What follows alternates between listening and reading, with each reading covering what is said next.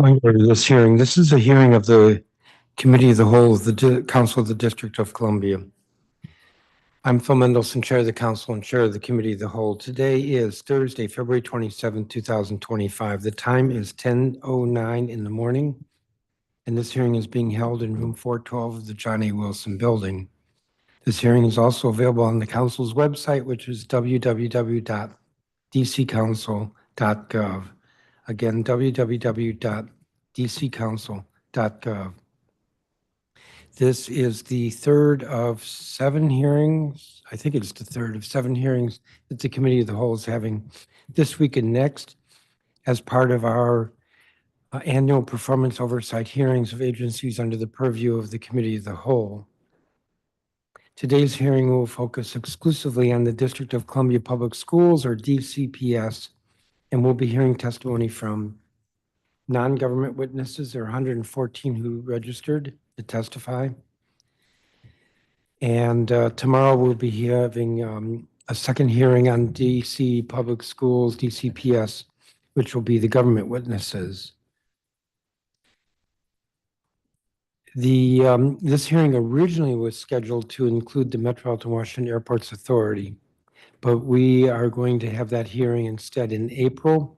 So anyone who is interested in the Metropolitan Washington Airports Authority, stay tuned. That'll be on our April schedule of hearings. The Committee of the Whole's hearings next week on Wednesday, March 5th.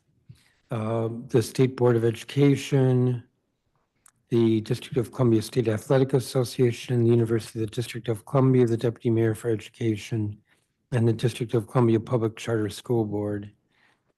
Next Thursday, the Committee of the Whole hearing will be on the DC Auditor, other Post-Employment Benefits Fund, and the Commission on the Arts and Humanities. And on Friday, March 7th, our final hearing in this series will be on the Office of the State Superintendent of Education, fondly known as OSSE. We have, as I said, 114 witnesses. And what I'm going to do is call folks up in groups. We'll see how many are here in person. I'm either going to stop when I get to around 15 witnesses, or I'll stop when there are 4 in person at the table.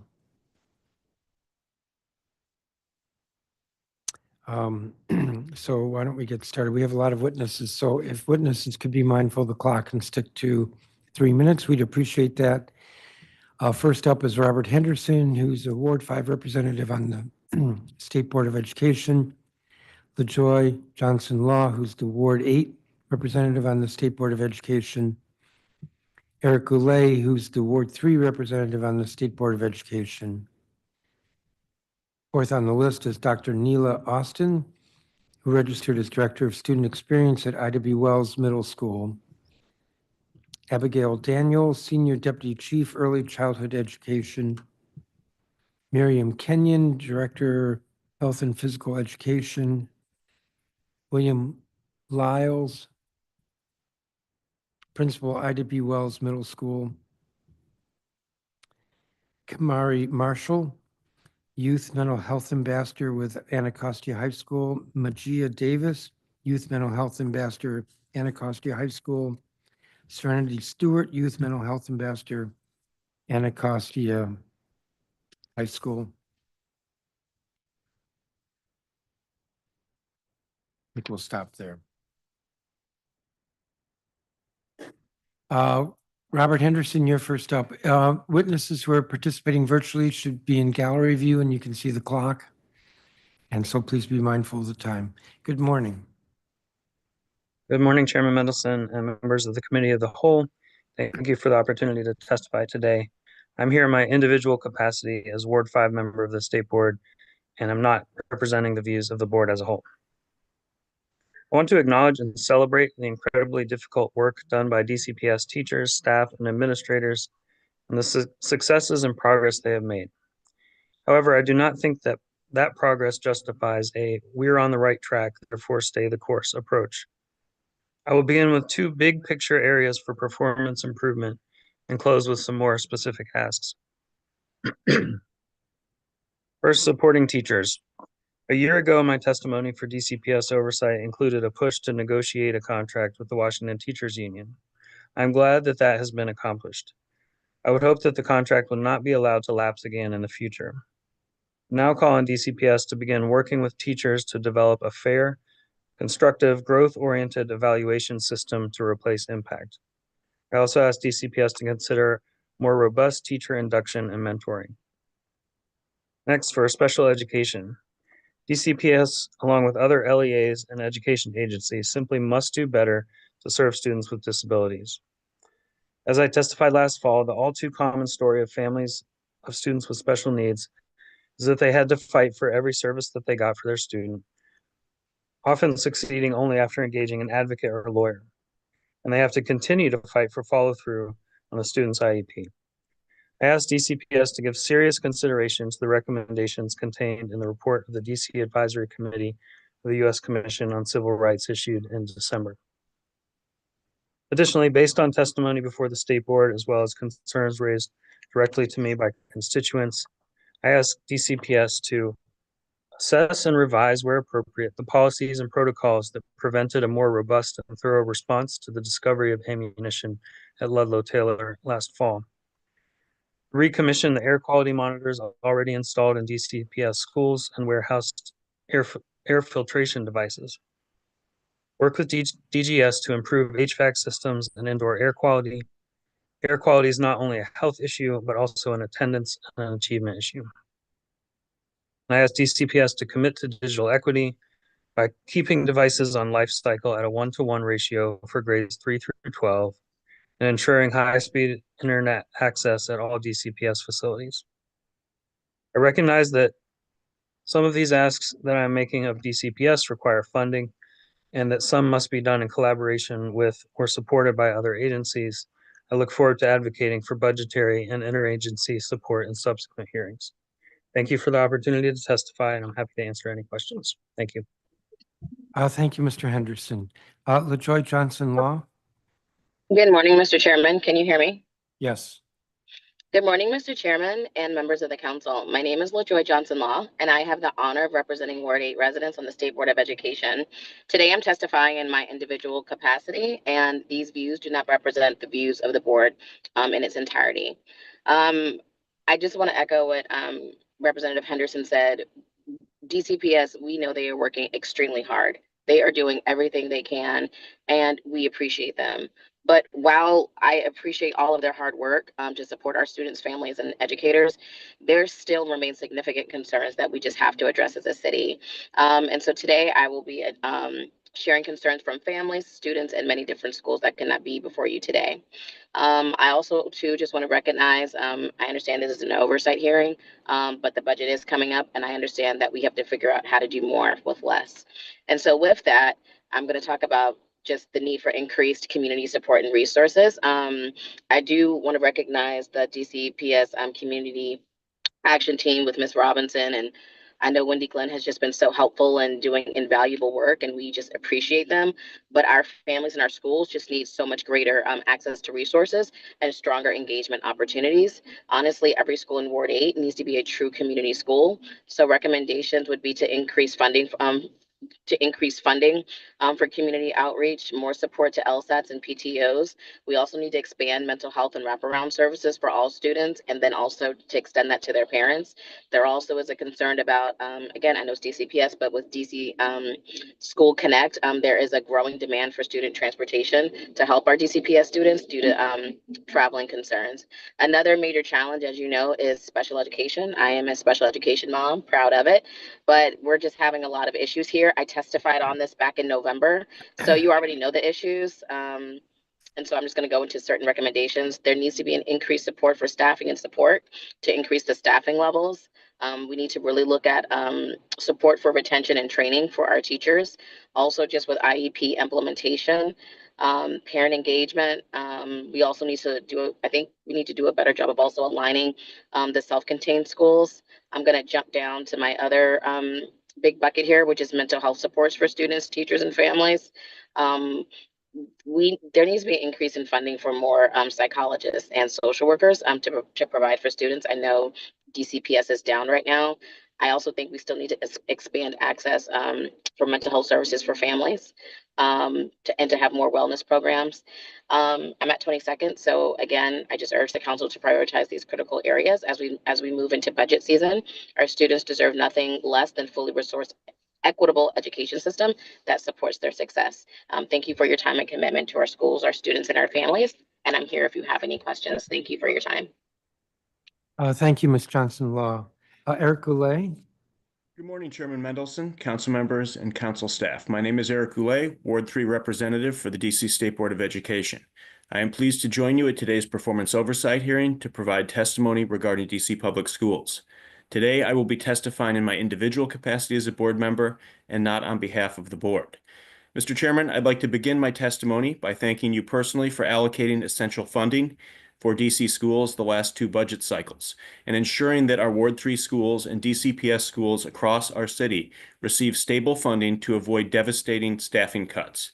On behalf of the residents I represent, I thank you for your leadership on this crucial issue.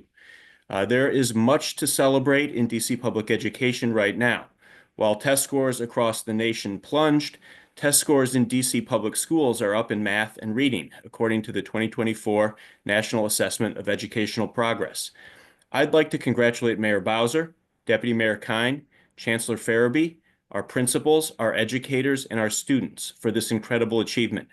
The recent negotiation of a long-term WTU contract also provides much-needed stability for our dedicated public school teachers.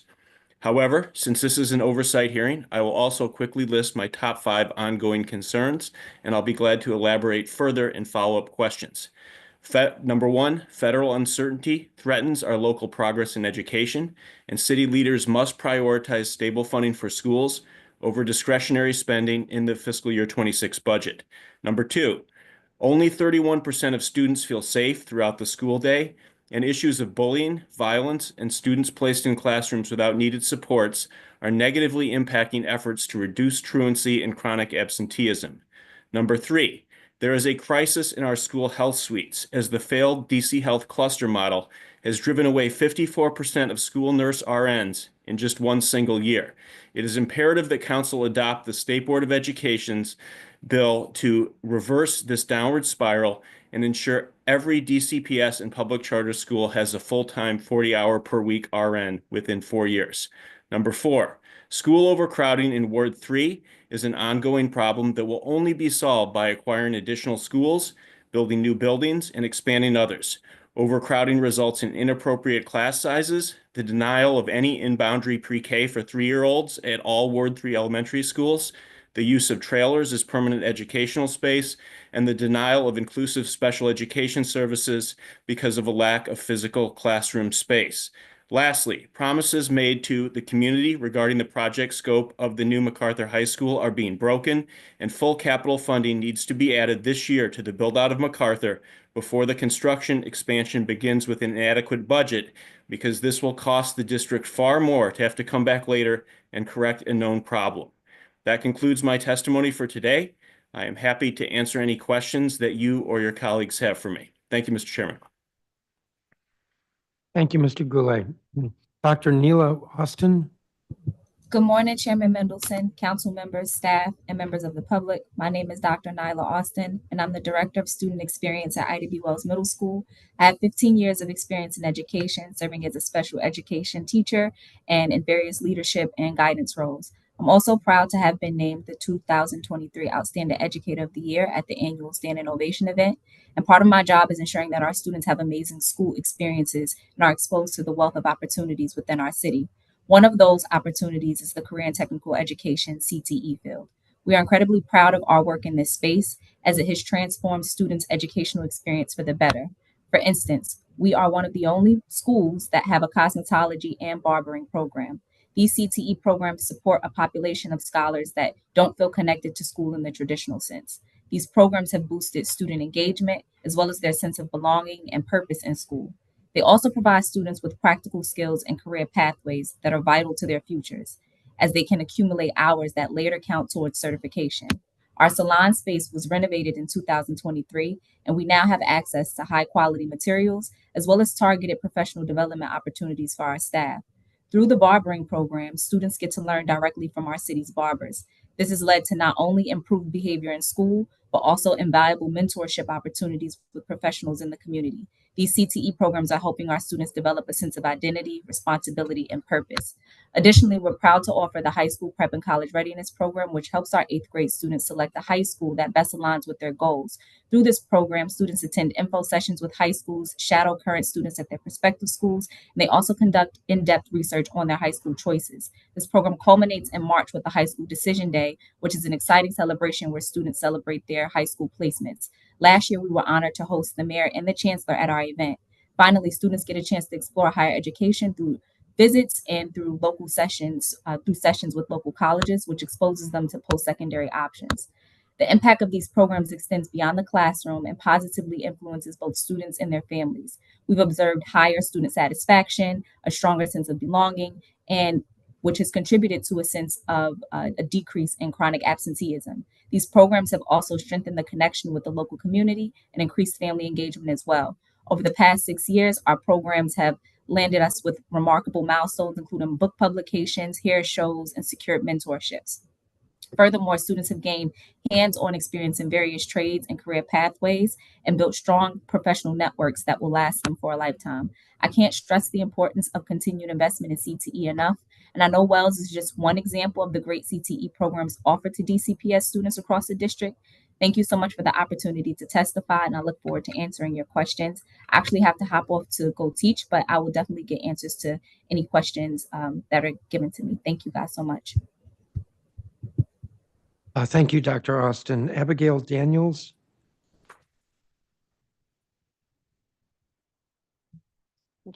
Good morning, Chairman Mendelson, council members, staff, and members of the public. My name is Abby Daniels, and I'm the Senior Deputy Chief of Early Childhood Education for DC Public Schools. I started my career as a pre-K and kindergarten teacher in DCPS, and have seen firsthand the growth that we've made in our program over the years. I'm incredibly proud of the work that our educators do to support our youngest learners, so I'm really excited to share some of that today.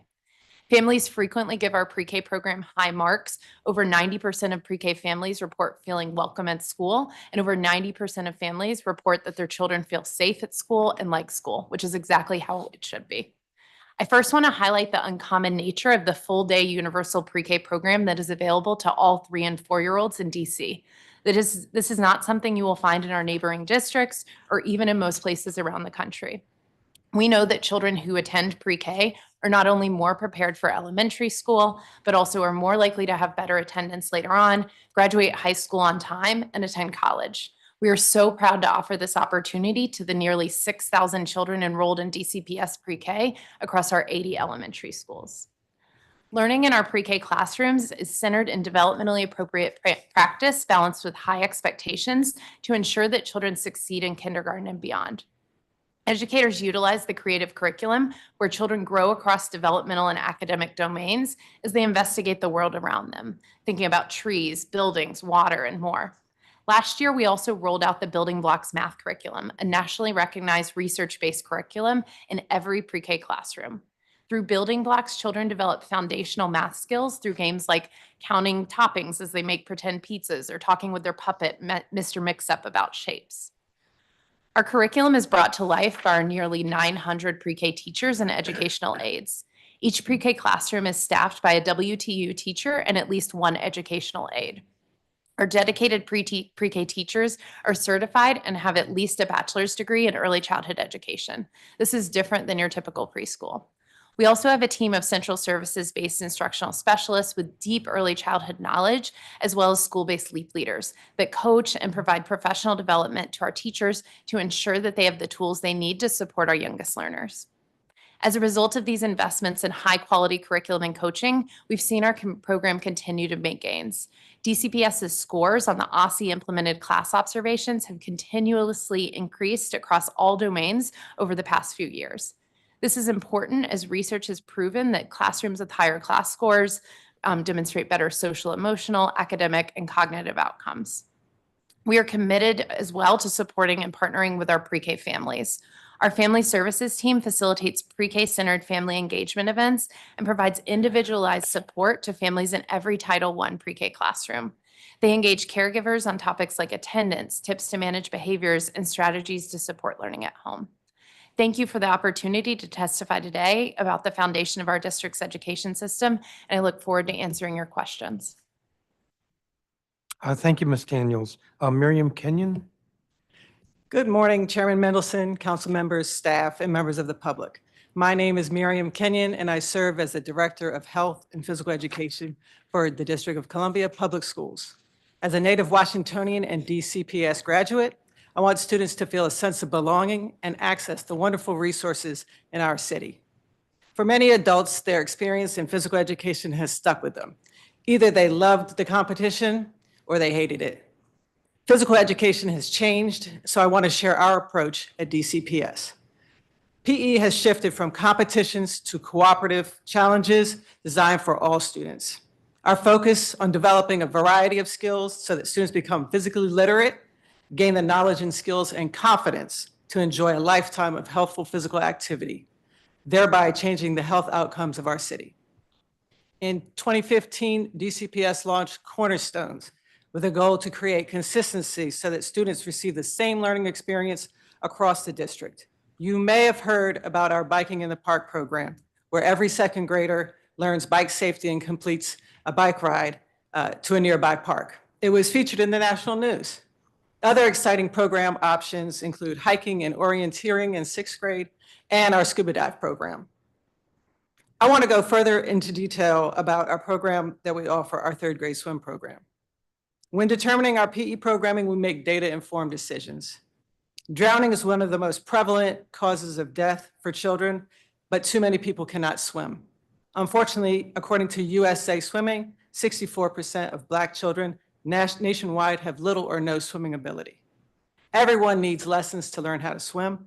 Making swimming lessons accessible can save lives, and so we're proud to offer this program in DCPS. The 3rd grade swim program began in 2018 with a focus in Wards 7 and 8.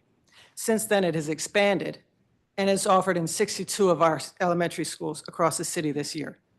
This reaches approximately 75% of our 3rd graders.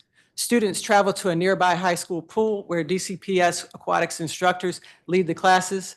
DPR operates all our pools, ensuring the environment is safe. During the semester, students learn water safety, the basic swim skills like making bubbles, bobbing, floating, kicking, and later they combine those to perform swim strokes. Students culminate their learning by jumping into the deep end and swimming safely to the side. While swimming is a vital life skill, this is more than just learning how to swim. Students are provided the opportunity to overcome a fear, see their personal improvement, feel success, and gain confidence, all of which complements and even enhances the traditional academic learning in the classroom. A parent recently shared their gratitude to a principal for introducing the swim program to their school. They said, "My child's enthusiasm and dedication have flourished, and today she's taken the leap to try out for the DC swim team. It's incredible to witness the positive impact it has on her confidence and determination. The same impacts hold true for other units in our PE coursework, which is why physical education remains a vital component to educating our students." Thank you for the opportunity to testify today, and I look forward to answering your questions. Thank you, Ms. Kenyon. William Lyles? Good morning, Chance. Good Morning. morning, Chairman Mendelson, council members, staff, and members of the public. My name is William Lyles, and I serve as the proud principal of Ida B. Wells Middle School here in Ward 4. I started out as the founding assistant principal, and I'm proud and humbled to serve as the principal here for the last 3 years. We serve an amazing community here with some of the most brightest scholars, extremely dedicated staff, and a supportive community. When we opened our doors in 2019, we were committed to redesigning what middle school looked like for scholars. And we wanted to ensure that they had access to a high quality, rigorous learning experience, but also had the tools to be able to understand the importance of social justice and have the skills to be able to see problems and be able to solve them as well. For instance, at the beginning of this month, all 543 of our scholars went out into the community, engaged in community service projects that extended from going to our feeder schools to read books to our young people, but also being able to engage in beautification projects around Ward 4 as well as the school community. And we were happy to hear the scholars as they came back to share how empowered they were about being able to give back to their community, which is important to our school-wide initiative of social justice. The hallmark of our school is our commitment to social justice, but also our enrichment clusters. And this is an opportunity where scholars have to engage in what we call clusters, but an additional class around their interests. So this could be coding, cooking, cosmetology, gardening, robotics, anything that they're interested in, and they're able to use this skill to address some type of social justice issue within their community and build a project around that. Another program that we're super proud of is our 6th grade academy, which is led by one of my APs, AP Hutchins. This is our 2nd year as a district with this initiative, but we have seen so many benefits from having it. Just last year, we saw double-digit gains in ELA and math as a result of our 6th grade academy with our 6th graders. We've also seen an improvement in our sense of belonging metrics as a result of adding this initiative to our school. School-wide, we've also seen some really great bright spots in terms of our data. Just recently, our students took their middle of the year testing, and we're happy to share that 40% of our scholars in math have met their end of year goal. And also over 60% of our scholars have met their end of year goal already in ELA.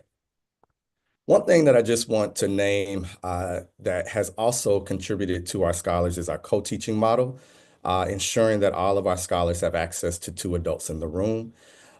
One thing that I want to end with is that this work is great work, but it can't be done by one person.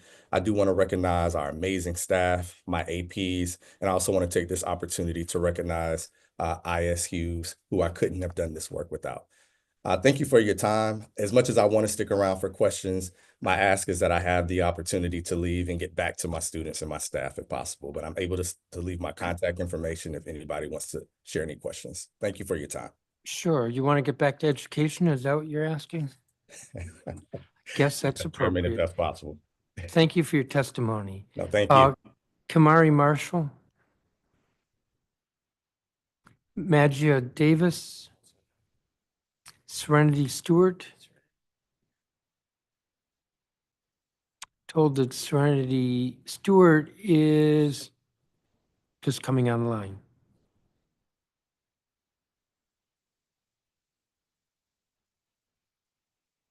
Serenity Stewart, you're up. Good morning, council chair, students, and members of the council. My name is Serenity Stewart, a 10th grade student at Anacostia High School in Ward 8. Since October 2023, I have worked with my fellow students and club members to plan mental health or school-wide events such as book drive, and collecting food to plan and help for the academy. As the youth mental health ambassador for Anacostia Minds Matter, ingrained in positive health development principles. Our Minds Matter, a community partner, is an organization working towards a day where teens feel loved and feel positive self-image. And no teen dies by suicide. By supporting student-led clubs like mine, that positively impact student well-being and culture around mental health. I am here today to promote continuation and expansion of funding mental health services and supporting organizations for students across DC and call for immediate awareness to all community members. I value mental health because it impacts on how we think, speak, and act. Focusing on schools and pursuing our goals is easier when we have healthy minds. Our Minds Matters emphasizes on the importance of mental health within Anacostia. We learn how critical it is to take care of our well-beings and be the best versions of ourselves. Having open mind conversations within All Minds Matters helps us emphasize with each other and build community. It is an exclusive environment and where we feel supportive and empowered. Everyone deserves to have access and quality to mental health resources. Community-based organizations are organizations like Our Minds Matter or Mary Center that partner with schools and expand mental health services within and public and charter schools. These partnerships help support students and families through school-based programs, including activities such as building and sustaining health-focused clubs or providing social workers, counselors, and other medical professionals. Any decrease in it could affect the ability of our club and and, and professional. Any increase can affect our club, hub, and mental health services to continue at our school. Funding cuts would affect student mental health, attendance, and mental health staffing. We were to have fewer mental health professionals to assist students and families, especially in times of crisis. As a youth mental health ambassador, I urge the city council to continue funding to expand mental health services. This funding will enable community organizations such as Our Minds Matter to continue providing an essential support throughout DC schools and give schools that are already struggling and to meet student needs the resources necessary to hire and retain crucial mental health providers to work with students all over the District of Columbia. In conclusion, and please assist us with continued funding for school mental health services. It is very important to our growth. Thank you. Thank you, Ms. Stewart. There were a couple other folks from your group that were going to be here. Do you know if they're going to join us? Yes, we're passing the computer to Kamari Marshall next. Okay, go for it. Good morning, council chair and members of the council. My name is Kimari Marshall, and I'm a 12th grade student at Anacostia High School in Ward 8. Since October 2023, I have helped lead club members and plan school-wide initiatives as a youth mental health ambassador for Anacostia Minds Matter. Rooted in positive youth development principles, Our Minds Matter, a community partner, is an organization working towards a day where no teen dies by suicide by supporting student-led clubs like mine that positively impact students' well-being and school culture around mental health. I'm here to and call for action to protect funding for community mental health organizations who partner with schools. Our Minds Matter is important because it allows me to share my feelings and collaborate with my peers. I love my sister. The group discusses crucial mental health topics such as community violence and suicide that often go unspoken. In groups, we learn about various coping strategies such as breathing techniques, journaling, and seeking professional counseling within the school when encountering difficulties. Our Mind Smarter has helped me feel more confident in overcoming challenges. But if I feel like my problems are too big, I know I can depend on my school's mental health team to help me work through my challenges. Our Minds Matter is a safe space because it is a judgment-free zone where I can be myself and receive positive guidance. It reminds me that I am not alone and have a supportive community behind me, which escalating behavior problems that sometimes include violence alongside COVID-19 related academic losses. Schools can be high-stress environments, which contributes to burnout for education professionals. Shortages of social workers, counselors, and nurses can negatively impact a student's social emotional well-being. Funding cuts could significantly impact Our Minds Matter and other mental health services at our school by limiting resources for awareness campaigns, peer supportive initiatives, and access to professional guidance. Without sufficient funding, events such as mental health workshops and stress relief events that have helped students build coping skills may be eliminated. Leaving students without crucial support systems. As a youth mental health ambassador, I urge the city council to continue funding for school-based mental health programs. This funding will allow community organizations like Our Minds Matter to continue providing essential support throughout schools and give schools struggling to meet students' needs the resources to hire and retain crucial mental health providers. Please assist with continuing to fund our schools for mental health services. Thank you for your dedication to serving DC schools. Thank you, Mr. Marshall. And is Magia Davis here? Yes. Could have said that with more enthusiasm. Good morning, Council. Go for it. Good morning. My name is Mygia Davis, and I'm a 12th grader at Anacostia High School in Ward 8. Our Minds Matter is more than just a community partner. It is a movement dedicated to saving teen lives by empowering students to take the lead. It is a movement dedicated, Matter helps build supportive spaces that uplift individuals and reduce teen suicide. It is about connection and advocacy and making sure no one feels alone in their struggles. As a student, I've played an active role in our club by suggesting meaningful discussions, topics, and motivating my peers to participate. I strive to create an engaging and supportive space where everyone feels heard and valued. I am here to bring awareness to the need for continued and expanded funding for school-based mental health services and organizations that support students across DC. I am calling for action to protest necessary mental health resources that support students' well-being. Addressing teenagers' mental health is vital because we face many challenges that people do not take seriously. Our stress levels can build up very quickly due to school pressures and family expectations. I can depend on Our Minds Matter staff to uplift and validate my feelings when I am feeling overwhelmed. The club helps me feel understood and appreciated. Our Minds Matter has helped me comprehend that feelings of stress are normal, but there are healthy ways to deal with it since joining the group. I have understood the importance of asking for help when needed. Our Minds Matter is a strong support system for my peers and me when we need it the most. According to 2021 DCYRBSS data, high school students who lack a supportive adult at school are significantly more likely to experience sadness and depression, have serious thoughts of suicide, make suicide plans, and attempt suicide compared to their peers who feel connected and to a supportive adult at school.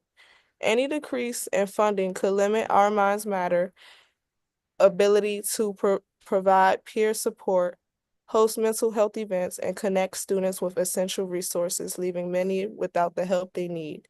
As a youth mental health ambassador, I urge the City Council to continue and expand funding for organizations that increase mental health services at our schools.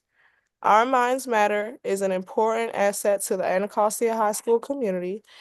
Without it and other partnering community mental health organizations, my peers and I would lose an important system promoting peer connection and mental well-being. Please continue to fund mental health services in school.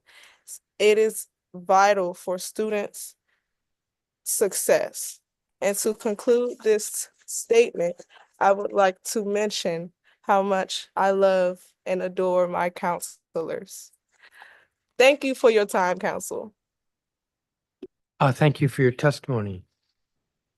We'll have one round of 5 minutes per council member for questions.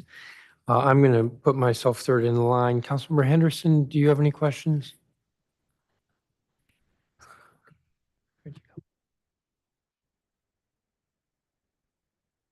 No, Councilmember. I don't have any questions for this panel of witnesses. Thank you. Councilmember Fruman. Thank you very much. I don't so much have questions as I want to thank all of the witnesses for their testimony. So great to hear our students from Anacostia. So great to end on the note of how much you love your counselors. That is very meaningful. So thank you very much for that testimony.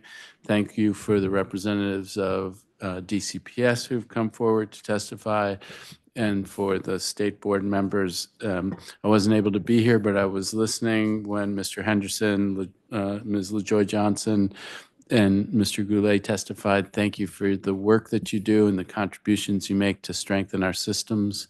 Mr. Goulet, I think we should make a point of getting together sometime in the next week or two to talk about things that maybe we should team on going forward. Thank you.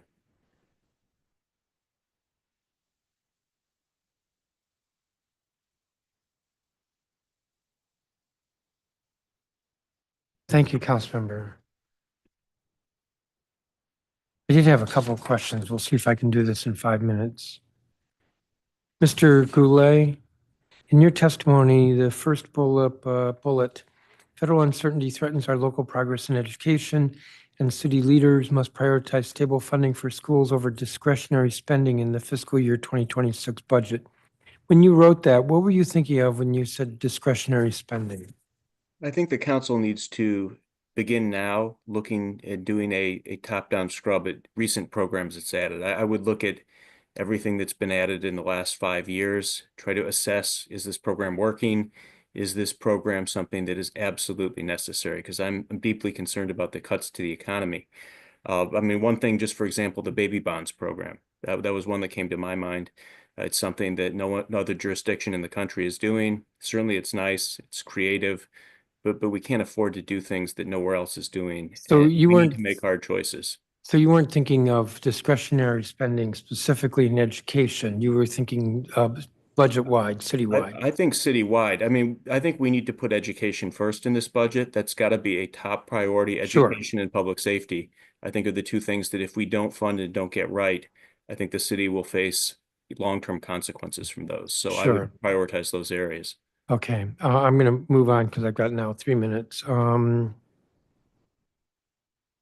Ms. Daniels, your testimony, let me see. We know the children who attend pre-K are not only more prepared, but are also more likely to have better attendance.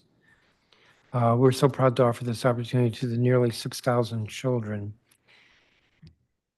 Could we enroll more than 6,000? In other words, is the demand there greater than 6,000?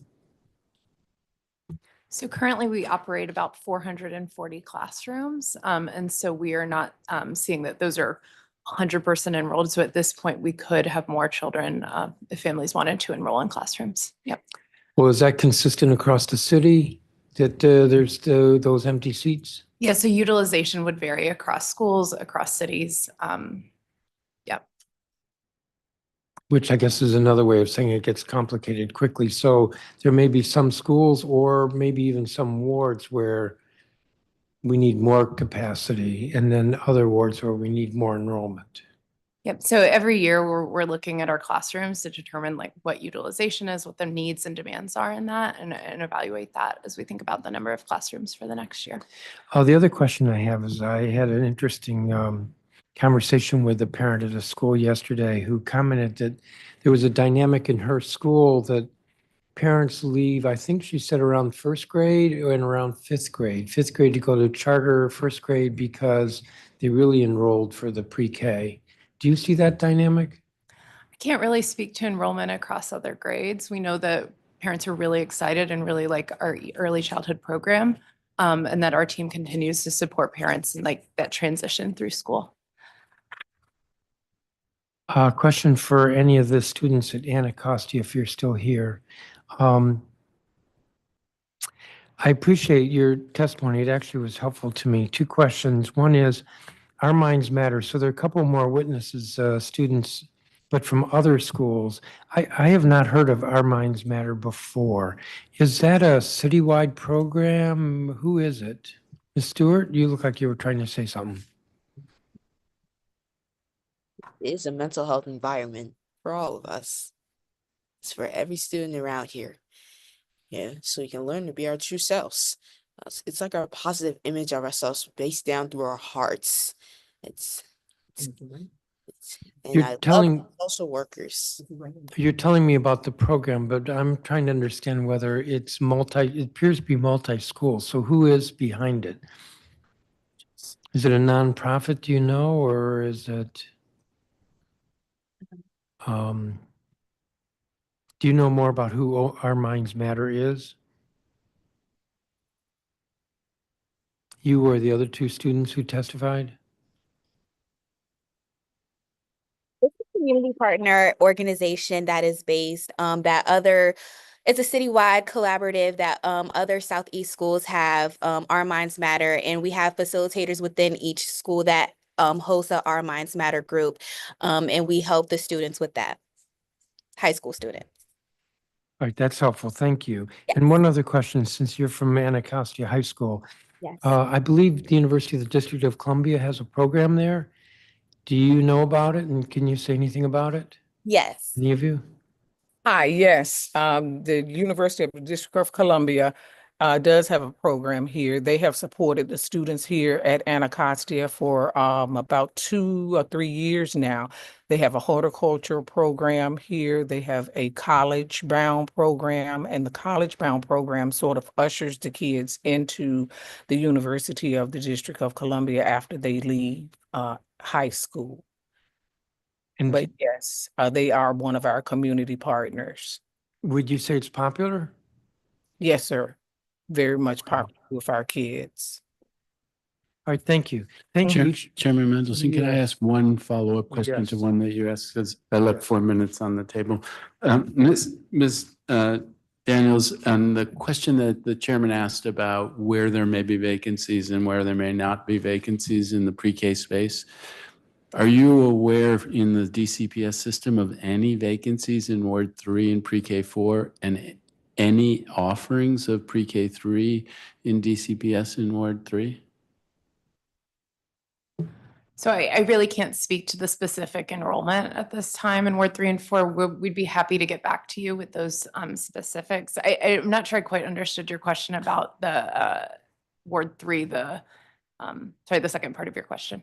Well, I mean, the key thing that I'm trying to underscore is there are no vacancies in pre-K 4 classrooms in Ward 3. There aren't enough pre-K 4 classrooms in Ward 3 to meet the demand.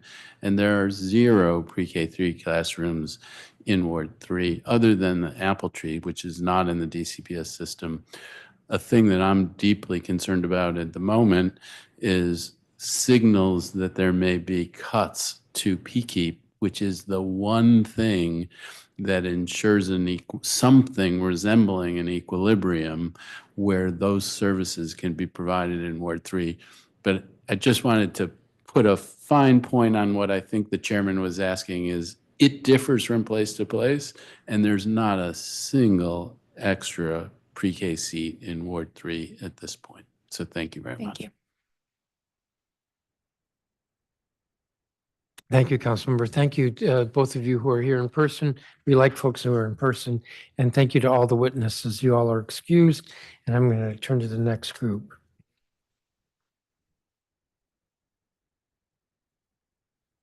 Promise Paraway, who's the Youth Mental Health Ambassador at Ballou High School. Jasmine Goodwin, who's a Youth Mental Health Ambassador at School Without Walls. Danielle Robinette, who's Senior Policy Attorney at Children's Law Center. I'm told Chelsea Coffin, who's on the list, is not testifying. LaMonica Jones, Director of DC Hunger Solutions. Suzanne Wells. Christopher Williams. Grace Hu, who's with Digital Equity in DC Education.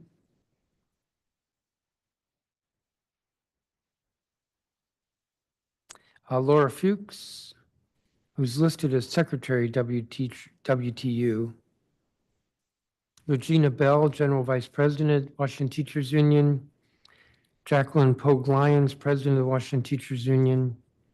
Trupti Patel, who's an ANC Commissioner, ANC 2A. Scott Goldstein, Executive Director of Empower Ed. Caroline Pryor, Lead Organizer at Empower Ed. Gracie Obushewitz, Director of Educator Wellness at Empower Ed. Salim Adolfo, who's a Chair of ANC 8C. Allison Kreiner Brown. Kathy Riley, who's Executive Director of Senior High Alliance of Parents, Principals, and Educators, otherwise known as SHAPE. Faria Ahmed. Eliza Cava. Hope, why don't you stay seated and I'll call you the next panel. But that tells me where to stop. All right, Ms. Paraway, Promise Paraway? You did see her earlier? All right, we think she's not here. Jasmine Goodwin?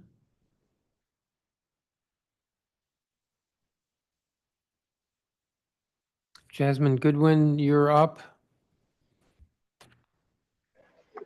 Okay. Hi. Please proceed and good morning. Good morning. Good morning, Council Chairman and member of the Council. My name is Jasmine Goodwin. I'm 17 years old and a senior at school without walls high school. Since October 2024, I have been the president of Penguins Minds Matter, a mental health club at my school created and centered around a more well-informed body of students who not only value the mental health of others, but themselves. In my role, I have facilitated weekly meetings, created informative presentations regarding topics around mental health, planned school-wide initiatives, and facilitated safe conversations around mental health at my school and beyond. As a youth mental health ambassador, I have developed a passion for being an advocate for mental health and the work of Our Minds Matters, whose work is rooted in positive youth development principles. Our Minds Matter is our parent organization, and with the help of their staff, have helped to make not only my club, but my school a more safe space. I appreciate your time and the opportunity to testify today about the impacts of the recent funding cuts within the Department of Behavioral Health and the urgent need to restore funding to support mental health professionals and organizations that work with students in DCPS schools. From the age of 13, I have suffered from mental health struggles. Specifically, I have struggled with suicidal thoughts and grief. It wasn't until my junior year of high school when someone from my school reported my repeated negative verbal behaviors of threatening to kill myself to the school psychologist at my school that I realized that I may not have been coping with the struggles of my mental health in the most effective way. Although this may not be what you expected to hear today, it's my truth. And without the students' effort, I may not be here today. Because of that person's concern for me, I became connected with the school therapist whom I am eternally grateful for. Each Thursday, we have an hour-long session during my lunch in which I'm allowed to speak about whatever I may be going through and truly understand how factors in my life have affected not just me today, but the me I will be tomorrow. That experience encouraged me to become the president of Penguins Minds Matter, and from there,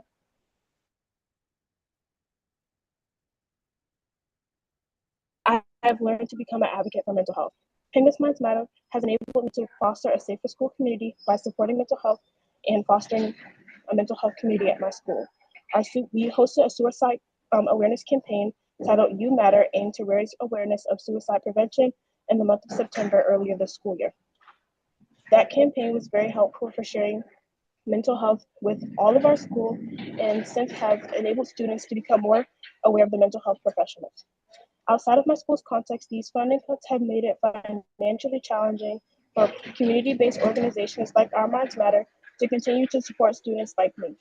The accessibility of mental health support in schools is very important and has shown that with that support, students are more likely to contribute to pro-social behaviors and invest in themselves. My call to action today is to get you to reestablish partnerships with community-based organizations like Our Minds Matter to ensure full-time support in schools, and then 2, reducing the burden on school-employed mental health staff, which we lost 1 this year. In addition, I recommend creating more opportunities for students to directly engage with mental health professionals, such as regular meetings or workshops to build awareness and reduce the stigma around seeking help. Thank you so much for considering the needs of our DCPS schools, and have a great day. Thank you, Ms. Goodwin. I may have a question for you after we're done with all the witnesses, but I just want to say that sometimes it's not easy for someone to share their experience. And so I just want to acknowledge and thank you for that. Danielle Robinette. Good morning, Chairman Mendelson, Councilmember Furman, and staff. My name is Danielle Robinette, and I'm a senior policy attorney at Children's Law Center. Thank you for the opportunity to testify. Through our medical legal partnership, Healthy Together, Children's Law Center represents parents whose children are facing barriers to education access due to chronic health conditions and inadequate special education services, among other concerns. My testimony and recommendations today arise from our experience representing these students who are often furthest from opportunity. At the committee's hearing on special education in November, we testified about concerning trends in special education dispute resolution in the district. In our experience, DCPS relies on the IDEA's dispute resolution procedures, specifically due process complaints, in a way that effectively prevents or significantly delays access to special education. Our experience is affirmed by the findings of a recent report from the U.S. Commission on Civil Rights that analyzed DC's provision of special education. Since the November hearing, we have reviewed hearing officer decisions from FY23 and 24. Our analysis sought to identify any trends in the outcomes and costs resulting from IDEA due process cases involving DCPS. My full written testimony includes more detail, but some key takeaways are that DCPS is a party in the vast majority of due process complaints that are fully litigated.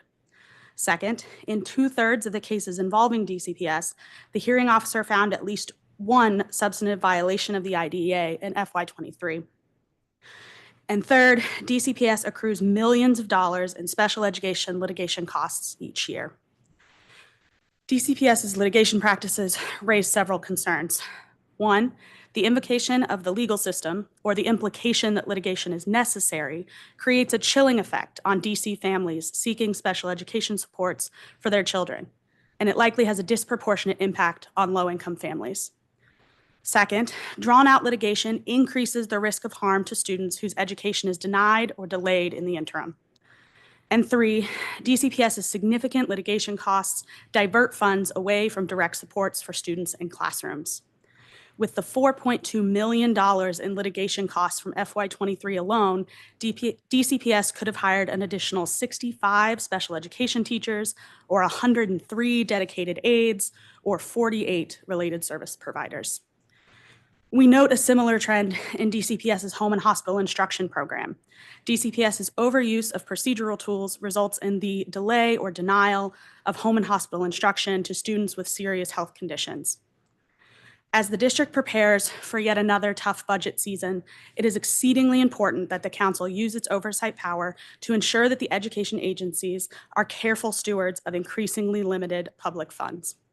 However, this must not result in the denial of education access to students who need accommodations. We urge the committee to examine the costs of special education litigation and to determine what is needed to ensure that DCPS can fulfill its IDEA obligations in the first instance. For students with temporary or intermittent health concerns, DCPS must improve implementation of their home and hospital instruction program to ensure these vulnerable students continue to receive appropriate instruction. Thank you for the opportunity to testify, and I welcome any questions. Thank you, Ms. Robinette. Chelsea Coffin, I believe, is not here. LaMonica Jones with DC Hunger Solutions. Good morning, Chairman Mendelson, members of the committee, and staff. My name is LaMonica Jones, and I serve as the director of DC Hunger Solutions. Our mission of ending hunger in the nation's capital is focused on improving the nutrition, health, economic security, and well-being of district residents. Thank you for the opportunity to provide testimony this morning regarding DC Public Schools. My testimony today will focus on food and nutrition services, including the adoption and implementation of good food purchasing program provisions. Child nutrition programs play a critical role in safeguarding health, nutrition, and overall development of students in the District of Columbia.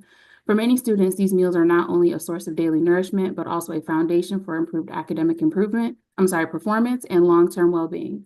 During fiscal year 2024 alone, DC Public Schools served over 8.5 million school lunches and 6.6 million school breakfasts, ensuring that students had access to balanced meals during the school day. These numbers, however, only scratch the surface of the broader impact of school meal programs. These programs are a lifeline for many families, helping to bridge the gap in food access, combat hunger, and contribute to the overall health and success of DC's youth. DCPS, specifically the Food and Nutrition Services team, has been instrumental in ensuring all students maintain access to healthy and nutritious meals. Much of this is due to participation in the Community Eligibility Provision, or CEP. Through CEP, high-need schools are able to offer breakfast and lunch at no charge to all students. Instead of collecting school meal applications, CEP schools are reimbursed for a percentage of the meal served using a formula based on the identified student percentage. For school year 2024-25, 96 out of the 117 DC public schools are classified as CEP schools. This means regardless of household income, students can receive school meals at no cost, allowing them to focus their attention on classroom instruction without worry about what they will eat for breakfast or lunch. DC Public Schools plays a vital role in offering school meals sourced from local growers, producers, and vendors. This commitment to local procurement reflects DCPS's dedication to adopting and implementing the Good Food Purchasing Program standards. Since adopting GFPP in 2017, DCPS has made strides to align its food procurement with these core values as required by the Healthy Students Amendment Act. We are pleased that DCPS plans to conduct the next baseline assessment of their food procurement practices in alignment with GFPP standards at the conclusion of this school year. This assessment will help ensure that collective efforts continue to advance values-based procurement, supporting healthier, more sustainable food systems that benefit both our communities and local food producers. For the many reasons above, we urge continued support from DC Council to provide adequate funding and resources to DCPS, including food and nutrition services. This includes expanded training for food service staff, improving infrastructure for local procurement, and supporting outreach efforts to increase student and community engagement in healthier meal choices. Additionally, we ask for continued investment in child nutrition programs that address food insecurity and promote access to nutritious meals for all students, regardless of income. Thank you for the opportunity to provide testimony, as well as for your time and attention on these matters. Thank you, Ms. Jones. Suzanne Wells? Christopher Williams? Hi, can you hear me okay? Yes. Okay, good. I'll begin. The District of Columbia has educational apartheid. There's no other way of putting it. With the demographic shift in the city over the last 15 years, the educational disparities and poor state of district public education have come into full view. I've shared with you and council sobering statistics over the years, including through Southwest Voice. I've even forwarded interventions from the academic literature. In the 2023-24 school year, 72% of Black students in non-charter DC public schools are below basic in 8th grade math, 63% on the charter side. 63% also below basic in reading. Hispanic students have similar data. A minority of white and Asian students who are struggling academically equally warrant our attention. These statistics are reflective of systems rather than race. I've had many frank conversations with DC teachers, parents, and stakeholders. Some stick out. A middle school teacher who felt that he was a, quote, babysitter. He claimed that students did not want to learn. That's a troubling opinion. Another instance of a horrific sexual assault by a student on another student. Teachers being fearful of speaking out about mismanagement. Teachers who were fired because they expressed views that the learning environment was too hostile and punitive. We need to make major changes in public education. The first starts with being honest with the public. There is educational apartheid. What we are doing could work much better, especially to benefit those students from low-income backgrounds. The reality is that we are moving students to the next grade who have not achieved all the necessary resources to meet minimum grade level academic skills and expectations. In effect, we have created a two-tier educational system, one in which students graduate with at least minimum expectations of academic skills, and another graduate cohort that doesn't meet those expectations, except we mislead parents and students to believe that they do. Second, we need to situate education within the broader economic and social environment and affect changes in those environments. We've heard a lot today about students' mental health needs. That's a good perspective to hear. But what's driving those needs? Poverty, displacement, crime, income inequality, under-resourced neighborhoods. In a previous hearing, a child's absenteeism was tied to a mother who lacked a washing machine. The district's own economic agenda of gentrification has been an educational determinant. There's also a concern about whether the district's varying spending and programs are effectively planned and implemented. Finally, I want to mention that the planned closure of Amadon Bowen Elementary School in Southwest could have detrimental impacts on students' educational outcomes. Thank you, Mr. Williams. Let's just be clear. It's not a closure of the school like they're closing it, but rather it's swinging to another space, and I realize that's problematic. I don't want to diminish that, but it's not like the school's being closed and will not open again. Correct. Well, that specific building, yes, but in terms of name, yeah, I guess we Yes. could play a bit semantics. If you want to provide a copy of your statement, that would be great. Grace, who I believe is not here, Laura Fuchs. All right, thank you. So I'm in my classroom, but DC is in a precarious position. We are on the front lines and experiencing some of the most direct effects of a callous federal administration that is impacting us all. As a student and teacher of history for over 2 decades, one who is focused on the rise and effects of dictatorships in the 20th century for most of my academic and teaching career, there are no two ways around it. We are staring fascism in the face. DC Public Schools is in the crosshairs of a federal administration who will be looking for symbolic wins at the expense of the safety of our school communities. Immigrants, LGBTQ+, teaching real history, our books, and more will be attacked, likely directly. There is no hiding from this fact. There is only preparing our institutions to withstand them as best we can. We cannot obey in advance. That is the #1 lesson we are told when facing tyrants. Unfortunately, Mayor Bowser and Chancellor Farabee believe if we just stay quiet and keep our heads down, that perhaps the eyes of fascism will overlook us. I promise they will not. We are already in the middle of it, and they are just getting started. Excuse me. Silence from those who should protect us creates fear. We are seeing this firsthand as families begin to leave DC or stop sending their children to school. Silence from those who are selected to lead breeds complicity.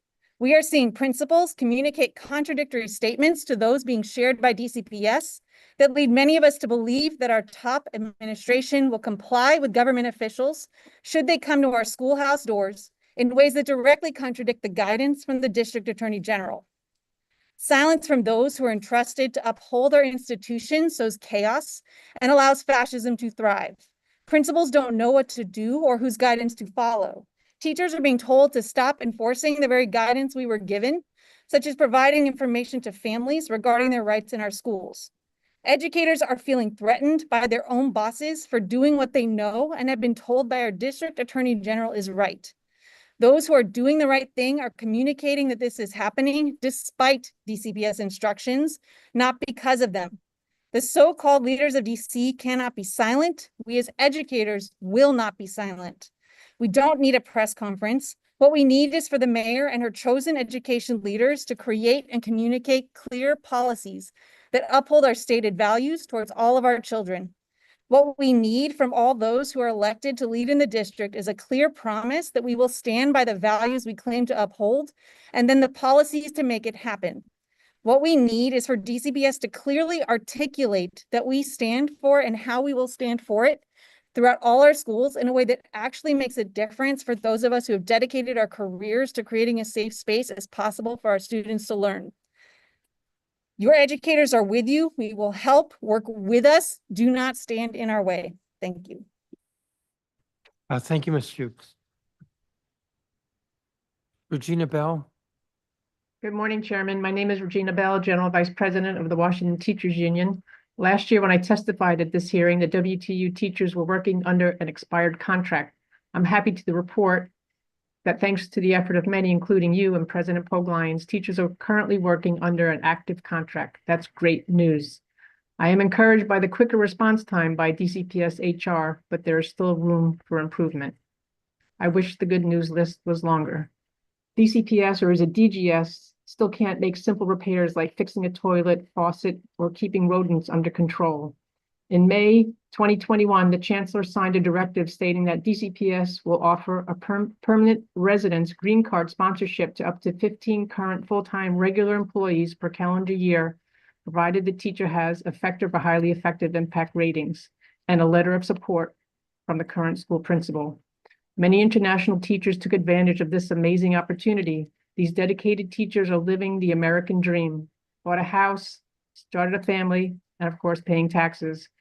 Their bonus was a green card, a chance to live and work permanently in the United States. Unfortunately, DCPS discontinued that program without any explanation.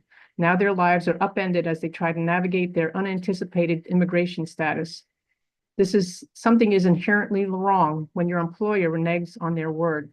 I hope the council can find a way to support these dedicated teachers. DCPS continues to use Impact, a regressive and punitive evaluation system.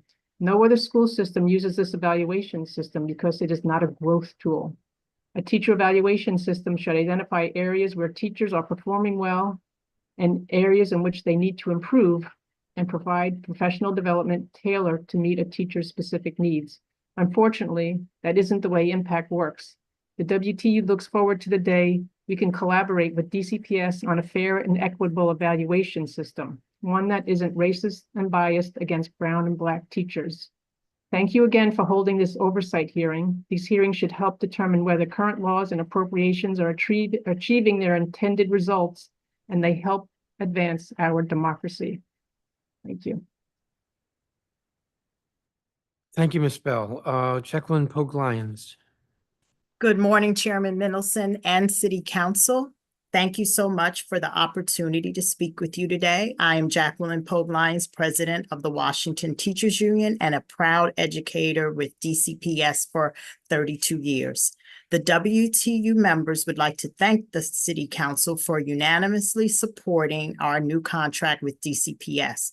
With this contract, we were able to keep our rights that outline the scope of teachers' duties, place a cap on class sizes, and ensures teachers have adequate planning time, among other benefits. The WTU is hopeful and will work hard to ensure that DCPS follows and adheres to this contract that we all worked hard for. As we look back on this year in today's oversight hearing, we must begin by looking at student results. DCPS's graduation rate for 2024 reached nearly 77%, and we saw continued growth on statewide assessments in reading and math. While we should take note on these stats and the growth, we must also recognize that the large and persistent achievement gaps remain. Nearly 96% of white students graduated compared to only 73% of Black students. On statewide assessments, the achievement rates of Black students continues to be far below their white peers, and the gaps are not narrowing. Student truancy is also a concerning problem. The WTU continues to believe that there are key innovations and staffing decisions that can be implemented to help close the city's achievement gaps and improve the city's attendance numbers. However, we must remember that change takes time. It will take a sustained investment for our city to see the results that we desire. The WTU strongly supports the Early Literacy Education Task Force and its recommendations to improve literacy, robust training for teachers and school-based administrators, high-quality curricula, and ongoing coaching. We believe that the city's ongoing investment in kindergarten teachers will pay dividends.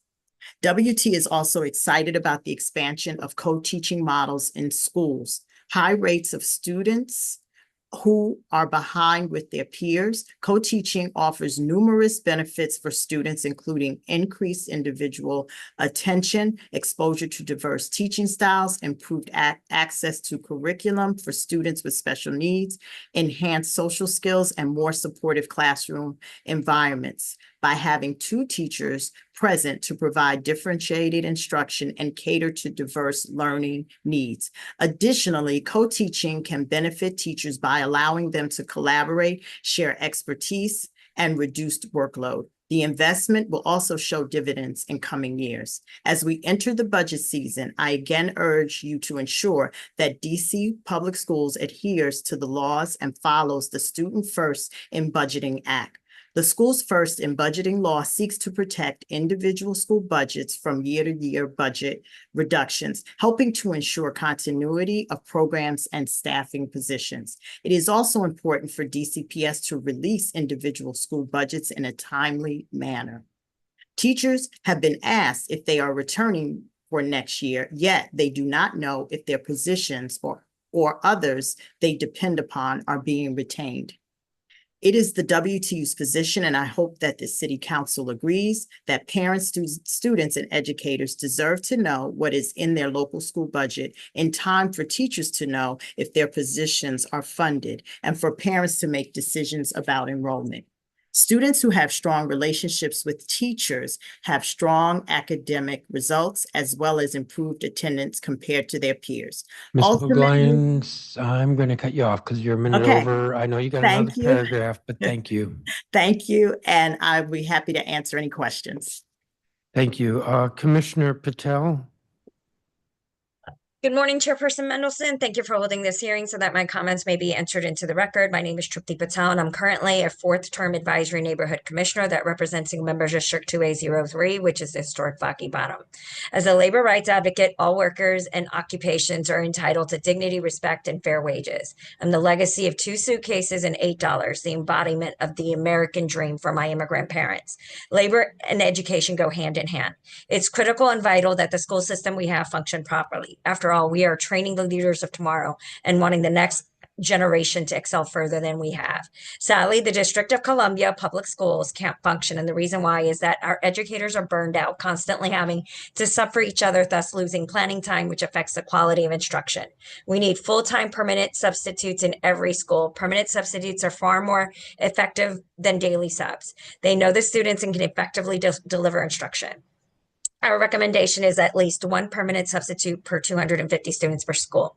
In addition, are we preparing our students to be future critical thinkers? Have you inquired to see to what extent OSSI and DC public school systems have implemented OSSI's early literacy task force recommendations? We do our future leaders a huge disservice if they can't read to become the critical thinkers and to become the next generation, next guardians of the city. The DC Council must also create policy or reinforce existing policy in defense of LGBTQ plus students and educator rights, particularly trans rights, affirming their right to use facilities and pronouns that match their gender's identities, participate in sports that match their gender identities, provide mental health resources and training students and staff. Yet for all of our squabbling about priorities and critiquing the DC agencies, there's a mutual threat that we must fight in solidarity over. We must defend DC and fight the federal threat from the Trump administration. I need you to use your authority to distribute resources for schools facing ICE threats. Help schools establish clear protocols that can protect students and families from deportation raids and schemes. Distribute Know Your Rights info and provide training and establish guidance for school leaders to communicate with staff and families. The students are the embodiment of the American dream, whose parents are restaurant workers. These workers face indignities and inhumanities of being viewed as less than due to their documentation status. They tolerate all of this as the price of it is worth it if their children can excel and be the wildest dream of their ancestors. A document separates me from the high price tag that is being paid by my restaurant comrades, which is why it is imperative that you respect the will of the voters who resoundingly voted to give low-wage tipped workers a living wage. Respect the vote and leave Initiative 82 as it is. Thank you for the opportunity to testify. Thank you, Commissioner. And if you want to submit a copy of your statement, please do so. I will. Apologies, Chairman. I wrote it at 3 o'clock in the morning. Well, it sounded pretty good. Thank you. Scott Goldstein. Good morning. I would summarize the performance of DC Public Schools in this way. The people of DCPS are extraordinary, from teachers and social workers to school leaders, front office staff, and central support. If we freed these talented and dedicated people of counterproductive policies that district leadership has clung to, despite evidence of ineffectiveness, our results would be extraordinary too. We're making progress, but we have the capacity for so much more. We have seen some notable improvements. System-wide DCPS clearance process is much improved from a year ago. The Connected Schools model continues to be a shining example of what we can do with a coordinated community-based approach at schools. DC's focus on math has paid dividends in the early grades. DCPS has also seen marginal gains in educator retention in recent years and is significantly outperforming the charter sector in this area. A new 5-year contract will surely help. If we can build on this success through implementing flexible scheduling, permanent substitutes, a growth-based evaluation system, and improved professional development, we can become a model district in retention practices. In all these ways, DCPS has a strong foundation. EmpowerEd has been blessed to work with dozens of DC public schools where everyday educators, despite counterproductive policies, practices, and pressures, are not only doing everything in their power to help students grow, but supporting their colleagues in awe-inspiring ways. In our partner schools, we've seen an increase of 15% in retention over 2 years. DCPS school leaders, incredible school leaders, who work themselves into the ground, balancing a nearly impossible set of demands and pressures. Across DCPS, we've seen the fundamental difference between schools turning around student outcomes and those who don't but have the ingredients is whether a principal can successfully manage up. Many do this incredibly well, freeing their educators to focus on their core job. But central policies like the intensive school model make this difficult for leaders at some of our schools that need the most support. Intensive schools should be those receiving intensive support and increased flexibility. Instead, Central imposes a supervision regime on these schools that one teacher described to me this way. When DCPS sees a school struggling for air, they tighten the chokehold rather than supply oxygen.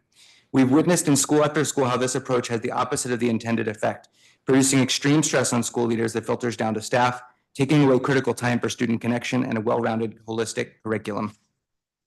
When speaking to the performance of DC public schools centrally, I must speak to the threats we face at this moment from the new administration.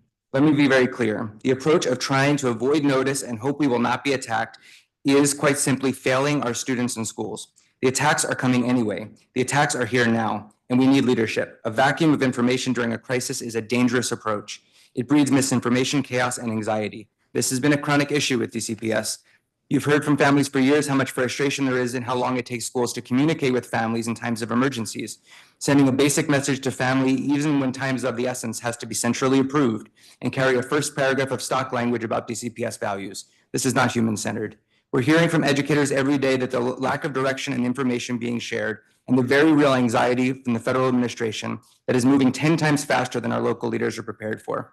Families and educators are worried about losing their funding for school meals, students with disabilities, teacher professional development, and more.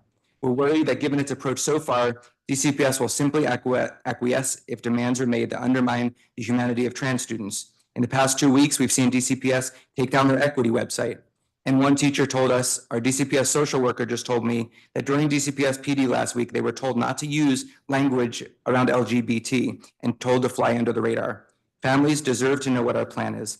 As you continue to evaluate the progress of DC public schools, I hope you will be informed by the perspective of students, families, and educators, those closest to daily realities. Thank you. Thank you, Mr. Goldstein. Caroline Pryor. Good morning, council members. My name is Caroline Pryor, and I'm the lead organizer at EmpowerEd. In my role, I hear continually from teachers about the many things DCPS is doing right and the many opportunities for growth. I'd like to begin with an opportunity for growth that more correctly constitutes a crisis, DCPS's approach to offering concrete guidance for school communities reeling from federal threats. I want to be clear that I'm not accusing DCPS of doing nothing in the face of these threats, but I do want to share that on the ground, this guidance is not reaching school staff, families, and students. A quiet or trickle-down approach does nothing to reassure communities that we are taking action to protect the well-being of our children or the adults who care for them.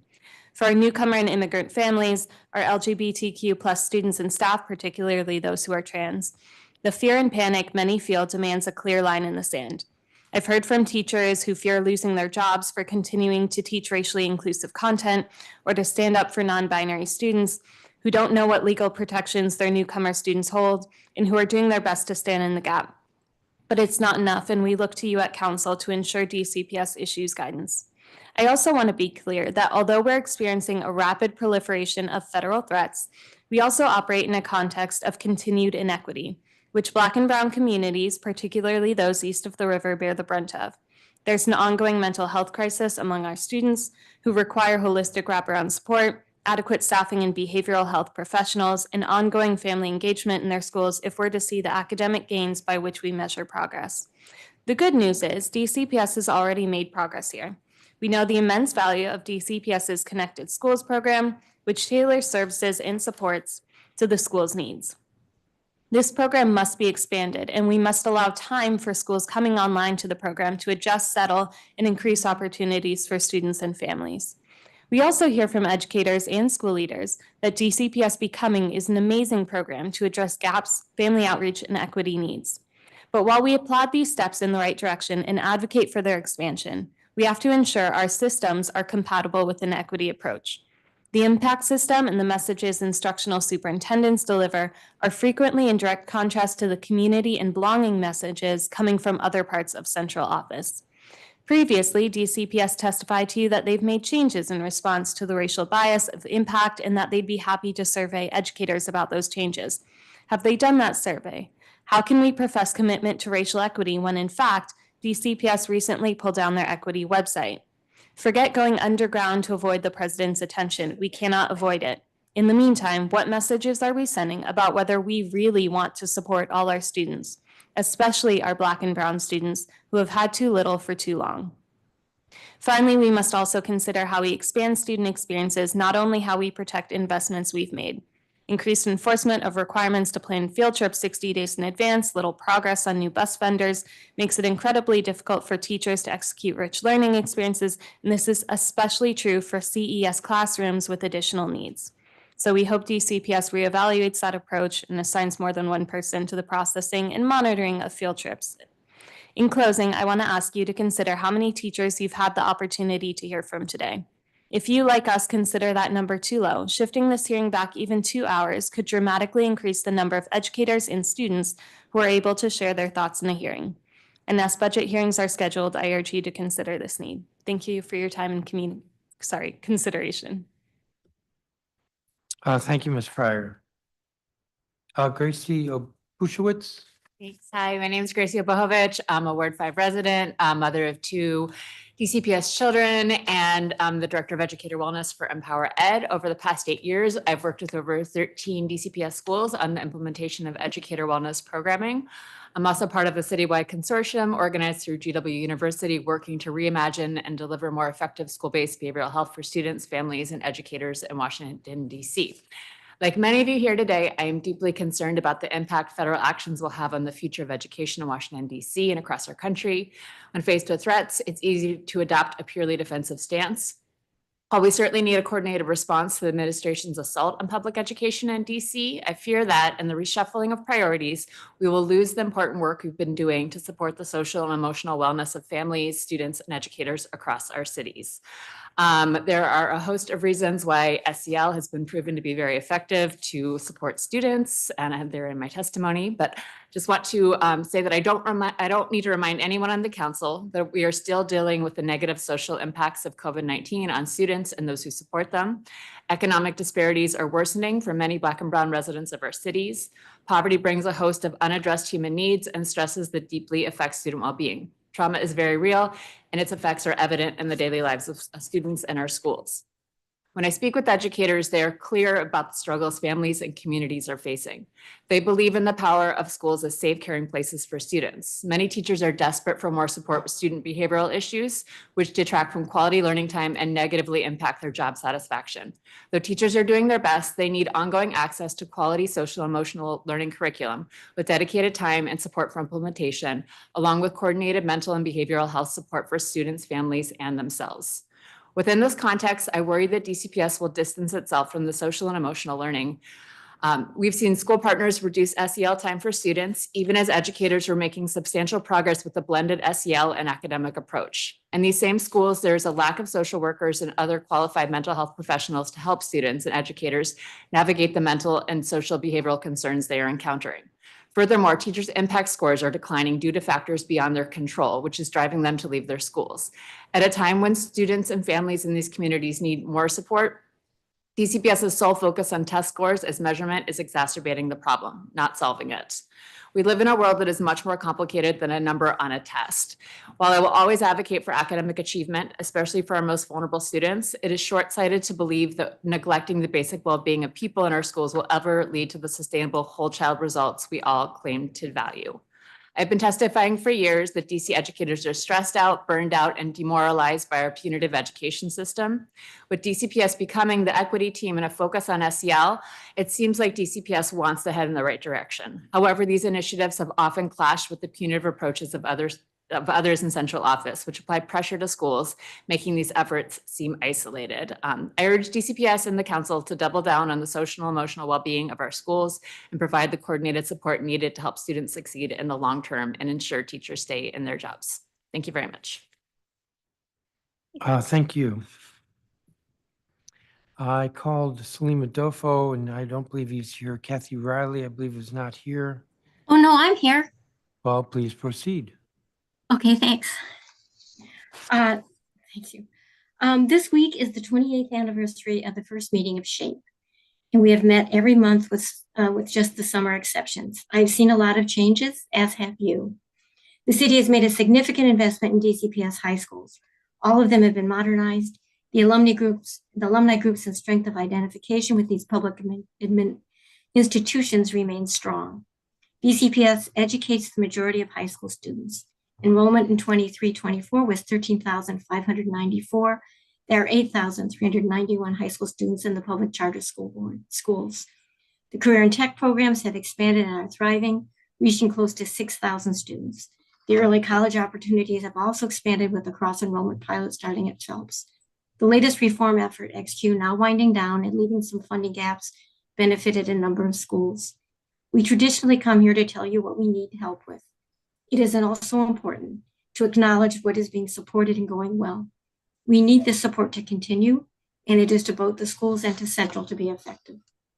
I believe that this investment in this by-right democratic public institution of DCPS, and thus in these students now and in the future, is especially important in this moment in our city and country's history. The budgets are released today, so I don't have any details on how the salary increases are being covered, what items are being cut from Central and from the system, what is being transferred to schools and at what cost, how stability has been juggled with equity in a tighter fiscal environment. Along with strengths, DCPS does need to improve, along with what you've already heard. Things like better facility and program planning, overcrowding in Ward 4 where growth should be encouraged, swing space planning that includes the community earlier, a long-range vision that looks at students not having to travel and invest in equity and opportunity across all feeder patterns, which is number 17 in the student assignment recommendations, engaging the broad community where there's extra space in a school with the view to how to enrich the experience of those students, examining the assessment and testing schedule, support international teachers, as has been noted, the digital equity recommendations, the literacy, double down on all mental health supports, supporting all students, no matter race, sexual orientation, or immigration status, as our laws require, especially now. If stability is the goal and the vision of DCPS by right systems supplemented by citywide schools stated in both boundary studies, you may need to identify funds that acknowledge the need of this DCPS system. They might be additional. The council has chosen the school's first bill. In its third year, there is a chance to learn from what has worked and what can be adjusted. No one wants a repeat of the last 2 years, with shifts in personnel in March and then through the summer, once stable school staffs disrupted at some schools, as some schools win additional funds and can recruit. The strong hope is that the council and DCPS have figured this out together. Thank you for this opportunity. Thank you, Ms. Riley. Faria Ahmed.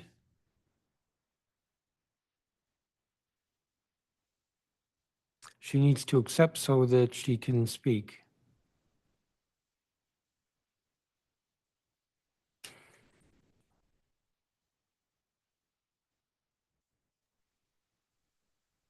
Is Faria Ahmed here?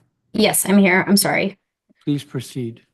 Good morning, members of the committee. Thank you for giving us the opportunity to speak today. My name is Faria Ahmed. I'm a parent at Truesdale Elementary School. I've continued to actively support our public schools, believing in the power of community and the incredible dedication of our teachers and staff. Truesdale is currently nearing the end of a modernization project that has created a big, beautiful campus for our families to return to this upcoming fall. Before modernizations, Truesdale's student population was consistently growing, DC is investing about $72 million to expand Truesdale's capacity to over 650 students, reflecting confidence in the growth of our neighborhood school. However, despite these significant investment, a chaotic budget process for Truesdale continues to create instability and challenges for our community. Since the modernization project began and our students, teachers, and staff moved to a swing space at Sharp campus, our budget, like those of other schools across the district, has gone through an annual cycle that undermines effective planning and support. Each year, our budget initially cut based on projected enrollment, only to be reinstated over the summer. But the reinstated funds do not become available until late in the fall. This year alone, our budget was restored in July, just a bit too late to secure essential resources such as teachers, tutors, teacher coaches, and additional special education support. As a result, many of these critical engagements only begin in January, halfway through the school year. The delay is not merely insufficient, it's harmful. Students who need academic interventions missed out on months of support. Teachers who have benefited from coaching started the year without necessary guidance. This cycle of uncertainty contributes to our teacher and staff turnover as they navigate these budget crises year after year. It's unproductive and shortchanges our students, educators, and the community at large. The chaotic funding cycle affects more than just the basics. Programs that make our school community vibrant and enriching, like DC Scores and Food Prints, are also left in limbo. These programs are critical to student engagement, health, and overall well-being. Yet our inability to guarantee funding makes it challenging to secure and sustain these valuable opportunities. Our children deserve access to a full range of educational experiences, both academic and extracurricular, without the constant threat of budgetary uncertainty. This has happened 2 years in a row. We're bringing these issues to your attention again in the hopes that we can avoid it happening for a third consecutive year. We ask that the council ensure that funding decisions are made earlier, allowing schools to plan and implement necessary programs from the first day of school. Additionally, Truesdale serves a vibrant immigrant community that requires targeted support. To better serve families, DCPS should provide schools with know your rights information and clear guidance on how to communicate to families. Principals need to feel empowered to support their communities without fear of overstepping or facing repercussions. Counselors need to be trained in providing services targeted to our families, as well as psychosocial support for themselves as they help families navigate uncertainties. DC and DCPS are investing in our community through modernization. Now it's time to invest in stability and continuity. Our families, students, and educators deserve a budget process that supports our shared commitment to excellence. Thank you for attention and your continued commitment to our public schools. Thank you, Ms. Ahmed. 1 5-minute round of questions. Councilmember Henderson, do you have any questions?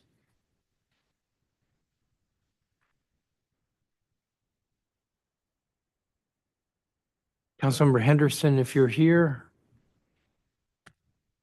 I know you've been in and out. Then let me turn to Councilmember Fruman if you have any questions. Thank you very much, Chairman Mendelson.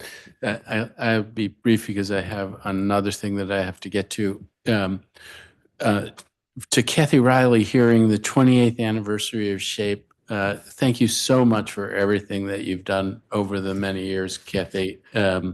You have made a real difference, and I think we all should be very, very grateful for that. It's also great to hear you talk about the positive things that are happening, and Mr. Goldstein, the same thing. Some of the emphasis on the positive things that are happening, because there is progress and there are signs of things in areas of change that could be very, very important to build on. And we're getting there. There's still many, am I satisfied? Is anybody satisfied? No, but we do need to acknowledge where there's been progress. One of the things, Mr. Goldstein, that you referred to was the intensive schools model. And there's like a spectrum of different kinds of supports, but you dialed in on that one. Can help me understand that and what I should be looking at and asking about in that space? So this is a designation that schools receive. It's been called many things over the years. I think it's pretty similar to what used to be called 40/40 schools, or in the schools under the capital commitment plan. But these are the schools with low test scores in reading and math often, and they're designating them intensive schools. And I think in theory, the idea is they'll be getting additional supports. But what we've seen in working with many of these schools is just that the regiment of supervision that they're under really has the opposite of the intended effect. It's incredible strain on the school leader in particular, and that really filters down to the teachers. And it often, like I said, we hear from teachers a lot, what it requires is them putting on a show, them going out of order, meaning they know someone's going to be in their LEAP session and they have to do the module that's today, even though it's not where they are, right, in the theory, because they know that's what DCPS wants to see. So there's a regime in place of supervision at a lot of these schools that actually ask them not to proceed along the progress path that their principal has them on, and instead to do something that they think is going to look better for Central. And it's been really counterproductive. All right, well, and how many schools is that? I don't have the full list of them. I could name from the schools we work with, but I'm not sure. Okay, well, let's follow up on that. I mean, we had Chairman Mendelson and Councilmember Parker came forward with legislation last year that was more focused on OSSI about how do we support schools that are struggling, and a core principle was working together as opposed to too intensive of a one-way street. And so that's a thing I'm going to want to dial into more. I apologize to all the other witnesses. Thank you for your testimony, and thank you to the coming panel, but I need to step away for a bit. Thank you very much. Oh, thank you, Councilmember. Does this mean you're going to try to reclaim your 2 minutes another time? Because that may not happen. Not these 2 minutes, but. Thank you. Ms. Goodwin, I had one other question for you if you're still here. And again, I want to thank you for sharing your own personal experience, which I know can be difficult. Could you say a little bit more about who Our Minds Matter is? Absolutely. So Our Minds Matter is our parent organization to Penguins Minds Matter. And essentially what they do is they partner with schools. So they're a community-based organization, and they partner with schools in order to create spaces and clubs like Penguins Minds Matter through student effort. So essentially, me as the president, I get to facilitate meetings where students are free to join and come in, and we have snacks. We talk about mental health topics, and we just create a safer space and allow students to talk about things that may be challenging and kind of face those difficult conversations that are often avoided. You as president of the chapter at your school, but then there's this parent organization. Yes, parent organization is in Our Minds Matter. So specific Our Minds Matter staff work with our school to make sure that our club is running effectively, to make sure that we can order our boxes that sometimes come with like materials to hand out to students in the school in order to share like important mental health information that may be represented that month. Thank you. Ms. Robinette, you referred to DCPS using dispute resolution tools. I want to say as a weapon. I think that's more my language. Could you just say more about that? I mean, what's the alternative? Yes, sir. Thank you for the question. In our experience, oftentimes it seems that the filing of a due process complaint is the only way to get a response. We have had cases where we've requested observations, as is the right of parents under the IDEA. Those emails go unanswered, or we'll get I'll get back to you response for weeks. And then we'll file a due process complaint, and then the next day we have whatever it is we've asked for, or I shouldn't say the next day, within a week or so. And so this practice of non-responsiveness until a due process complaint is filed has created an environment where it feels that complaint is a necessary step, which wasn't the vision of the IDEA in creating it. Of course, disputes are going to arise between schools and parents. It is good that there is a dispute resolution process for that. However, engaging legal counsel and filing a complaint shouldn't be a necessary step in accessing the services to which young people are entitled under the law. So there's steps that could be taken before the filing of a complaint, and they're not taking those steps. Absolutely. I believe in DCPS's oversight responses, you can see the rates at which mediation is used. So that's a step that can come before the filing of a due process complaint. Mediation can also happen during the processing of a due process complaint. And those rates are very, very low. I think that comes from two places. One, they're not getting a lot of requests for mediation because historically, at least in our experience, they've been unproductive. And then you'll see even amongst the requests that are made to DCPS, they're agreeing to mediate, I think, in 60% or less of those instances. So it just doesn't seem that they are open to these alternative forms of dispute resolution. Often a due process complaint is the only way we can get And then meaningful response. most of the complaints that go to the due process point, those are resolved in favor of the student or the DCPS? As far as due process complaints filed, it's hard to say. Neither DCPS nor OSSI reports fully on due process complaints filed. However, you do, if that due process complaint is fully litigated, meaning it goes to hearing and receives a hearing officer determination from OSSI's Office of Dispute Resolution,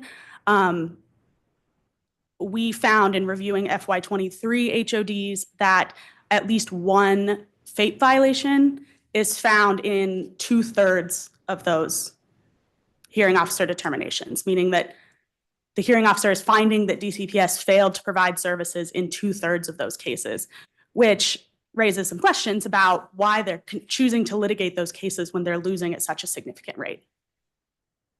Thank you. Yes, sir. I had a couple more questions for other folks, but I'm out of time. So I'm going to thank you all. Those of you who are here in person, you can get your gold stars later. We hand out gold stars sometimes for being in person. Everyone, thank you for your testimony. You all are excused, and we're going to turn to the next group. Allison Kreiner Brown.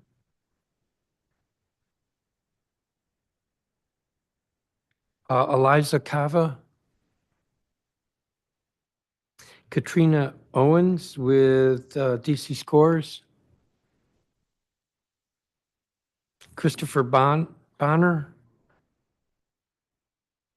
Keishan Putta, who's an ANC Commissioner, ANC 2E. Samantha Bertocci.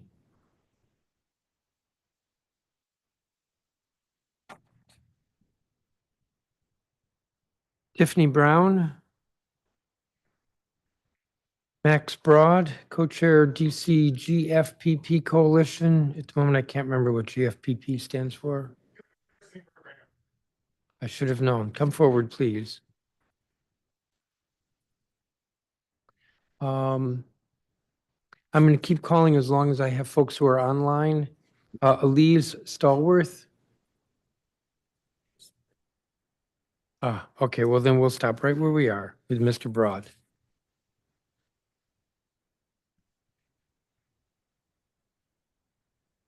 Allison Kreiner Brown, please proceed. I understand you were out of the room when I called you earlier, so I'm glad we caught you. Mic on? Okay. Thank you, Chairman Mendelson. Greetings to the council. Thank you for the opportunity to testify. My name is Allison Kreiner Brown, and I'm a Ward 8 resident, a DCPS parent of a 1st and 5th grader, a member of the LSAT at Beers Elementary, and a participant in several Ward 8 and citywide initiatives to build excellence, equity, and accountability in DCPS. Professionally, I am an equity practitioner, trainer, and scholar. Today, I'm testifying in my personal capacity and in my personal time. There are multiple topics today that I will speak on very briefly, and I'm happy to elaborate for the council as desired. I will begin with 2 specific issues I want to raise on behalf of my 5th grader. First, while there has been a concerted effort in DCPS and across the district to improve students' literacy and math skills, the children are over-tested. I hear the groans constantly from teachers and in particular from my own 5th grader who performs well on tests and reads at an advanced level, but more and more, despite loving school since pre-K 3, does not want to come to school because they will be testing. We want all students to learn. However, when it comes to testing, we are starting to lose the plot of what educating children is about and what it is for. The amount of time that teachers and students have to take away from instruction to focus on testing and test prep is actually harming the student experience and teaching and learning. And I provide a few examples in my testimony, but I will continue. Second, my daughter would specifically like for education leaders to know that student lunches still need to be improved and that students might be more enthusiastic about coming to school and even do better on tests, see first point, if the food was better. Third, I'm very pleased to see that the city and WTU reached a contract that improves teaching conditions for DCPS educators, and this should be the norm going forward. As the late WTU president Liz Davis continually trumpeted, teaching conditions are learning conditions. We must continually invest in our educators to invest in our students. Fourth, I'm among the many people who are deeply concerned about what school funding and requirements from the U.S. Department of Education will look like in the immediate and near future. We also know there are concerted efforts in Congress to reduce SNAP benefits, Medicare, and Medicaid, and all of these efforts will have direct, significant impacts on students and their families. What this means for our DCPS school budgets, we are perhaps about to find out. To that end, there are several points of emphasis for continued and/or increased investment that I want to briefly drive home for DCPS, the council, and district leadership.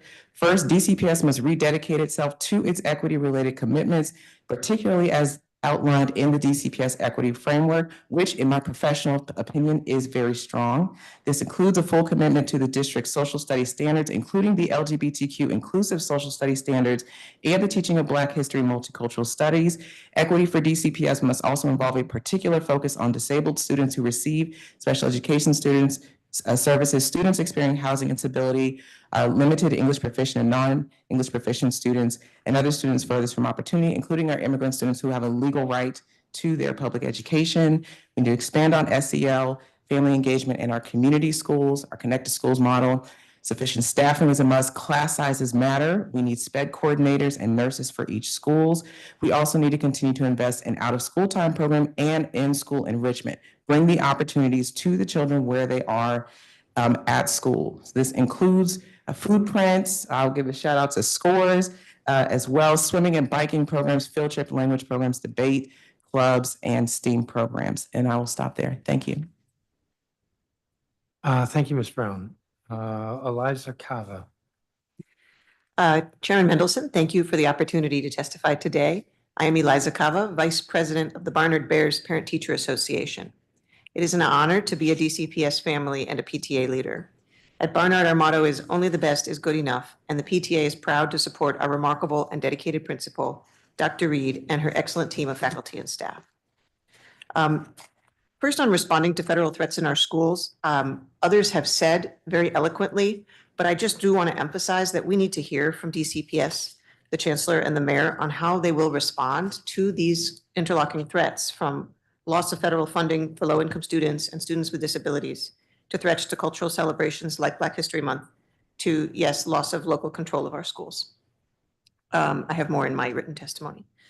We have a need for clarity in communications with our immigrant students and families. You've heard from external advocates, but I want to echo again that at our school so far, the federal threat that has most manifested is definitely fear, real fear about newly aggressive federal immigration enforcement. With the guidance that was issued by the Office of Attorney General on January 24th, it's been very confusing what the instructions actually are for principals to do with that guidance on whether they can communicate openly to families. This confusion has left PTO leaders, myself included, to scrambling to fill the gap. Perhaps there is a logical or policy reason that DCPS is choosing not to clearly utilize and communicate the OAG guidance, but this has not been communicated with us, leaving us struggling on our own to best support some of our most vulnerable students and families. Please ask DCPS to either clearly communicate in writing to principals that they can follow the OAG guidance and it's fully, or provide other direct guidance on what else schools can do to support our immigrant families. Strengthening elementary to middle school feeder patterns.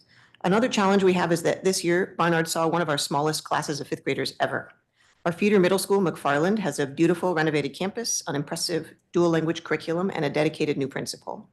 However, it is also dogged by a decades-old reputation for challenges like fighting and its formerly neglected physical building. Therefore, many of our families churn in fourth grade. They either play the lottery to go to a different school in another feeder pattern, they lottery for a charter whose middle school starts in fifth grade, or they even move out of DC or across the park. Charter schools in particular target for recruitment are proficient and advanced scholars who may have been at Barnard for 7 of their 10 years of life. And of course, every family is trying to make the best decisions for their children, but our school gets destabilized in the fifth grade with relationships broken up amongst children and their teachers. However, if parents of fourth graders can easily learn more about the realities of their in-boundary middle school and determine that it is at least acceptable before fifth grade, they may not feel so pressured to move early and can wait until lotterying for middle school in the fifth grade. So middle school family education should be supported by central office, perhaps via a middle school fair in each ward. Asking parents to travel across town to EdFest on one day a year is too far for many families. Finally, and I'll be quick, we need help with the school website. It's been a struggle for the school to maintain its own website. The PTA tries. We have our own website, but we cannot and should not officially represent the school. The school really needs central office support for a school-based website, and it has been frustrating to learn that each school is essentially on its own in creating and maintaining such a website. Thank you for the opportunity to testify and for your support of our scholars throughout the city. Thank you, Ms. Cava. Katrina Owens. Thank you, Chairman. My name is Katrina Owens. I'm the Executive Director at DC Scores, resident of Ward 4 and a proud DCPS parent. DC Scores is celebrating 30 years of serving young people in the district through our soccer, poetry, and service learning programming. We've been working in partnership with DCPS since our founding, and today we serve 3,500 poet athletes across the district. 2,500 of them are DCPS students at 57 DCPS schools. Shout out to Barnard. And we're serving in elementary and in middle school. Young people participate in programs within their school buildings by DC Scores coaches who are almost always recruited from staff already working in the school. This year, we'll train, support, and celebrate 300 teachers and school day staff. Thank you to DC Public Schools for their deep partnership and enabling our model to tap into the root of youth communities, their schools, that pipeline. I'd particularly like to thank Chancellor Farabee, who celebrated our poet athletes at Ida B. Wells Middle School with Spirit owners Michelle Kang and Magic Johnson, when the Spirit chose a DC Scores practice as a space to introduce Johnson as the new Spirit owner. Additionally, Chancellor Farabee kicked off our East Side Poetry Slam by giving a welcome remarks to a packed house at Howard University's Crampton Auditorium. It was meaningful. Thank you to DCPS for ensuring that free OST programs like Scores did not have to pay additional security fees this year during collaborative OST hours. Because DC Scores receives funding directly from local government agencies that we match 3 times over, we are able to ensure high-quality programming. Each of our partner schools connects the out-of-school time directly to the school day. This continued structure is critical. Together, we are making life so much better for so many kids in the district. But I don't want you to take my word for it. I want to end my testimony by sharing the impact of our partnership from Ida B. Wells Principal Lyles, who you heard earlier today. And as always, I'll share with a portion of a poem from a Wells poet athlete. Principal Lyles says, Ida B. Wells is truly grateful for our partnership with DC Scores, which has been instrumental in fostering a community where scholars feel loved, challenged, and prepared, both academically and athletically. Through their inspiring poetry program, we've seen a growing love for poetry among our scholars, along with measurable improvements in English and reading achievement. Most importantly, the collaboration has strengthened our school's sense of belonging, contributing to a remarkable 12-point increase in our spring 2024 data. Whether through soccer games, poetry slams, or building communities with families, DC Scores has made a lasting and meaningful impact on our entire community. Ruth's poem. This is me, a unique creation, a one-of-a-kind, no duplication. I'm not perfect, I make mistakes, but I learn and grow, that's what it takes. I'm a work in progress, ever evolving. With each new day, I'm problem solving. My past shaped me, but it doesn't define me. I'm the author of my story, this life of mine. Thank you.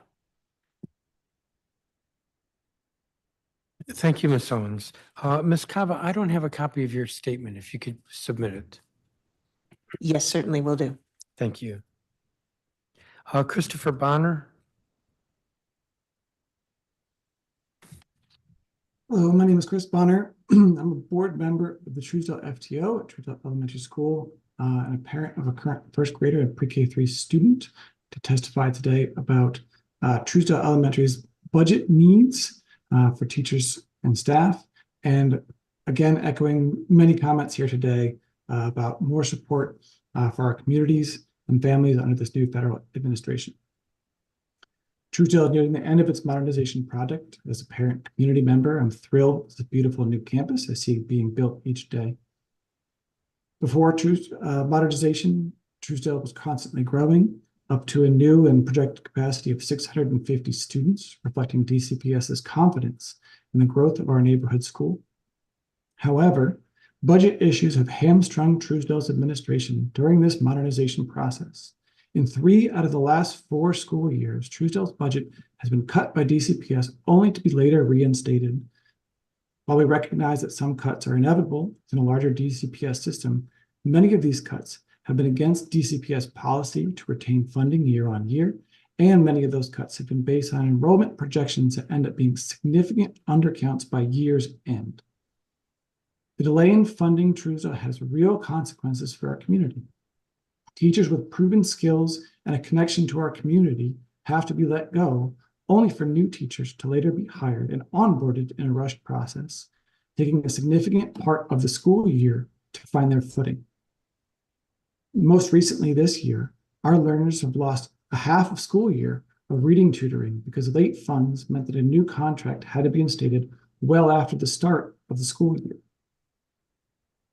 With the end of the modernization process next year, the need for accurate funds being released in a timely manner is under increased pressure. I'm asking the committee to review how Truesdale Elementary is being funded and help the school hit the ground running next year. Second, with the change in federal administration and its effort to impose policies that target immigrant families and defund our public education systems, it is more important than ever for DC elected officials to speak in opposition to protect our communities. It is heartening to see the Attorney General's office putting out useful information for families, teachers, and administrators that articulates our rights individually and as a community, but we need more from our leaders.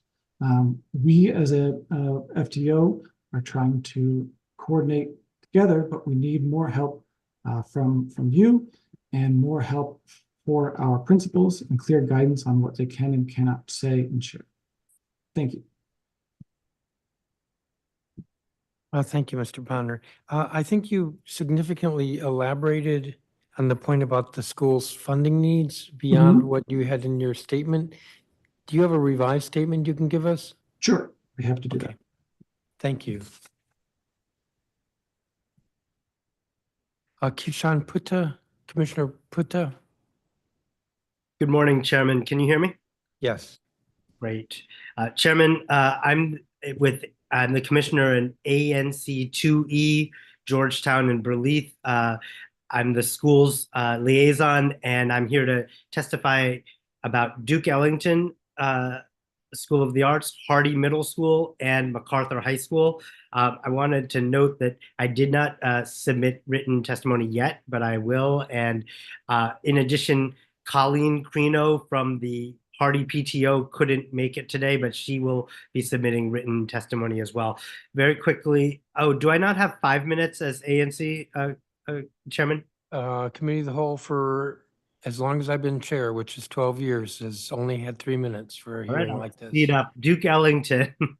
Duke Ellington. I know you know Duke well, and they cited your support at their wonderful 50th anniversary show last weekend, Chairman Mendelson. You may also know that Duke has generously offered JELF to host the JELF after school program when they go under construction. I want to thank Duke Ellington for their generosity and thank DCPS for granting preliminary approval for that.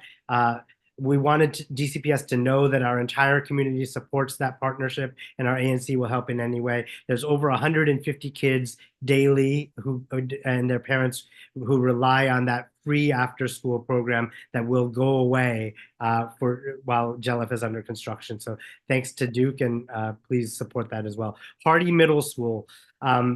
I was elected in 2018 and have been advocating for Hardy ever since. It has so much potential. It's just getting more and more crowded every year. A decade ago, it was half full. Now it's 85%. In 2 years, DME forecasts 95% capacity. On the ground, there are already more teachers in classrooms. Kids sit on the floor every day to eat lunch. The DME and DCPS have scoured the building for possible spaces, storage closets, everything. 3 years ago, I and our ANC and Councilmember Pinto all asked for an expansion of classrooms and common rooms. We got money for a new cafeteria, but were denied funds for more classroom space. They were saying it wasn't needed yet. At that time, 2022, the school's population was 540. It's now over 640, gained 100 in 3 years, gaining 30 to 40 kids each year. Parents are hearing how good Hardy is, especially with the great leadership of Principal Westover. The principal, PTO, LSAT, and our ANC, we all are united to say, without more classrooms, After 2027, Mr. Chairman, the quality of education at Hardy will suffer, and we can't allow that. Hardy obviously needs a new cafeteria. It also needs more classrooms. We've been asking that when they do the cafeteria, the planning process is about to start. They should also consider to add new classrooms. I think there's some consideration. We need it to be confirmed. MacArthur High School, I agree with Eric Goulet. We don't want to break our promises to our parents. It was built as a middle school, and it needs a lot of work, and they have not made good on their promises. So we hope you can add to their budget for a new library, new auditorium, new cafeteria. They deserve it, and we promised them to them. Thank you very much. Thank you, Commissioner. Samantha Bertocci. Tiffany Brown, I think you said she was not here. Max Broad.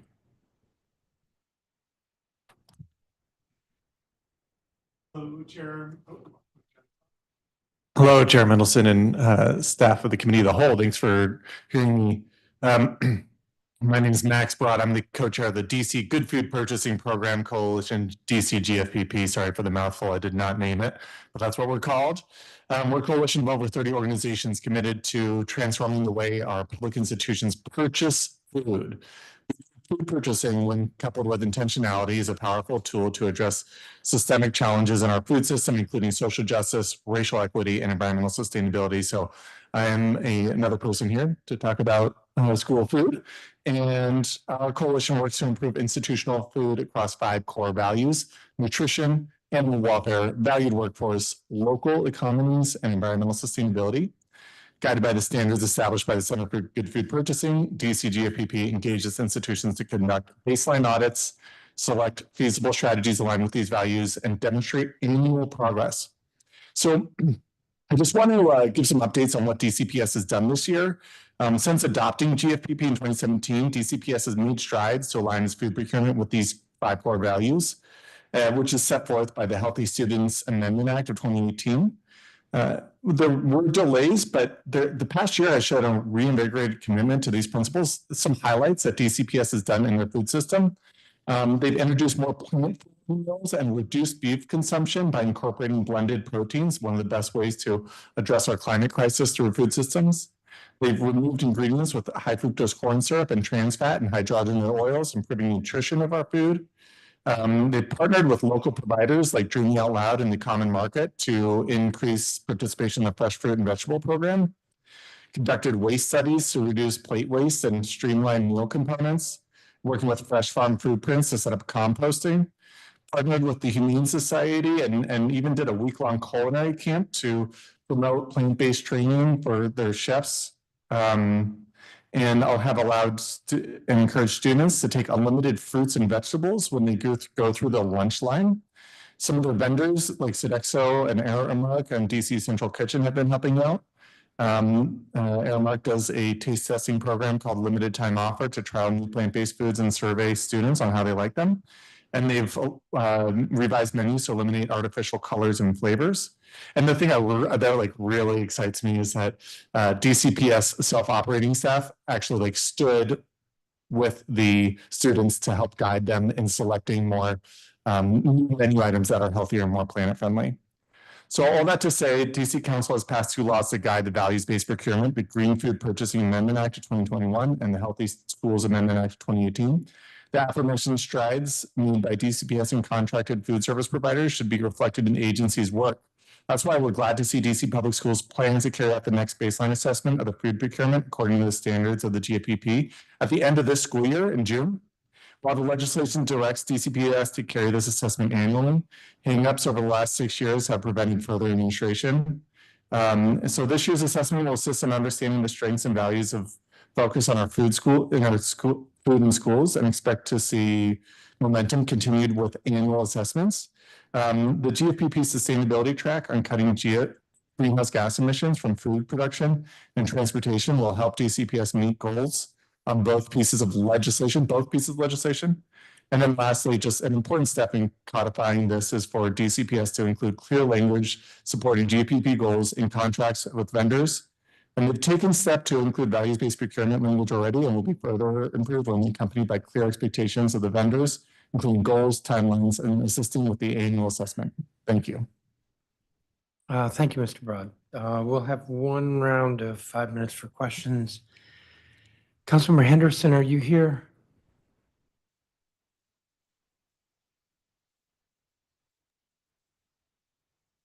I'm not seeing or hearing her.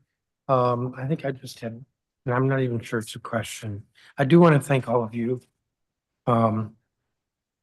Just a couple of witnesses, and Mr. Bonner was one I've talked about this unsatisfactory approach that the government has taken toward budgeting schools the last couple of years, and I fear we might see it happen again this year.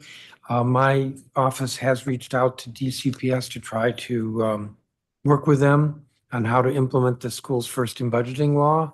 And I'm apprehensive that a policy decision may have been made that they won't follow that.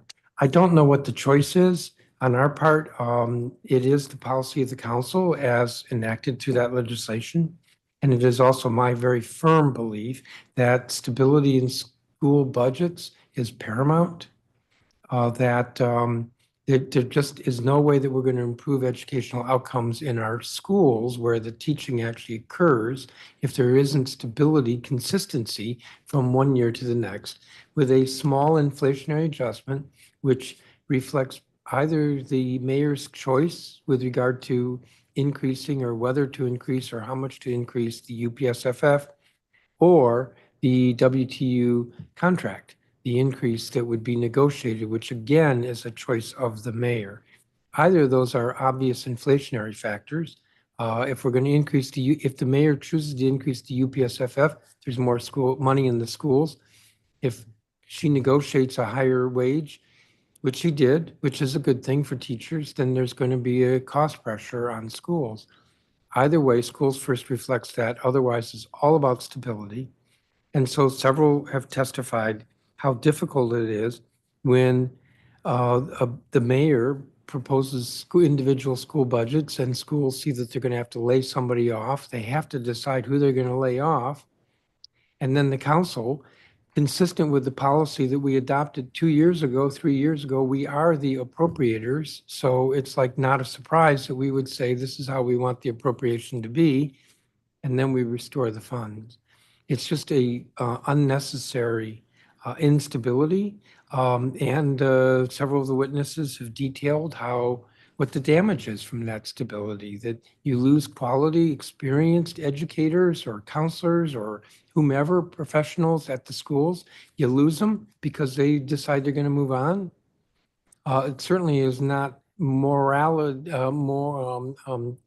inspiring to have to say to somebody, you're on the chopping block, maybe the council will restore your money. That is not a good way to maintain a good workforce. And the council's been quite clear year after year that this is what we want, is stability in our schools. The last I checked, the education that takes place, the teaching that takes place is in the classroom. It's not at DC Central. It's not at the school support, which is also DC Central. It's in the classroom. So I don't know what else to say there. We will see maybe tomorrow what the individual school budgets are. We have done everything we could this year to try to work with DCPS. And we'll see whether the mayor, because it is ultimately her choice whether the mayor chooses to honor that or not. I do not have any questions for any of the others of you. We do have gold stars, which we can hand out if you stick around for the next 4 hours for being here in person. Thank you to each of you. Thank you very much. Elise Stallworth. Christina Hansen, who's Executive Director, Anacostia Care. Nick. Okay. Nick Wirch, Advocacy Chair at Truesdale. Josh Boots, Here, Executive I'm here. Director of Empower K-12. Elizabeth Weiss. Fabriana Pereira. Benjamin Luckner. Christina Sessoms, who's program manager with youth guidance. Also with youth guidance is Levi Thompson. I'm guessing you're Miss Sessoms. Chrysanth Korniaux, Dante Watson, Rachel Clark, who's policy director with Redstone Global Center for Prevention and Wellness, Chris Lyons, Carrie Savage, who's senior director of policy and advocacy with PAVE, and PAVE stands for Parents Amplifying Voices in Education, Jean Blackerby Strike, Marion Babcock, coordinator and founding member, DC LSAT Collective, Andrea Maleter, I'm guessing it's Maleter, Lauren Bryant, Casey Boyd, Elizabeth Mitchell, Jeffrey Chase, and Davinia Say.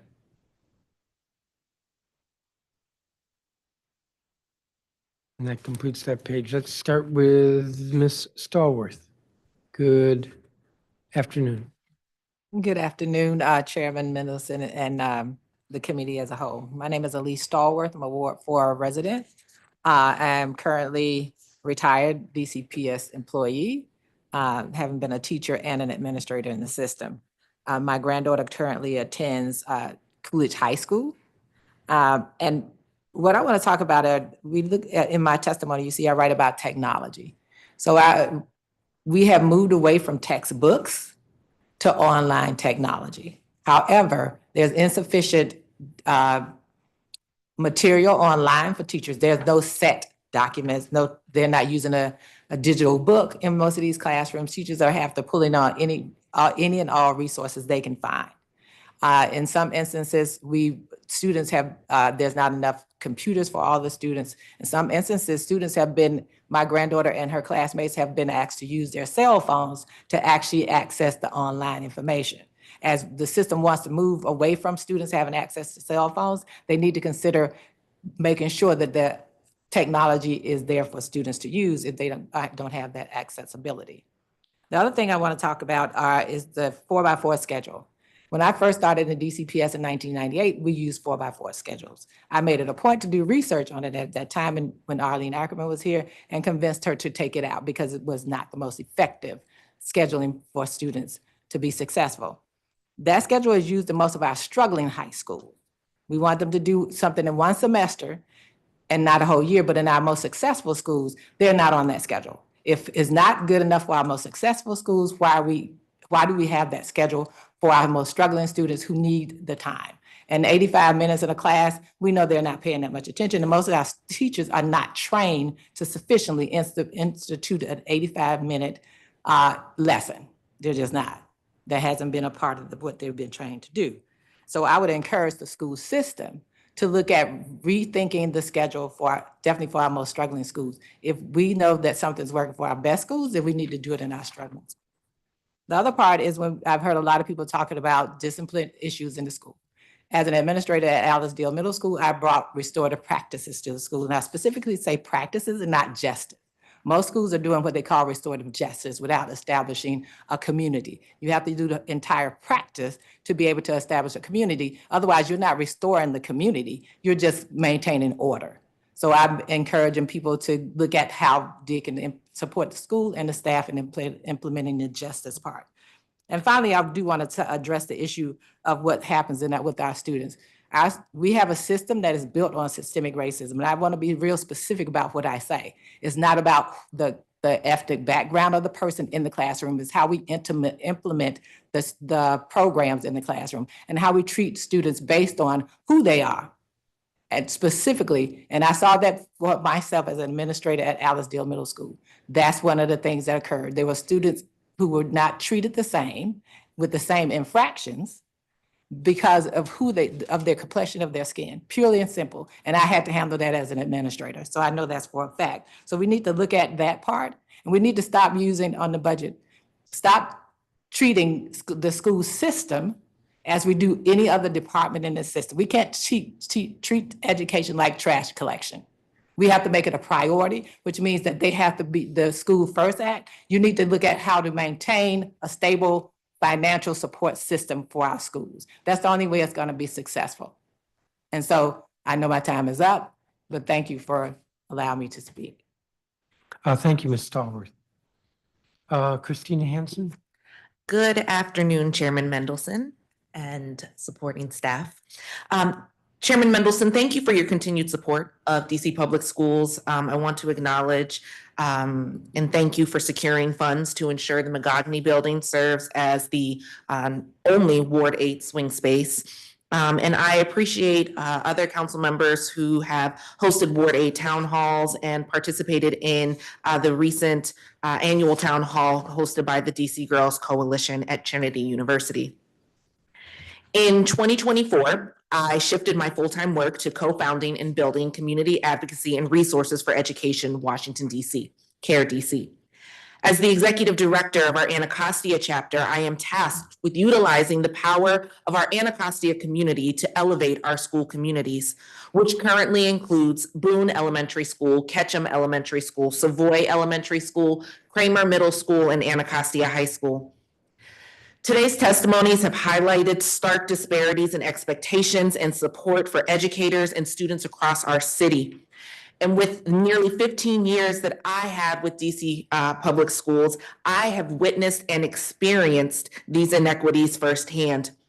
Schools in well-resourced areas enjoy flexible, enriching curricula, while under-resourced schools face rigid structures that limit learning opportunities, all of which you've heard previously today.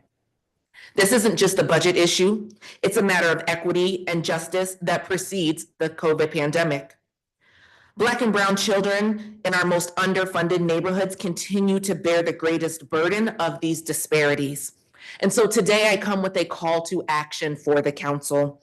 First, that CARE DC's 2025 budget letter be received and responded to. You'll learn more about that from my colleague later today. Our communities have outlined their needs, and we need a response demonstrating a commitment to equitable school investment. We are also calling for a financial audit of the DCPS central office, investigating resource allocation. My experience as a DCPS parent, teacher, and administrator across wards 1, 2, 6, and 8 reveals glaring discrepancies. Tighter DCPS control over our schools often leads to fewer gains and higher staff turnover. Next, funding for field trip transportation. Experiential learning is vital, yet many schools struggle to afford buses for educational outings, which is unacceptable in one of the most amazing cities in the world. The next call to action is revising the DCPS school funding model. A recent NBC4 investigation highlights gun violence's devastating impact on our students, particularly at Ketchum Elementary School and some surrounding neighborhood schools. These schools require sustainable support beyond the current per pupil funding model. And last, the call to action is that the council take on a deserve it all mindset for our Black and brown children. Our youth cite community violence, inadequate school resources, and even undrinkable water as barriers to their education. If the mayor can invest in a have it all campaign for the RFK site, our children deserve and must come first in having it all as well. These inequities in DCPS are not new, but they are urgent, and we demand better for our students, educators, and communities.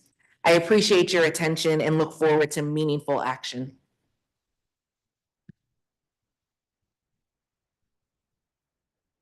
Thank you, Ms. Hanson. Your statement is quite different than what I have, which is maybe just sort of, I'm not quite sure what. I have dear DC council members. So if you could give us a copy of your statement. That would be great. I mean, I have, it's a dear DC council members, and then it's signed by Joanna Turner and yourself. So I'm guessing it's just a different document.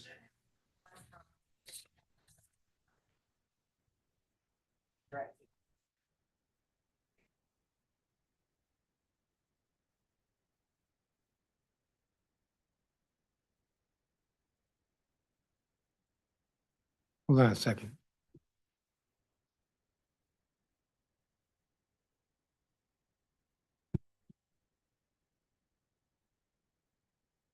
I think I have both.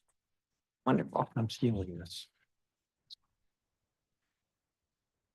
Thank you. Nick Wirch from Truesdale. Good afternoon, council members. My name is Nick Wirch. I'm a member of the Truesdale Family Teacher Organization for Truesdale Elementary School in Ward 4. And I'm testifying about two issues today. So first, ensuring that Truesdale Elementary School has the budget that it needs for students, teachers, and staff. And second, calling for our city council and DC public school leaders to stand up in support of our communities under this new federal administration. So first, Truesdale is currently nearing the end of a modernization project, as you've heard from several other folks today, and it has created a beautiful new campus for us. I go by it almost every single day, and it looks great. I'm very excited about it. My kids are excited about it. DCPS has spent $72 million in enlarging Truesdale's footprint for a new capacity of more than 650 students. And that reflects DCPS's confidence in the growth of our neighborhood school. But since the modernization project began, our students, teachers, and staff have started at the swing space at Sharp Campus, and our budget, like other schools across the district, has gone through this annual cycle that Chairman Mendelson mentioned that creates challenges for everyone involved. And each year, our budget is cut only to be reinstated over the summer. But the money doesn't become available until late in the fall. And administrators, teachers, and staff have to navigate these budget crises on an annual basis. And this has contributed to at least some teachers and staff leaving for other schools. This is unproductive. It shortchanges our students, teachers, and the members of our community. This has happened 2 years in a row. We're bringing this to your attention yet again in the hopes we can avoid this happening for a third year in a row. And I appreciate what Chairman Mendelson mentioned earlier about pressuring DCPS to reconsider how they're doing this and to prioritize stability in the budgeting process. Second, with the change in federal administration and its efforts to impose policies that target immigrant families and defund our public education systems, it is more important than ever for our DC elected officials and leaders to speak out in opposition and to protect our communities. It's heartening to see our DC Attorney General's office putting out useful, practical information for families, teachers, and administrators that articulates our rights individually and as a community, like the fact that DC schools are not required to ask about the immigration status of students or families. They do not share students' educational records without authorization from the family or a court order, and do not need to let law enforcement officials, especially and including ICE, into any school without a warrant. But we need more from our leaders. We are working with resources provided through nonprofits, volunteer groups, family teacher organizations, parent teacher organizations, but we need communication and coordination from our government. We need to know and feel we are working together to protect those that need it most. So we ask that you do everything you can to continue to do that and to do even more. Thank you for your time. Thank you, Mr. Wirch. Josh Booth. Thank you, Chairman, for the opportunity to testify today about DCPS. I testify today as Executive Director of Empower K-12, a local education data nonprofit dedicated to helping schools use data to improve student outcomes. Our organization partners with more than 30 local education agencies, including DCPS, to track and monitor their improvement daily. We analyze hundreds of thousands of data points to determine whether their strategies are being implemented with fidelity, working effectively, and ultimately moving the needle for student achievement. DCPS was recently recognized as a national bright spot on the 2024 Education Recovery Scorecard, a joint initiative of researchers at Dartmouth, Harvard, and Stanford that measures changes in student test scores in grades 3 through 8 on state assessments between 2019 and 2024. The data shows that DCPS students improved their standing compared to national pre-pandemic averages by the equivalent of an additional 0.74 grade levels, or 3/4 of a grade level in math, and an additional quarter of a grade level in reading over the last 2 years. Meanwhile, nationally, math achievement improved just 1/10 of a grade level and further declined by 2/10 of a grade level nationally since 2022. This progress included historically underserved students. The scorecard shows that Black students in DCPS improved more than a half grade level in math and 2/10 of a grade level in reading, while Hispanic students gained 6/10 of a grade level in math and kept on pace in reading. The table below in my testimony shows that DCPS ranks as one of the most improved large urban districts in America since 2022. EK12 has spent time interviewing DCPS central office staff as well as school leaders and teachers at bold performance schools, which are DCPS and DC public charter schools with achievement rates significantly higher than similar schools, to learn about what are those root causes of success that lead to consistently impressive gains. Based on our research, we assess that these strategies have contributed to DCPS's success. First, there are significant investments in high-impact tutoring. Second, there are extensive professional development for teachers in evidence-based literacy instruction and mathematical concepts. Third, a unique DCPS elementary literacy curriculum that leverages decodable text but also represents DC's diversity. Fourth, the real commitment to student well-being and belonging initiatives. The DCPS Innovative Becoming program is making a difference. Fifth, it's a culture of high expectations. And sixth, data-driven instruction and monitoring. While work remains, the average DC student is performing at a full grade level below their assigned grade level in both math and reading. I do want to recognize that the Education Recovery Scorecard has spotlighted our city as a national exemplar, and things are working. Thank you. Thank you, Mr. Boots. Elizabeth Weiss. Good afternoon, members of the DC Council. My name is Elizabeth Weiss, and I'm here today as a Ward 5 DCPS parent and educator to urge DCPS, the mayor, and the council to take bold, proactive action in defending our students against the growing federal threats targeting immigrant, transgender, and LGBTQ youth. Across the country, states and school districts are backing down, afraid of retribution from the Trump administration. They are weakening protections, choosing self-preservation over the rights and dignity of students. But in DC, that logic does not apply. It is not a matter of whether home rule will be stripped away, it's a matter of when. We do not have the luxury of bargaining with federal power because that power will act against us regardless. DC's leaders must decide now what kind of city we will be, one that bends in fear or one that stands firm in defense of its people. Right now in this city, a DCPS family is liquidating their assets to send their transgender child to private school. They do not believe the mayor or chancellor will protect their child when the federal government applies pressure. They are lucky to have resources, lucky to have an escape. But what about the students who don't? Here in DC, immigrant families are so afraid of federal retaliation that they are keeping their children home from school altogether. They fear sending their children to school could put them at risk of deportation. And what is the message from DCPS? Make sure your approved pickup list is up to date with your child's school in case you're detained. There are community members and educators in our schools, and we want to advocate for stronger protections for immigrant and transgender students, but know that speaking up, even to demand fundamental legal rights, could put families at risk by drawing attention to their immigration status or making them targets of political backlash. Some school leaders have warned educators that advocating for their students or informing families of their rights could put their jobs on the line. Others have helped pass out red cards. This fear and inconsistent school level response exists because the chancellor has issued no written guidance affirming that educators should follow the Office of the Attorney General's recommendations on protecting immigrant students, nor has there been confirmation that DCPS's transgender and gender nonconforming policy guidance remains in place. The lack of clear public direction leaves school leaders hesitant, educators uncertain, and vulnerable students unprotected.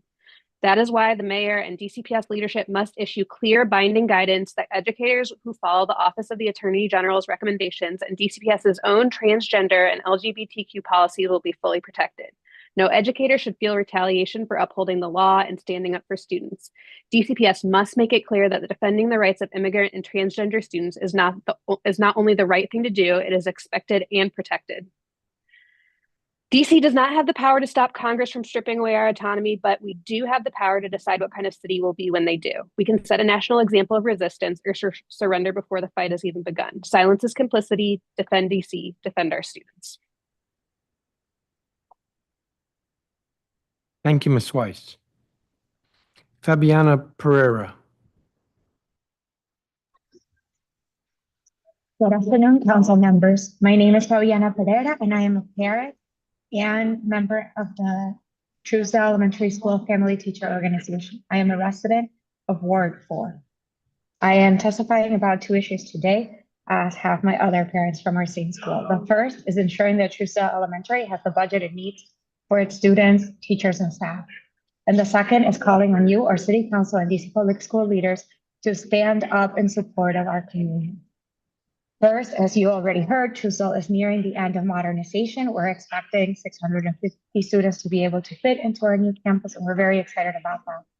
We've had issues because our budget, like other schools across the district, goes through an annual cycle that creates challenges for everyone involved. Each year, a budget is cut only to be reinstated over the summer, but the money doesn't become available until the fall. This has very real impacts for our school. For example, this year, our school couldn't start extracurricular clubs until January. Our school year started in August. For our school, a Title I and a Title III school with parents that are working hard jobs for minimum pay, these extracurricular programs are the difference between a kid just going to school and a kid having a good day at school. It's very, very important to us that they be funded on time. Our families depend on the care and the safe space that Truesdale Elementary can provide through its classroom instruction, but also through these additional activities. Second point, it is more important than ever for DC elected officials to speak out in opposition and to protect our communities. We live in DC, we understand what is at risk here, but we also see the need for doing the right thing. We need more from our leaders. I can tell you that at Truesdale, we're doing everything we can as parents. We're doing everything we can through the Truesdale Family Teacher Organization. But my voice as a mom is never going to be as strong as the teacher's voice. It's just not. We're out there, we're doing what we can, but we need the people with the big, big outdoor voices to use their outdoor voices now. Thank you for your time. Thank you. Benjamin Lookner, who I believe is not here, but maybe arriving later. Christina Sessoms. Good afternoon, Chairman Mendelson, Committee of the Whole, staff, and fellow witnesses. My name is Dr. Christina Sessoms, and I am a program manager with the Becoming a Man Fellowship Initiative, otherwise known as BAM-FI at Youth Guidance DC. Thank you for the time and your respective capacities to hear me testify today. Youth Guidance is dedicated to implementing in and out of school programming, committed to enabling children to overcome obstacles, focused on their education, and ultimately succeed in school and life. In the district, Youth Guidance DC works with DCPS high schools to implement the BAM-FI program. I personally have the beautiful privilege of working with 300 young men of color in grades 9th through 12th grades at Ballou, Dunbar, Eastern, Roosevelt, H.G. Woodson, Ron Brown. Our in and out of school programming provides comprehensive support in developing their social emotional learning, post-secondary readiness, and mentoring. With many of our students experiencing institutional barriers and traumas, every BAM-FI student, no matter their school, learns to channel the 6 core values of our program: integrity, accountability, positive anger expression, self-determination, respect for womanhood, and visionary goal setting. These core values are interwoven into every interaction of the in-school programming model, where our young men participate in weekly small group sessions called circles. These values are also integral to the structure of our out-of-school engagements, such as our Saturday academies at Howard University every month, community service projects with amazing local organizations such as the Ward 8 Woods Conservancy, Be Great DC, and DC Scores, as well as local and college tours and trips. Coming from a higher education background and still teaching at the collegiate level, I arrive at this work with the intention of getting more Black and Brown students to sit in the seats of my college classrooms. I wanted to inject myself into a pipeline where so many students of color unfortunately fall through the cracks. As the BAM-FI program manager, I have seen firsthand the impact of this program. With our first cohort of 12th graders graduating, my seniors, who I met in their 10th grade year, have grown tremendously to articulate their hopes, dreams, and aspirations. Colleges across the country, such as LSU, Louisiana State, University of Kentucky, Morgan State University, Tennessee State University, will all have a BAM5 student fellow on their campus come fall 2025. Students who previously have not attended school to the program now come to school because of PACs and strong rapport with youth guidance staff. It is to the utmost importance that programs like Youth Guidance's Becoming a Man Fellowship Initiative are fully funded. Our program support and complements the investment by DCPS and DC Council in the development of young people to be emotionally intelligent, academically prepared, and civically aware. Your support of BAM5 and so many other community partners represented here sends a resounding message to DC's young people that they are worthy of care and of investment. Today, you will hear also from one of our youth specialists who is at Ron Brown High School, Mr. Levi Thompson, who provides direct support to the young men of the BAM5 program and the greater Ward 7 community. In closing, I'm deeply grateful for the time you have allotted to listen to our testimonies. Your service to the district is applaudable. Thank you for the opportunity to testify today. Thank you, Ms. Sessoms.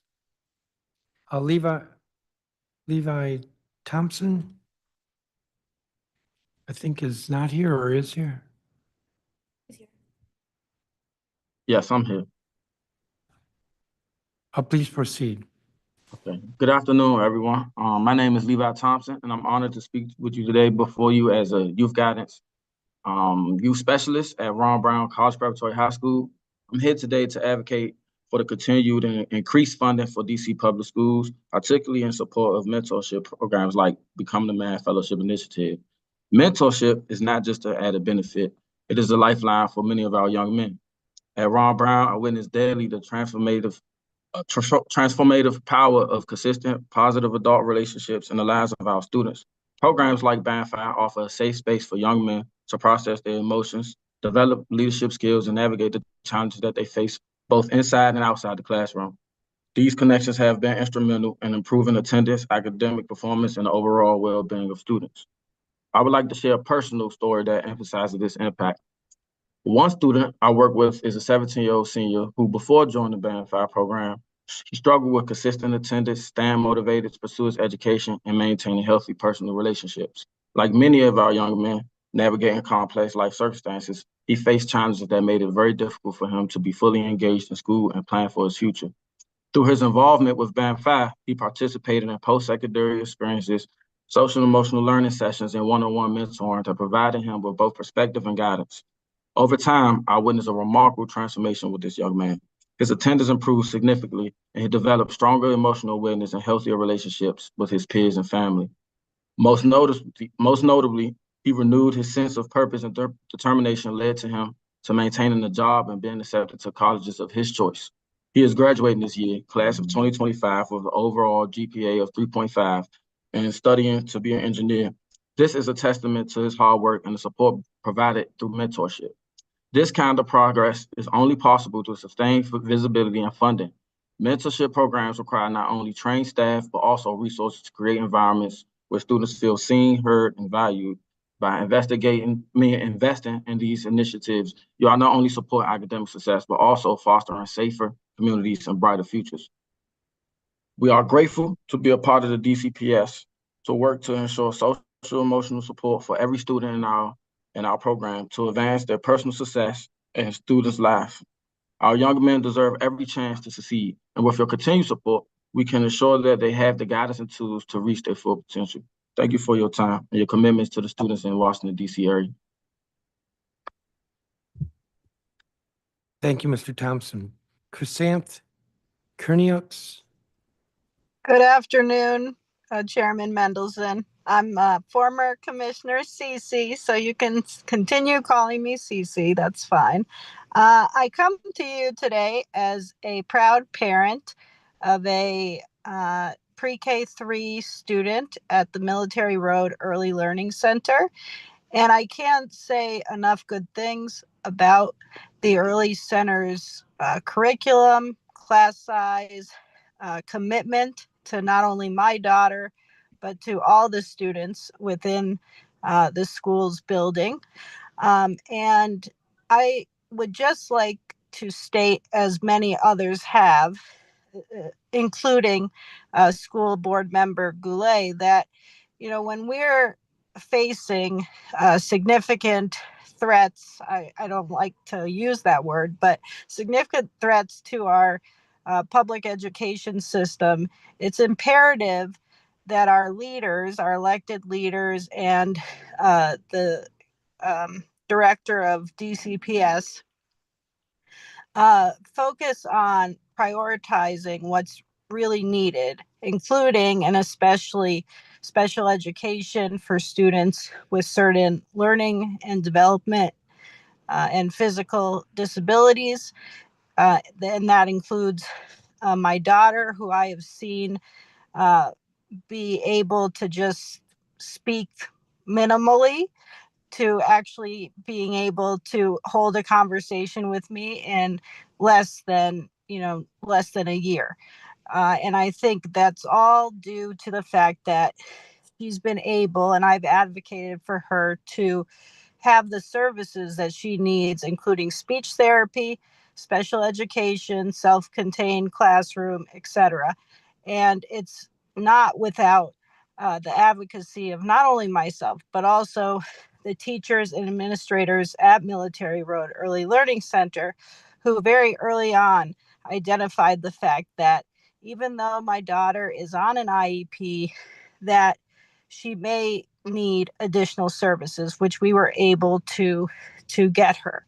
And so I come to you as a mom of a special needs child to say that it's more important that we provide the best education to all of our children, as opposed to continuing programs that are nice to haves.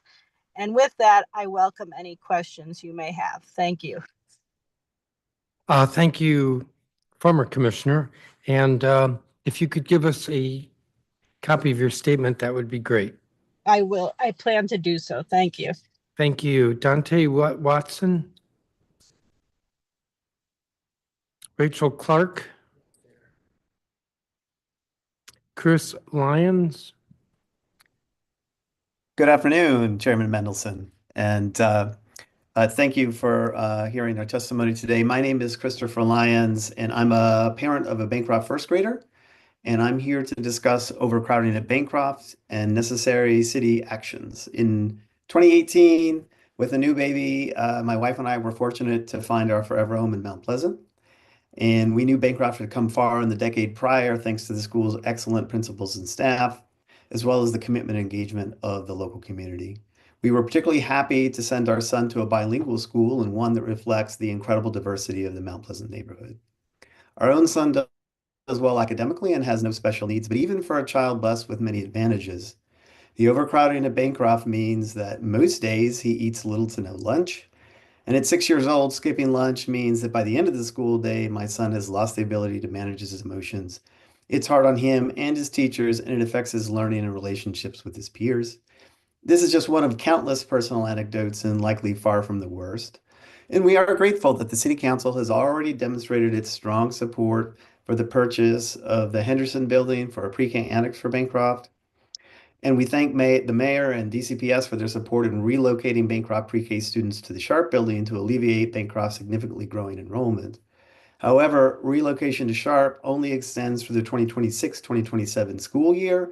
Let me be candid, this is only a temporary fix. Now, without prompt city government action to purchase either the Henderson buildings or to utilize the DC government-owned former DPR headquarters, we fear catastrophic consequences for Bancroft and for the neighborhood. The school library has already been shrunk from 2 sides to create classrooms. Kids are squeezed into small rooms intended as intervention spaces. The science room was eliminated.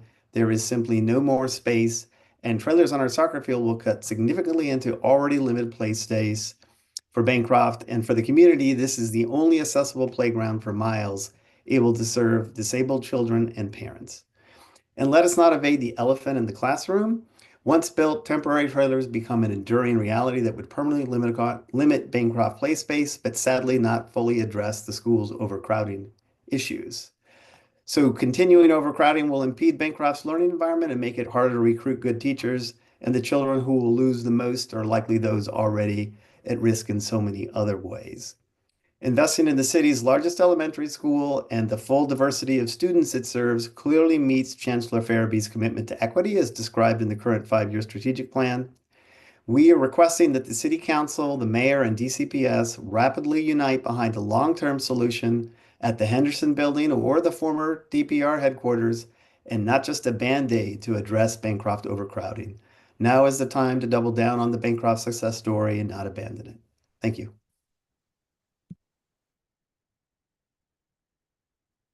Thank you, Mr. Lyons. I have visited the school, I think it was last year, so I'm aware of the crowding, and I do not support trailers on the field. I have been talking to the chancellor, I think monthly, about the next steps with regard to additional space, such as you mentioned at Sharp or on 16th Street. I think I'll leave it at that. Thank you for your testimony. Thank you. Carrie Savage? Is she here? Jean Blackerby Strike? I'm here. Please Can you hear me? proceed. Yes. Hi, Jean Blackerby Stritch. Good afternoon. I'm the parent of a child at Brent Elementary School and 2 alumna. Thank you for the opportunity to testify.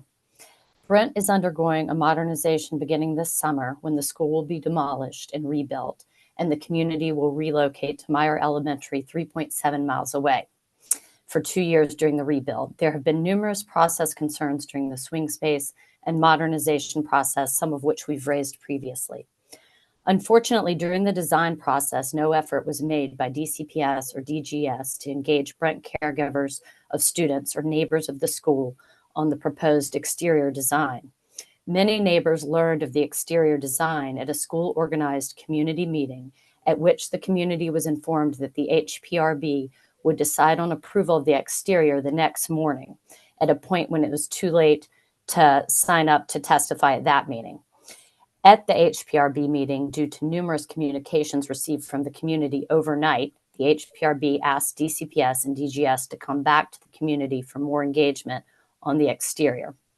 In spite of this, there has still been no meaningful engagement with the community regarding the exterior of the building, which stands in sharp contrast to strong engagement regarding the proposed interior and the playground areas of the new school.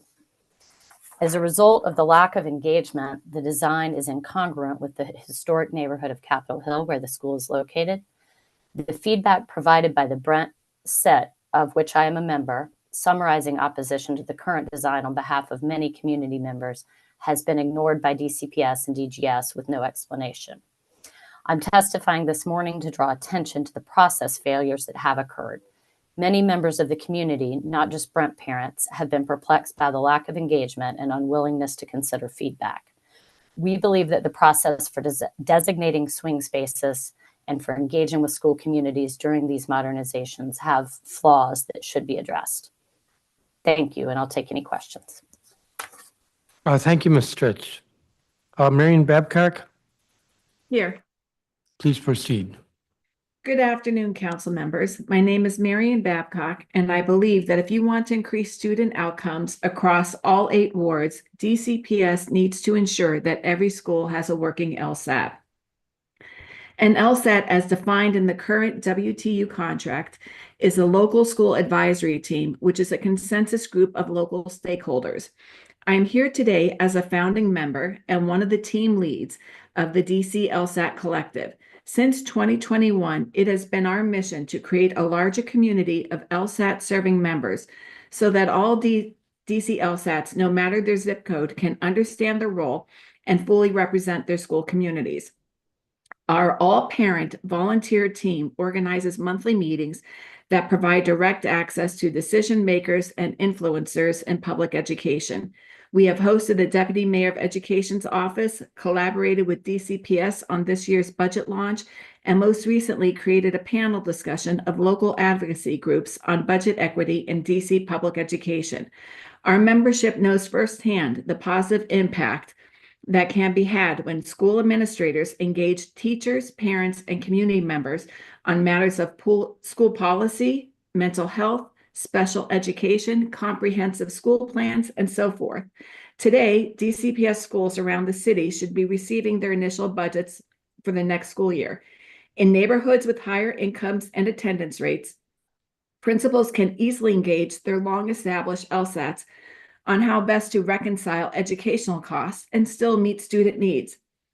Schools will learn how fast they can stretch their budget dollars, as some employees will be excessed and lose their position at a school. In neighborhoods with lower incomes and no parent involvement, this happens without the vital input from the very folks tasked with sending their kids to school. If public education is to succeed, functioning LSAT teams with full parent representation is a must. Parent voices, no matter the zip code, are essential for addressing student learning gaps and creating healthy learning environments. As part of this DCPS oversight hearing, I respectfully request that DCPS ensures each school has a functioning LSAT board with full representation by the end of March 2025. This allows school principals, DCPS, and the DC LSAT Collective to help build complete representation in our schools before the next school year. LSATs are the goldmine to inclusion, accountability, and connection across community shareholders. These monthly discussions on important topics concerning our students, while not always easy, demonstrates that public education is a working trust shared by the whole community. I thank you for your attention in this matter. Thank you, Ms. Babcock. Andrea Milletter. Lauren Bryant. Casey Boyd.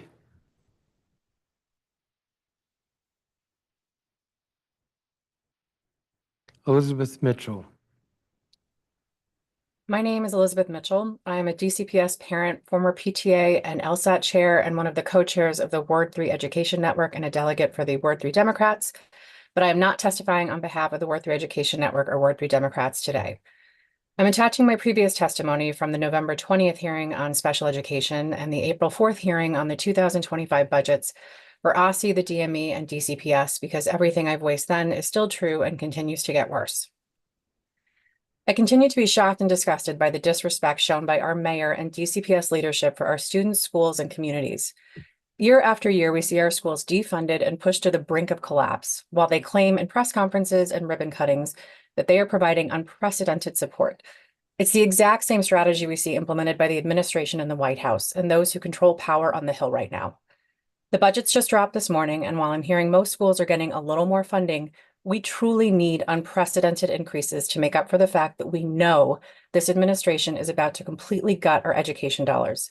We also know exactly who those cuts will impact the most: families who will no longer have SNAP benefits, kids in foster care, SPED students, anyone who needs mental health supports.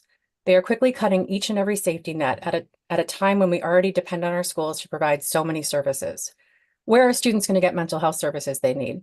Free lunches, vaccines, and basic health care. We can't provide these services now, so what's going to happen when the federal funds that are supposed to be supporting these services evaporate? I would like to applaud the chair. Earlier this week, I was at a meeting with the chair's director of federal affairs, who shared that he was hired to prepare for this exact moment. Since Trump's first election, you have been wargaming this. Project 225 was published 2 years ago, which means your office knows exactly how much we're about to lose and what it's going to look like. That's the first thing that's given me hope in over a year. I'm all for presenting a unified front, but please don't unify behind a leader who has shown time and time again that she does not value our students, our teachers, or schools, and cannot keep us safe against the attacks that are already targeting our community. The fact that our mayor and DCPS leadership continue to not only fail to provide support, but are also actively blocking implementation of the Office of the Attorney General's clear guidance regarding ICE and our schools, which should be safe havens for all, is the clearest dereliction of duty I've seen yet. Unify behind this city. Unify behind our most vulnerable, and please ensure that regardless of what the future holds, our city is ready to care for our own and protect those who need us the most. We will all be judged by this moment in our history, and our budgets are moral documents. I implore this body to do everything in its power to ensure every last one of our residents has what they need to weather the coming storm. I've included a summary of the District of Columbia Advisory Commission to the U.S. Commission on Civil Rights report on accessing services for students with disabilities in DC schools, which was released in December of last year. I trust you all have read it by now, and I hope you will be using it during the hearing tomorrow and next week to get some answers from the agencies which can continue to fail our most vulnerable students. Thank you. Thank you, Ms. Mitchell. Jeffrey Chase. Good afternoon, Chairman Mendelson, Committee of the Whole, and members of the public. My name is Jeffrey William Chase. I'm the parent of a child at Brent Elementary School. Thank you for this opportunity. Brent, like all schools in DCPS inevitably will, is undergoing a modernization beginning in the summer of 2025, during which the school will be demolished and rebuilt over a 2-year period at the community, as the community will be bused to Meyer Elementary, 3.7 miles away during this period. I'm testifying this afternoon to emphasize the process failures that have occurred during the design process, both by a lack of effort by DCPS or DGS to engage productively with the community as part of the established process, and significant gaps in the established processes during the modernization process itself. During the elementary school modernization design process, the first meaningful DCPS engagement with Brent caregivers and neighbors of the school on the proposed exterior design was not until a January school organized community meeting. This meeting was a one-way conversation without inputs from caregivers or community members on strong sentiments that the proposed design is not characteristic with our historic neighborhood. Thankfully, due to a high volume of communications received from the community, the HPRB requested a re-engagement with the community to provide voice on the exterior of the new modernized building. For the investment that a school modernization is and the longevity of the building, it is deeply problematic that there's been no engagement nor willingness to consider community feedback into a process for designing a building that will endure 50 plus years. I'm advocating for improvements to the process surrounding school modernization, swing space designation, and community engagement during this process. These are critical time periods for DC community schools and neighborhoods, and merits a higher bar for community engagement and feedback for the scale of investment involved. Thank you for the opportunity to testify, and I'm glad to answer any questions. Jeffrey Chase, Brent Elementary School parent and PTA member. Thank you, Mr. Chase. Davinia Say. Chair, can you hear me? Please proceed. Thank you. Good afternoon, Council Chairman and members of DC's Committee of the Whole attending today's Oversight meeting. I apologize I can't be there in person. I had to leave town unexpectedly. My name is Davinia C. I'm a Ward 7 resident with a child attending a language immersion charter school in Ward 7. Unfortunately, I'm here to provide negative feedback on DCPS's failure to fulfill its responsibility to provide quality education equitably for all of DC students, specifically regarding language immersion programming. Despite the DME's 2024 Boundary Committee study and OSCE's 2020 dual language roadmap of language immersion needs across the city, DCPS has yet to make a concentrated effort to provide a language immersion middle school east of the river, despite there being 3 language immersion elementary schools in Ward 7 alone. Presently, DCPS has only 3 language immersion middle schools, 1 in Ward 3, 1 in Ward 1, and 1 in Ward 4. And these options are too far to send our children east of the river on a daily basis, and doesn't include the languages of French and Mandarin, which are also in the language immersion schools, elementary schools currently in Ward 7. The fact that DCPS has yet to address this gap in equitable education opportunities east of the river seems to imply they are happy with Ward 7 and Ward 8 children being shuttled 45 minutes to an hour one way to school every day. I'm asking for the Oversight Committee to find out if this is indeed the case. The absence of feeder schools for language immersion in elementary schools east of the river and the DCPS's lack of efforts to diminish this disparity is discouraging, to say the least. The tax-paying residents east of the river deserve the same quality education and specialized programming DCPS funds for other parts of the city. That this inequity disproportionately affects Black and Brown children who form the majority of Ward 7 language immersion elementary schools as insult to injury. The demand for language immersion programs east of the river is evident, and the educational benefits of language immersion programming on students is documented in multiple research studies. So when we ask for a middle school, a language immersion middle school, it's not for bragging rights or a nice to have. It's proven beneficial benefits on the educational trajectory of students, to include reading and math. Additionally, we live in a city where employment opportunities for dual language speakers are bountiful. Language immersion opens the doors that can lead to students' education and professional success right here at home. I'm requesting, as part of the oversight responsibilities, you require DCPS to provide a plan on how they will address the language immersion middle school gap east of the river by the beginning of the school year 2025-2026. As part of the plan, the Committee of the Whole should require DCPS to meaningfully engage with the community, particularly the school communities at the current language immersion elementary schools in Ward 7, and ensure the plan is made public once finalized. Thank you for your time and hopefully your support. Thank you, Ms. Say. Jenny Manzullo? Hello. All right, can you guys hear me? Yes. Okay, great. Good afternoon. My name is Jenny Manzullo. I am the parent of 2 children at Brent, a member of Brent's LSAT for the past 3 years, and a member of the SIT Advocacy Subcommittee. Thank you for the opportunity to testify. We are inadvertently Brent heavy in this group of witnesses, so with my apologies, I do want to reiterate the things that Jeff and Jean covered. And then the witness right after me will really drive it home for you. But just really wanted to reiterate our pretty troubling swing space assignment and building design processes. So kind of mirroring the fact that DCPS did not engage our community really at all before they assigned our swing space, which is, as others have mentioned, over 3.5 miles away.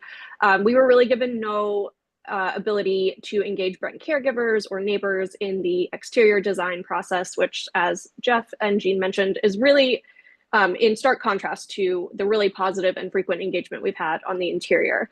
It was not until that late January school organized community meeting where the whole community, including neighbors, learned that this exterior design would be presented the next day for HPRB approval.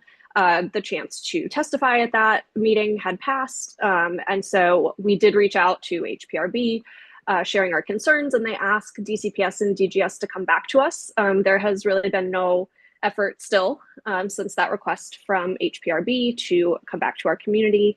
And as others have mentioned, this means the school, the modernized exterior really does not fit in the neighborhood at all. It's pretty remarkable how much it does not fit. The SIT did go through an effort to collect feedback from the community. Late last year, we got quite a lot. I would say 90% negative. We did provide that to the design team, DCPS, DGS, and it was just ignored with no explanation. So like Jean and Jeff, I really just want to emphasize the process failures, with swing space engagement, with trying to get the swing space ready, and with the exterior design process. So thank you for your time. Thank you. David Hidalgo or Hidalgo? Hidalgo. Hello, my name is David Hidalgo. I'm a former Brent teacher and the parent of 2 children at the school. Thank you for the opportunity to provide testimony at this hearing. I am testifying today to share the concerns about DCPS handling of our school's major modernization project, which begins this summer when the school will be demolished and rebuilt. Our community will travel for 2 years to Meyer Elementary, 3.7 miles away. DCPS made little to no effort to engage our community regarding the Meyer swing space assignment, and in the same way has again made no effort to engage Brent caregivers or neighbors of the school on the proposed exterior design. Our community only learned at January 28th school organized meeting that the exterior of the building would be presented to HPRB the next morning for final approval, and the deadline to register to speak at the HRPB meeting had passed. The Brent community wrote to HPRB members after that community meeting expressing concerns. This led the HPRB to ask DCPS and DGS to come back to the community for more input on the exterior. DCPS and DGS have made no such effort in the 1 month since those community and HPRB meetings. The unfortunate outcome of this lack of engagement is an exterior design that does not fit the historic Capitol Hill neighborhood at all. Our school SIT collected feedback last year on the behalf of the community, expressing widespread opposition to the current design, and presented it to DCPS and DGS. That feedback was not addressed in any meaningful way by DCPS and DGS, with no answers as to why. This is especially confusing as we had successful engagement on the proposed interior and the playground areas of the new school. My goal in testifying today is to underscore the theme of DCPS's failure to engage school communities on topics of critical importance to those communities, such as swing space location and readiness and exterior design. Thank you for your time. Thank you. So that completes everyone for this group. I had a couple of things. One, Ms. Babcock, could you say a little bit more about this LSAT collective? I'm assuming it's an informal association. Yes, we are just a parent-run group. We've been around since 2021. We have not done any 501(c)(3), anything like that. We are just parents that get other parents and teachers together once a month to hold space, to talk about issues and to share what's working with LSATs and how to have better discussions. We notice that there's a trend in a lot of schools that principals do not want to lean in and recognize LSATs for how they can provide different perspectives on issues that schools are dealing with. And we think it's a gold mine opportunity because since the late mid 1990s, this LSAT was built into the Washington Teachers Union contract. And what we do is we have our own website and we have our own Zoom, and it's all done off of whatever we bring to the table. So it is purely a grassroots effort. When you say we have our own website, that's the collective or the individual LSATs? The collective. And how many schools participate in the collective? We have a good representation. It's not consistent each month. We operate on a drop-in basis. It's for current LSAT representatives only, but we open our group up in the spring to bring in other folks that think they might be interested in sitting on an LSAT to see what it's like, because when you deal with budgets and you deal with comprehensive school plans, it can scare some parents off. And what we try to do is put out workshops and information so that parents feel that they can level up and ask the questions.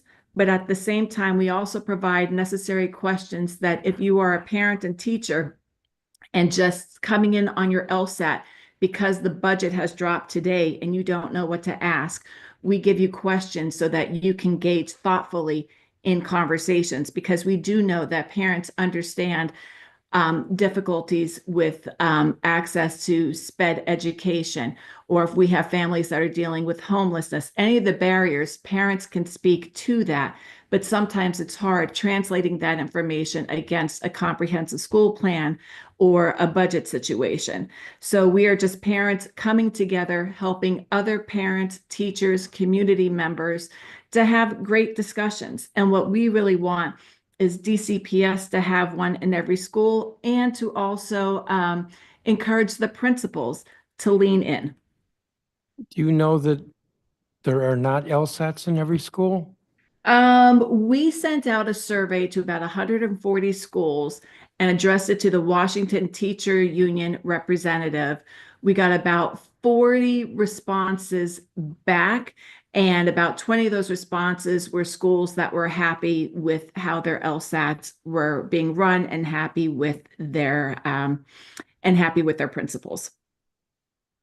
And what we are doing, we don't really have any sort of really hard driven data. We are just kind of scratching the surface and sending out feelers. Okay. Thank you very much. I did want to make a comment. There are a number of witnesses who've been testifying with regard to the lack of information, with regard to changing federal policy and what schools should know or can do. It is my intention to ask the chancellor about this tomorrow. I have discussed this with him several times over the last month, at least 3 times. And I think that I'm looking at tomorrow as an opportunity for the chancellor to say here what so many people have said that they want him to say. So we'll see how that goes. I want to thank each of you for your testimony. You all are excused, and I'm going to call the next group. Oh, I didn't recognize Councilmember Henderson. Andrea Wictoe, Charles Boston. Should I give you a minute? Sarah Backer.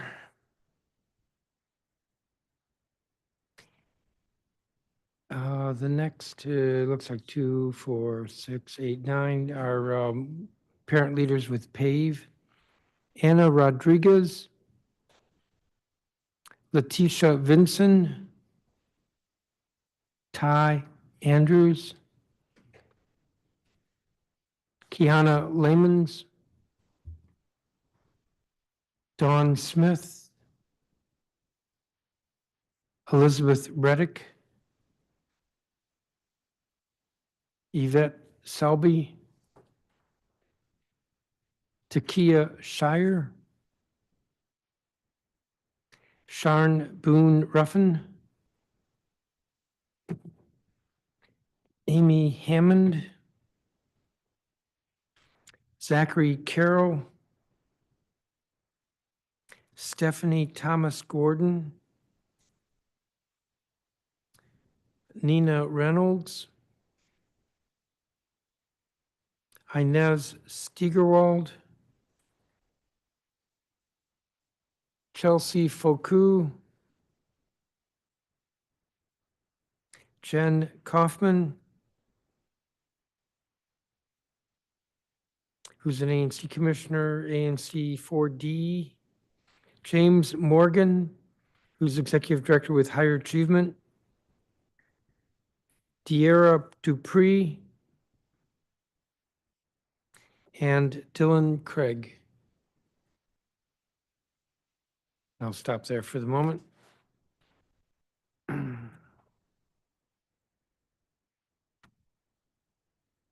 So real life person at the table. Excellent. Andrea Wictoe. Good afternoon. Thank you very much for your time and for listening this afternoon. I was born in Washington, D.C. and have lived on Capitol Hill my entire life. My children are alumna of Brent Elementary School. While greatly appreciative of the opportunity to have a new school building, I was disappointed with the initial designs. Having constructed property within the Federal and Capitol Hill historic districts, I know how closely design is considered in architectural plans.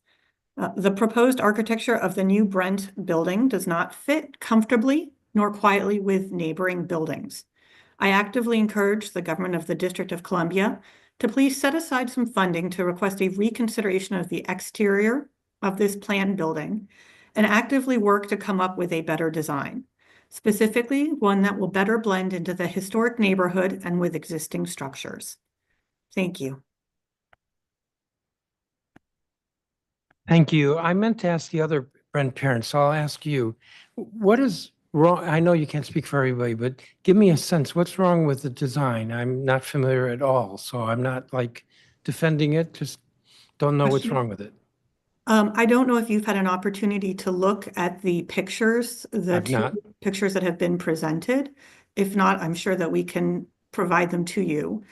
The building to me, it looks like an apartment building or a government building, very modern architecture.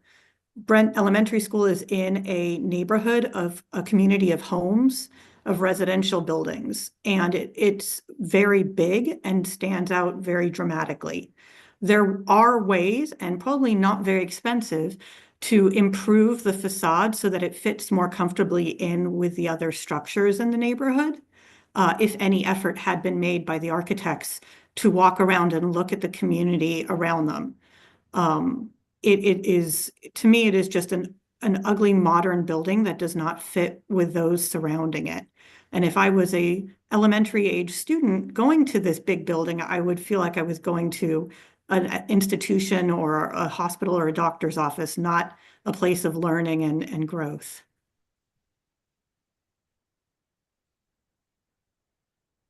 So what I'm hearing from you is that it looks like an apartment building. It's a neighborhood of row houses, as I recall. How many stories is this apartment building? I'm afraid I don't have all of the information. I understand the interior, a lot of effort was made to make sure the inside looks good. It's the exterior. I understand, but how many stories is it, or how tall is it? It looks to be 3 to 4 stories tall, which would be quite large compared to the neighboring row houses, as you say. Somebody is saying 40 feet tall, even though you're supposed to be at the witness table if you're speaking. But, and I think those are like probably 30-foot townhouses in the neighborhood. All right, you've answered my question. Thank you. Thank you, sir. Charles Boston? Sarah Backer? Anna Rodriguez, I did see her. Hello. Good afternoon. My name is Ana Rodriguez, and I'm a proud parent of a ninth grade student who attends McKinley Tech High School in Ward 5. I also serve as the McKinley Tech Parent Teacher Organization President with PAVE Parent Amplifying Voices in Education. DC has a wide variety of specialized school programs across the district. This includes dual immersion, STEM, arts integration, CTE, and AP programs. When it comes to decide which school to send your child to, the process can be daunting and overwhelming. Yes, there are online resources. However, it's tough to click through a million different websites and not have someone talk to you or help you navigate the process. This is why PAVE, parent leaders, are advocating for OSSI to create a $750,000 grant to fund a navigator. This is someone who can talk to you through the different options that are available across the district and walk you through the enrollment process. This would be especially helpful in learning more about programs tailored to students with special needs, English language learners, and of course, LGBTQ students. In our current context, it would be helpful to have a person to talk to about what schools offer, affinity programs, have strong academic supports in place, have a diverse student body, or have a clinician to support mental health needs. Now, more than ever, it is critical that we provide our students the opportunity to learn in an environment that can help them thrive. DC Public Schools can offer that environment to DC kids. A navigator will help parents and families across the district find the right fit for their child. I've seen the benefits of finding the right fit for my own child, who is pursuing STEM interests at McKinley Tech. When students are in an environment that celebrates their interests and passion, they are more emerged. Higher engagement can lead to better academics performance, helping our students to build strong foundations for the future. Not only should students have access to high quality specialized programs and navigators to help, then determine which student is best fit for their interests, but they also should have consistent teachers throughout. My daughter's time at McKinley Tech, her ability to make the most of the specialized program that is offered has been negatively impacted by issues with teacher retention. It is one thing to offer specialized program. It is another to have a qualified teacher teaching the class. Most recently, teachers left my daughter's school, leaving students with a long-term substitute that has no expertise in the STEM course, which must improve teacher retention so that students are offered programs with fidelity. I urge the council and DCPS to work together across so we can make sure our teachers are not leaving. Education is a powerful tool that can unlock many doors for our kids. Finding the right school and the environment where the student thrives can help make the most of the education set up for their success. The creation of the Navigator program and improving teacher retention helps reinsure that all our students are given the opportunity to succeed. Again, I look forward to answering any questions. Thank you. Thank you, Ms. Rodriguez. Letitia Vinson? Good afternoon, council members. My name is Letitia Vincent, and it's an incredible opportunity to come before you this afternoon as a Ward 7 resident and to follow up behind Ms. Ana Rodriguez as I too am a proud parent of 2 children attending STEM-focused schools. Today, I'm here to urge the council and DC Public Schools to prioritize safe passage efforts into access to specialized school programs. I'm here because despite the existence of safe passage programs, I do not allow my children to ride the metro to and from school, not because I don't want them to, but because I am simply afraid for their safety. Every day, I make special arrangements to ensure that they do not have to take public transportation. I reconstruct my schedule, I rely on others, I sacrifice priorities, all because of the current state of safe passage and student safety on public transit. This is unacceptable. It shouldn't be this way. My children should have the independence to travel safely to school, to their activities, and back home. But instead, they, like so many others, are at risk of being harassed, attacked, or worse, just trying to get an education. I am advocating for real, immediate, and effective change so that we can feel safe, allowing our children to have the freedom they deserve, so that I, like many other parents, can fulfill our responsibilities without fear. Safe passage programs must extend their hours to offer students participating in OST and enrichment programs, which includes tutoring, a safe way to get home. We must offer standardized training to safe passage ambassadors. We can offer high quality services along the school routes and at all schools.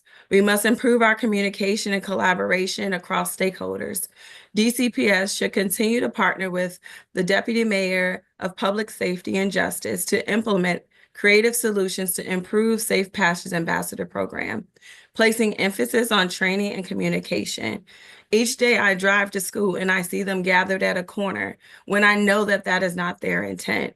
I urge the council to continue to support safe passage efforts to ensure all students are safe, reliable, and accessible way to get to school each day. Safe passage efforts can decrease truancy rates, lead to increased positive outcomes, and in reading and math to have more time for learning. I am proud of the many different opportunities available to students of DC Public Schools. Our city has a wide variety of programming, but it's difficult to find a school with interests like technology east of the river. Ultimately, we need to choose how we commute to Ward 5 so that we can get to the programs and services that are available. However, I urge the public council and the public school system to expand these programs east of the river and ensure their safety. Thank you. Thank you, Ms. Vinson. Taisha Andrews. Greetings. My name is Taisha D. Andrews. I'm a native Washingtonian, a long-term Ward 8 resident. I'm a proud parent of 2 children, Tange Jr., TJ, who attends Mary H. Plum Elementary, and Amari at McKinley Technology High School.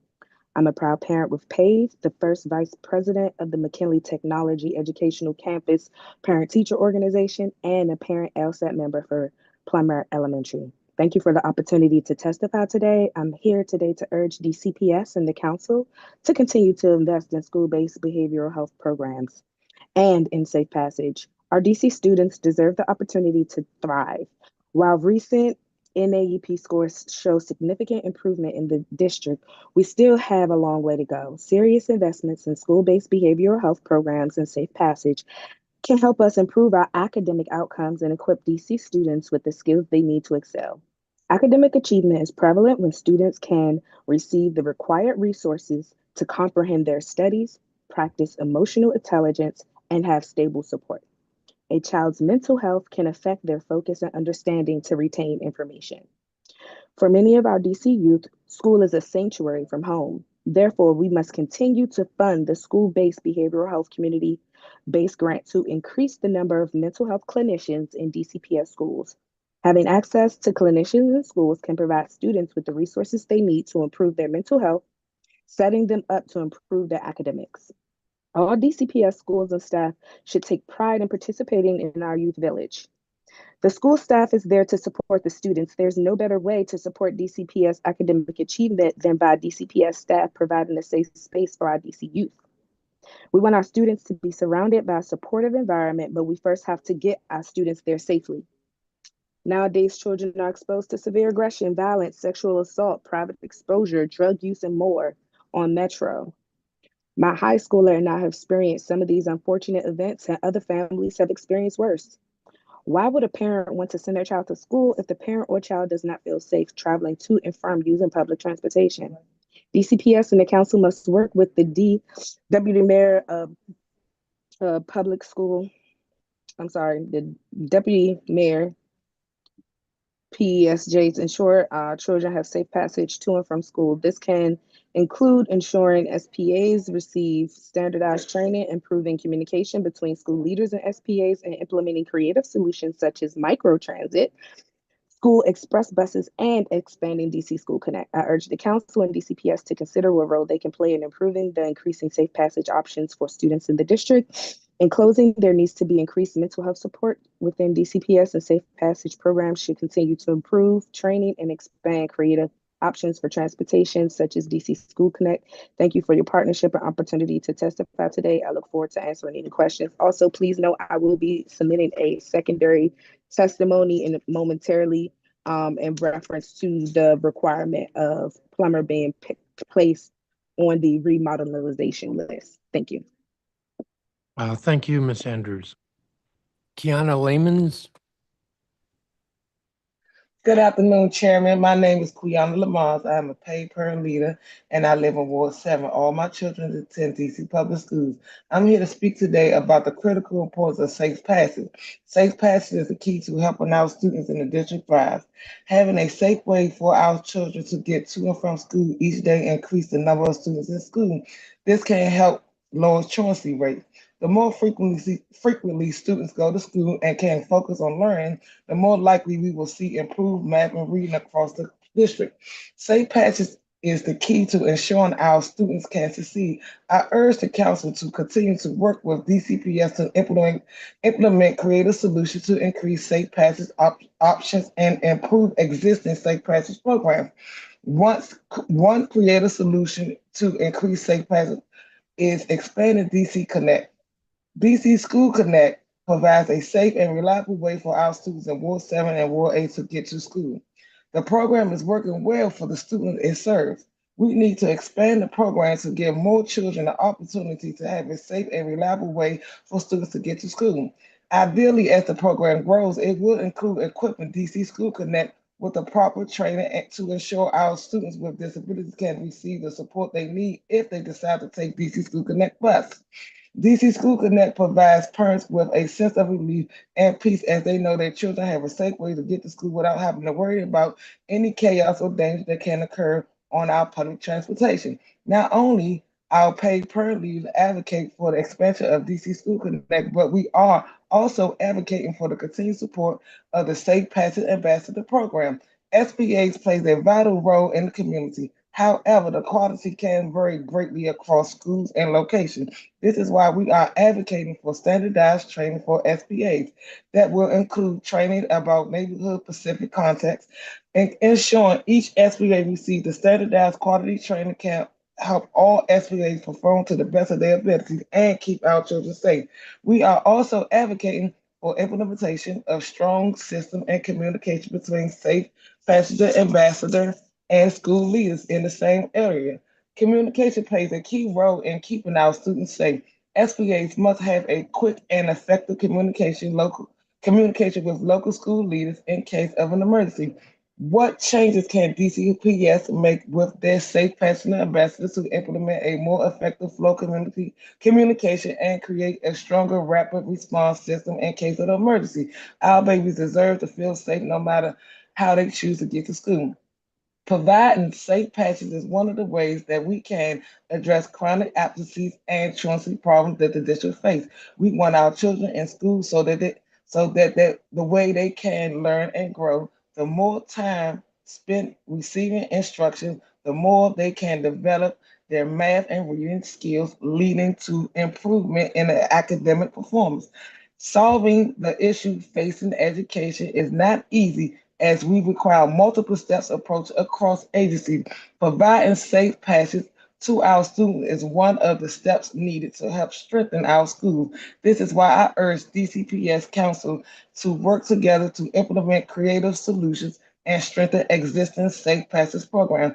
Thank you for the opportunity to testify today. I appreciate DCPS and councilmen to continue the partnership to dedicate to our DC kids. I look forward to answering any questions you may have. Thank you. Thank you, Ms. Lamons. Dawn Smith.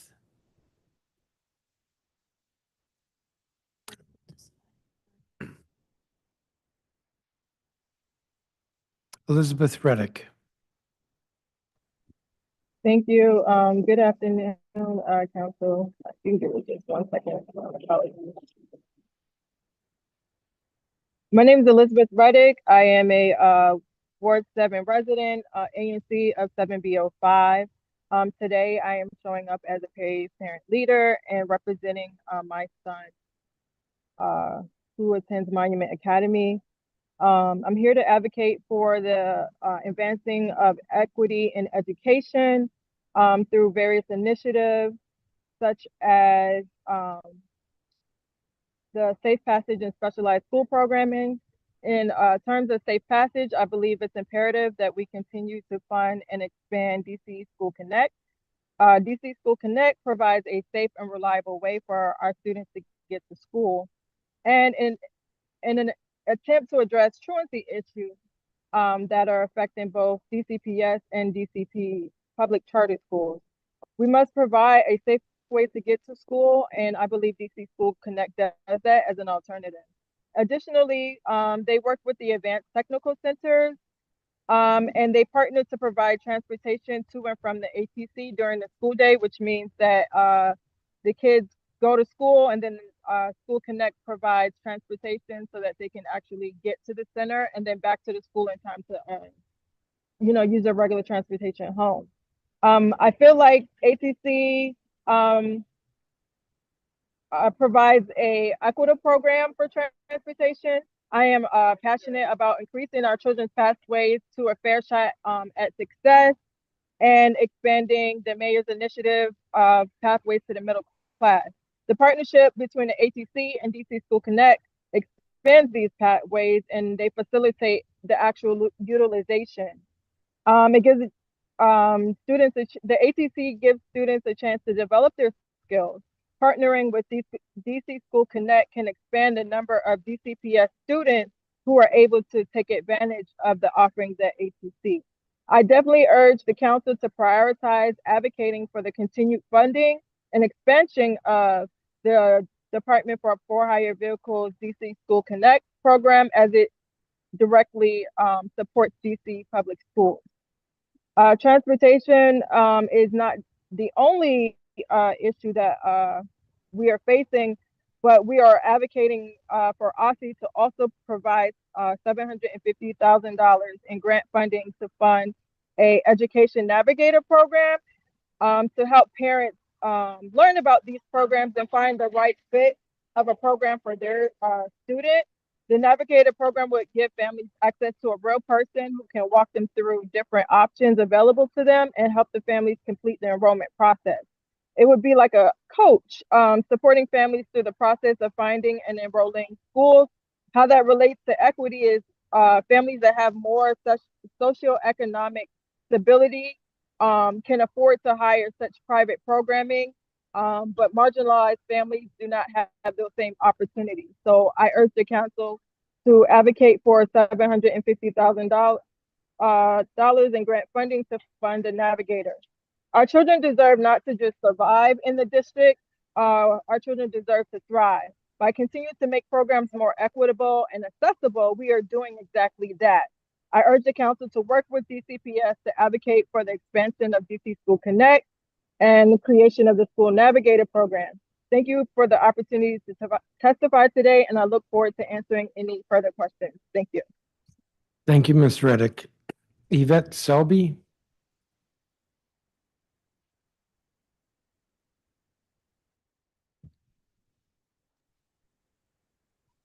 Please proceed.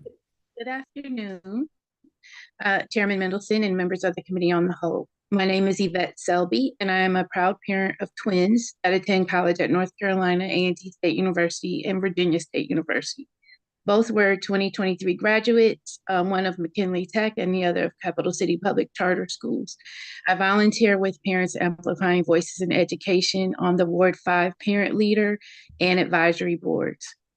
I am testifying today about the continued need to make education of our DC students a priority, even in this tough budget year. As a parent of a former DCPS high school student in a specialized STEM program, I know firsthand that my child benefited from both the academics and the STEM engineering program that the school had to offer. The specialized learning experience included, again, not just academics, but also after school engineering, hands-on competitions, also internships, which really prepared him greatly for his college experience in that he's a sophomore, but is already working on his second college internship. One of our statement of beliefs is centered around developing a strategy across District of Columbia public schools and public charter schools to increase seats and improve feeder patterns for high demand specialized school programs based on community input and with equity-centered focus. So really including students with disabilities, geography, grade levels, demographics, expanding programs in dual language, dual enrollment, arts integration, STEM, career and technical education, etc. With a strong continued focus on education, the district has experienced an upward trend in reading and math scores as reported by the NAEP assessment. These specialized school programs are part of our school's ecosystem, our system's ecosystem. Therefore, access to quality should be the focus. We recommend supporting both a school navigator program, which the other parent PAVE members have talked about, to help parents choose the schools that are best fit for their students. We also support a system that tracks student academic outcomes in specialized programs, how they connect to post-graduation outcomes, and to share the results publicly. We know when our students are supported, they become great contributors to society, and we all succeed as a nation. Thank you. Thank you, Ms. Selby. Takia Shire, I think is not here. And Sharon Boone Ruffin. Ms. Boone Ruffin. Yes, I'm here. Hello, how are you? Fine, how are you? I'm wonderful. So good afternoon, Councilmember Mendo. So my name is Sean Boone Ruffin, and I am going to talk to you today about my concerns and worries. So my child, Shauna, she goes to Dunbar Senior High School. She's in the Engineering Academy, and Hope Tolson Public Charter School is my youngest child's school. Thank you for the opportunity to testify. I'm so excited to share my perspective as both a parent and an educator on the importance of specialized school programs. My daughter attends, again, Dunbar Senior High School, where she is a part of an engineering program and the AP Honors Pilot Program. And a part of this program, she is on track to graduate early this school year. Well, I'm sorry, next school year. I'm proud to say, due to her hard work and accomplishments, this has led to this moment. She is very excited, and she is also enjoying every moment, every second.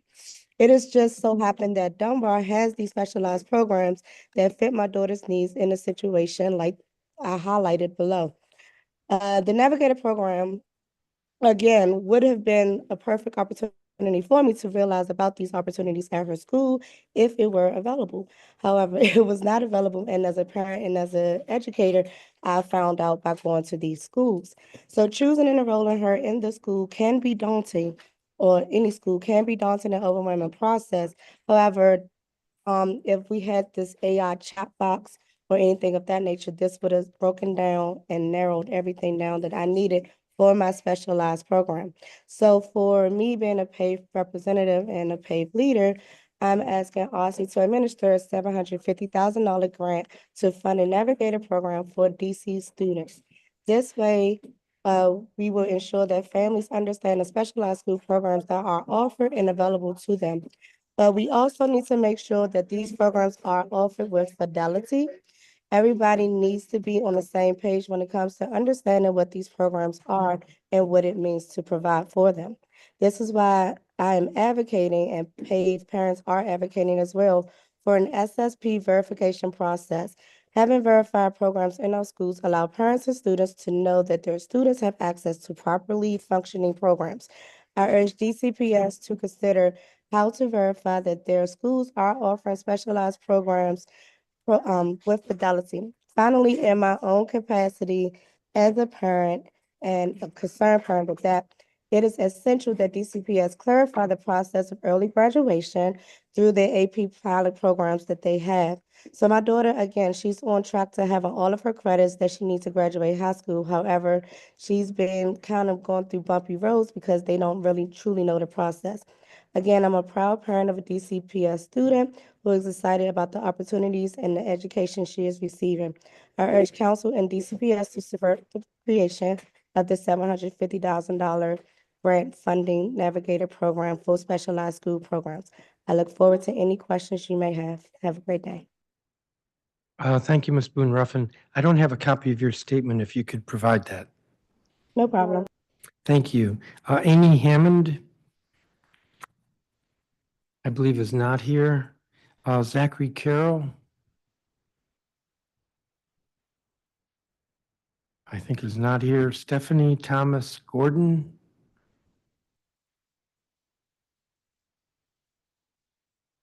Nina Reynolds.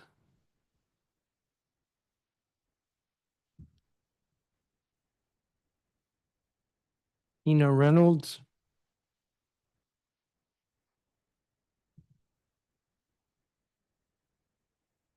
Please proceed. Hi, sir. Can you hear me? Yes. Oh, awesome. Great. Good afternoon, sir. My name is Nina Reynolds, and I am the proud parent of a pre-K 3 student and soon to be 2 more students at Brent Elementary. And I also live across the street on North Carolina Avenue. I'm highly invested in this Brent Elementary renovation as a parent and a community member, and feel as there has been no communication from the DCPS DGS modernization team. My neighbors had no knowledge of the plans of Brent to be totally demolished and renovated for a 2-year period until a few weeks ago when they received the first flyer in the mail. We only knew because our son goes to Brent, and we went to one last month in which we heard there was a DC council meeting that will approve the design for the exterior of Brent. The Brent community heard about it the night before and was not allowed to register because it was under 24 hours. The DC council approved it without any community engagement or feedback, but the DCPS DGS modernization team defamed the community by saying they took our feedback into consideration. They said during the DC council hearing, they would abide by the council to take feedback into consideration, but since that engagement a month ago have not reached out or done anything actionable. On top of the poor communication with the community and Brent SIT team, they have designers that claim to adhere to the historic guidelines and historic look of the neighborhood, but the building looks more institutional and less like a piece of architecture we will be proud of in 100 years. The president, in a memorandum published on Inauguration Day, said he wants federal architecture to respect regional, traditional, and classical architectural heritage. Although Brent is not federal, being so close to the Capitol and historic buildings, I hope the designers would agree to respect classical and traditional architectural heritage, ideally with more arches and columns. I think it should look similar to the DC Southeast Library renovation. Gorgeous and historic on the outside and modern on the inside. Please consider the Brent community and neighborhood feedback and consider budgeting for improved designs or perhaps a new design team that understands the community. Thank you for your time. Thank you, Ms. Reynolds. The council has nothing to do with this. It's the Historic Preservation Review Board. So you referred to the council, but it's not us. We don't approve the design. However, I will ask the chancellor about it tomorrow. Thank you for your testimony. Inez Steigerwald. Hello, good afternoon. I'm Inez Steigerwald. I appreciate the opportunity to speak to the council today. I'm a DCPS school librarian, and I'm also the parent of a DCPS elementary school student. And I just want to say I'm really grateful to Chairman Mendelson for pledging to speak with the chancellor on the matter that I'm here to testify about today. As Trump was inaugurated for a second time, immediately ramping up deportations and stripping schools, churches, and courthouses of their safe status from ICE actions, I waited to hear anything from my principal, my daughter's principal, the chancellor, the mayor, or anyone at all. After all, DCPS is purportedly an anti-racist school district, and Washington, D.C. is ostensibly a sanctuary city. The silence from DCPS and the mayor send a clear message that the immigrant students and families of DCPS don't matter to DCPS, and DCPS will not stand in solidarity with them or fight for their rights. This leaves teachers to sift through contradictory messages from various levels of leadership to figure out how to support the children in front of them every day without jeopardizing their jobs.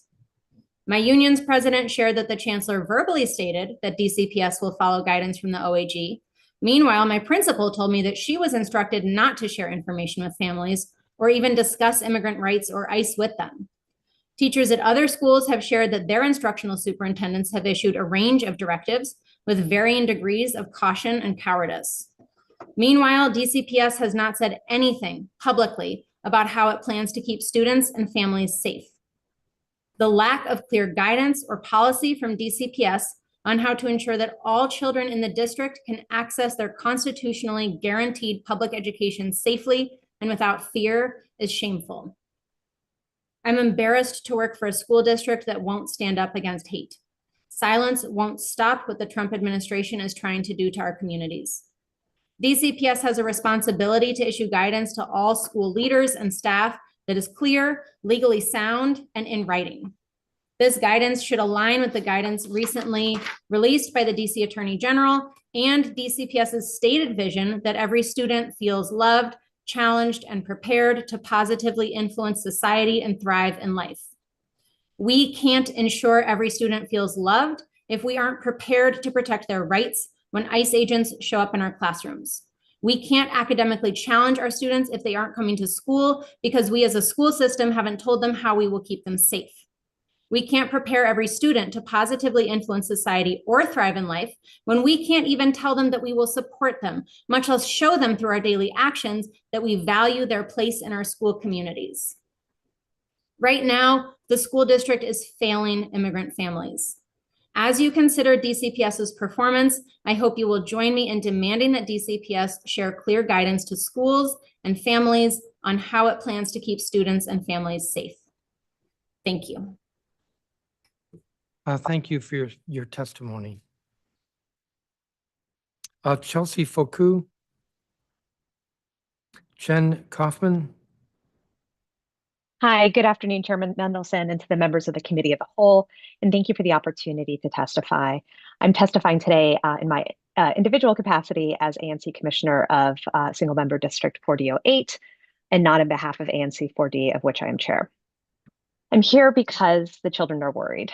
Last week, my 6-year-old Mexican-American son asked me whether I'm going to be, in his words, quote, deported away. I'm fortunate enough to not have to worry about my status in the country. I'm a citizen.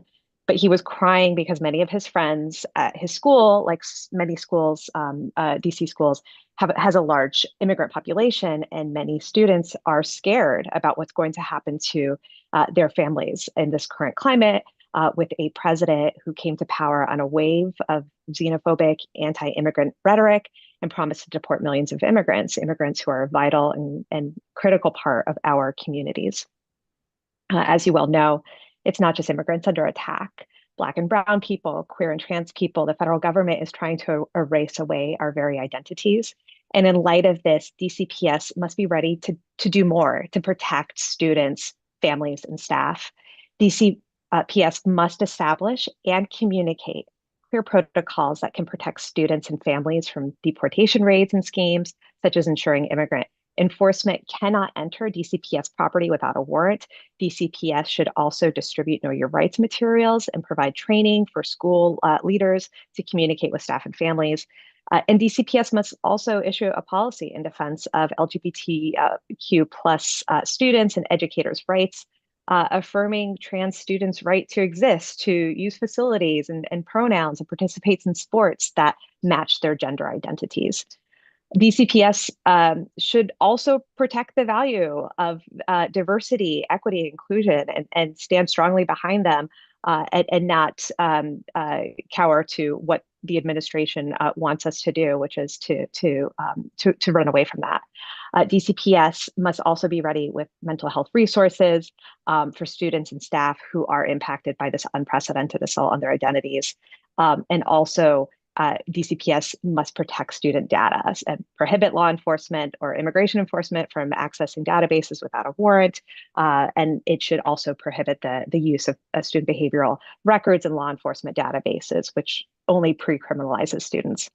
In addition to protecting students, it's important to support student growth and foster an environment that is conducive to learning, not test taking.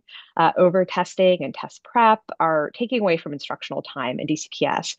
Standardized testing cannot really adequately measure student progress. And it tends to be rather a reflection of socioeconomic demographics. Addressing understaffing in schools is also critical to supporting student growth and learning.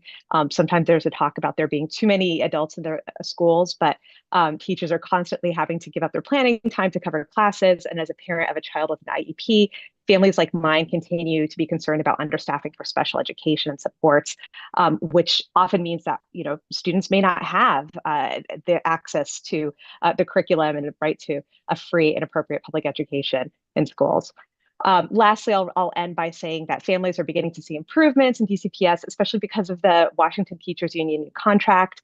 Continuing to ensure that educators have the resources and support they need directly translates into student success. I thank you for your time. I'll be happy to answer any questions, and I will be certain to upload a copy of my statement into the record. Great. I was going to ask you if we could have a copy of your statement. Thank you. James Morgan. Good afternoon, Chairman Mendelson and members of the Committee of the Whole. I always appreciate the opportunity to address the Council, so thank you in advance for this time. My name is James Morgan, and I'm the Executive Director of Higher Achievement and a member of the OST Coalition. Today, I'm testifying about the importance of DCPS's community partnerships and the need for continued coverage of after-school security costs. Higher Achievement was founded in 1975 on the premise that talent is everywhere, but opportunity is not. Since we began operating 50 years ago, we have served thousands of DCPS middle school students, providing them with targeted academic supports, weekly mentoring sessions, and critical college and career enrichment opportunities. Our scholars have visited Penn State, Howard University, Virginia Tech, Bowie State, and so many others, where they attended classes taught by full-time faculty members, lived life in the dorms, and experienced the wonder that is a college dining hall. Our scholars have learned about legal careers by participating in mock trials hosted by some of the top law firms in the city and performed their original poetry on stage at the Kennedy Center. 2 randomized control trials have shown what we have always known. Higher achievement makes a difference. The results from these studies show that we positively impact grade outcomes, test scores, and high school placement results. We are proud that our program model works, and we are even more proud that throughout our 50-year history in Washington, D.C., we have always provided these services free of charge to all families because every student deserves access to these types of life-changing experiences. We are longtime DCPS partners and deeply value the collaborative relationships we have built with our host schools. We currently operate in 4 DCPS middle schools, Ida B. Wells, Brookland, Elliott Hine, and Kelly Miller. We have been a steady presence in each of these school communities, having served their students for no less than 7 years. We have served the Kelly Miller community for over 20 years, opening that site before I was on staff. It costs Higher Achievement approximately $150,000 a year to operate each site, which we fund primarily through privately raised dollars as well as national and local government grants. As we are all experiencing, budgets are very tight. The funding landscape is changing rapidly, and previously reliable funding sources are shifting. It is very challenging to build resilient budgets when major expenditures, like security costs, vary year to year or are unpredictable. If Higher Achievement were suddenly responsible for covering security costs at all 4 of our DCPS sites, that would be approximately a $50,000 budget item and would be very challenging to cover. As the city makes major investments to expand after-school programming, and DCPS works to increase the number of middle school after-school opportunities through its strategic plan, it is critical that we all work together to find a sustainable solution on the issue of security. Thank you for your time and consideration. If you have any questions or matters you would like to discuss, my contact information can be found at the bottom of my testimony. Thank you again, Chairman Mendelson. Thank you, Mr. Morgan. De'Ara Dupree. Good afternoon, Chairman Mendelson. I've shortened my verbal testimony today in the interest of time. My family left DC over 20 years ago, seeking better educational opportunities for me and my sister in Maryland. After graduating, I returned to the city with a desire to contribute to systemic change. Now I'm a mom navigating the very systems I aim to improve as I prepare my daughter to attend school in 2025-26 school year. This process has been overwhelming. I live in Ward 7, and the nearest school to my home is underwhelming. Despite meeting some of my program needs, the school's math proficiency rate is just 7% and only 19% for English language arts. The disparity in educational quality compared to other parts of the city is heartbreaking. I considered other schools in my ward, including a school labeled as a bold improvement school, but discovered that only 5% of students are proficient in math and just 15% are proficient in ELA. These numbers don't provide the educational foundation I want for my child. As I expanded my search to schools outside of Ward 7 to those in Capitol Hill and Georgetown, I saw a striking contrast in performance. For instance, a Georgetown school had a proficiency rate of 69% in math and 71% in ELA. These statistics show a level of disparity that simply should not exist in our city. I'll leave you to read the systemic issues highlighted in my written testimony in the interest of time, but I really want to address two of the three actionable solutions I shared in my written testimony to rectify the disparities. If we want all students to be able to attend a high-performance school, we must make some changes to the lottery system. All schools participating in the lottery system should be required to reserve seats for at-risk students and provide them with priority in the lottery system. Research has shown that designating seats to at-risk students can be more effective than a random lottery preference. Additionally, I urge the council to change the definition of at-risk to include students who live in historically underserved neighborhoods. My second solution is to position local businesses for sponsorships and create community benefits agreements that can provide additional resources to schools. With the new RFK Stadium coming to Ward 7, I urge the formation of a CBA that requires the stadium owners to donate a percentage of their profits that both the community and the owners can agree upon to be donated to Ward 7 schools. This strengthens local investments and supports and fills in the gaps that parent fundraising does in wealthier neighborhoods, helping to level the playing field. The current underperformance of schools, especially in underserved communities, will persist unless the government, schools, and communities work together to address these issues head on. It's essential that we invest in our children's futures by providing equitable access to high-quality education across all neighborhoods. Thank you for the opportunity to testify. Thank you, Ms. Dupree. Dylan Craig, I think is not here.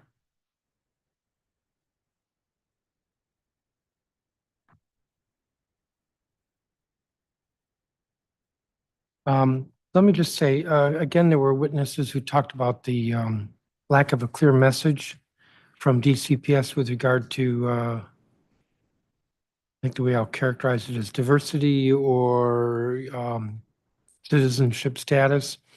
And it is my intent to ask the chancellor about this tomorrow so that he has an opportunity to say on the record what folks want to hear him say. And Ms. Dupree, I just want to note that part of your testimony speaks to what we call the achievement gap, which we've noted for quite some time is embarrassingly huge. Roughly 85% performing well, white students, roughly 20 to 25% performing well, Black students in our school system. So it is a challenge that I would like to see this system solve more quickly than it is. Thank you for your testimony. Thank you, each of you, for your testimony. We're going to move to the next group. Jasmine Herndon and Lily Eckert. Give it to him. There's more, so don't start yet, but have a seat, please. Sophia Barata with Empower Ed. Jonah Turner, who I think is with CARE.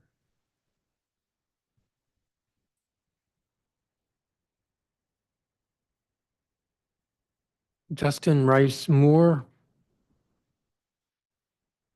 Joshua Bailey, site coordinator with Communities and Schools of the nation's capital. Yes, Pamela McKinney. Maria Blauer, Director of Program and Outreach, Advocates for Justice and Education. Willem Dickey, teacher with DC Score and a DC Scores coach at Amadon Bowen Elementary School. Jorge, there's a seat waiting for you. Jorge Membrano, Katie Sullivan, Navia Williams, Sarah Buckley, Angela Rice, Maury Stern, Jamie Barden, co-chair Bancroft Annex Working Group, Laura Cascada, Senior Director of Campaigns at Better Food Foundation. And we will stop there. So the first two witnesses, Jasmine Herndon and Lily Eckert. Make sure you turn the microphone on. Hola, estoy Lily. Va a la escuela de Bancroft. Estoy en cuarto grado. You might remember me from last time. I testified twice last year by keeping our neighborhood intact in the boundary study. You kept our school and community together, and you kept me with my friends. Then you gave our school $9 million for a new annex building for our successful school to grow. And it still is. Last year I told you all the great things we do in our community and all the fun things we do on the soccer field.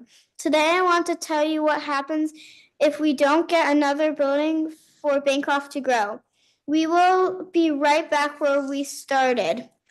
I'll be in danger of being cut from my neighborhood school and being separated from my friends. Bancroft will be in danger of losing more pre-K classes, and the school will still be overcrowded. Do you know what happens when our school is overcrowded? We lose classrooms. Our science and gardening classrooms are long gone because they are now full-time classrooms. Our library has struck on both sides to make new classrooms for students. I know that because I was in one of those classrooms last year. Our lunchroom is small. Lunchtimes run nearly all day with two really long lines and not enough time to eat. Last year, I was in the last group of students to go to lunch. It was so late in the afternoon. We took morning snacks breaks because we were so hungry we couldn't concentrate on our work. We're hungry during class times because we don't have enough space for more kids to eat in the cafeteria.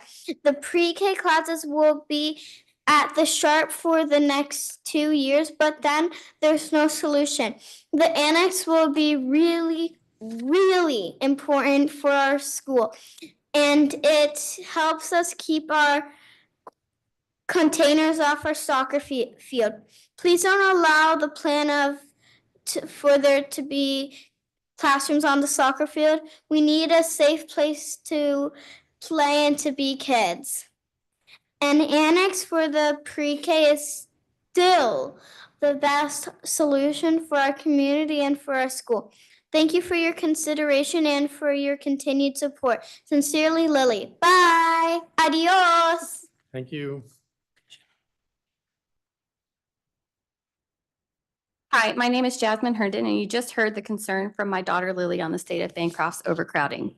It has meant so much to all of us that this committee heard the Bancroft community last year. You toured the school, saw the issue, allocated the money for our proposed solution, which was to buy the annex building for Bancroft. This allowed the school community to have hope, and for DCPS to allow Bancroft pre-K programs to use the Sharp Health School swing space for the next 2 years, saving our soccer field from containers. So thank you for putting all of that in motion. We're here again today to once again plea for a solution. Even though you've allocated the money for the Henderson buildings, they still sit unpurchased. The time Time is of the essence. Since we only have Sharp for 2 years, we need a solution. We still have that solution in the Henderson buildings, a campus located in Mount Pleasant. We know the renovation costs are steep, so we are here again asking for the money. We request you add $35 million to the DCPS budget. This might seem like a big ask, but buying this annex has a return on investment. It would last a lifetime for the community and pay back dividends. DME can toured Bancroft with the DCPS facility staff and concluded it is not possible to create any more classrooms. Enrollment at Bancroft is at 828, which is 117% of the 709 students of the building capacity is supposed to hold, according to last year's master facilities plan. And enrollment has increased by about 40 students every year for the past 6 years. In a letter to the Bancroft community from Chancellor Furby, he admitted enrollment has increased 45% since 2016 and 2017 and indicated we need a long-term solution to the overcapacity challenges. He also noted the Henderson buildings, which are within the Bancroft boundary, makes it appealing, and that DCPS remains committed to working with DGS, the DC Council, and the Bancroft community to assess Henderson's viability and other long-term options. Here's the thing.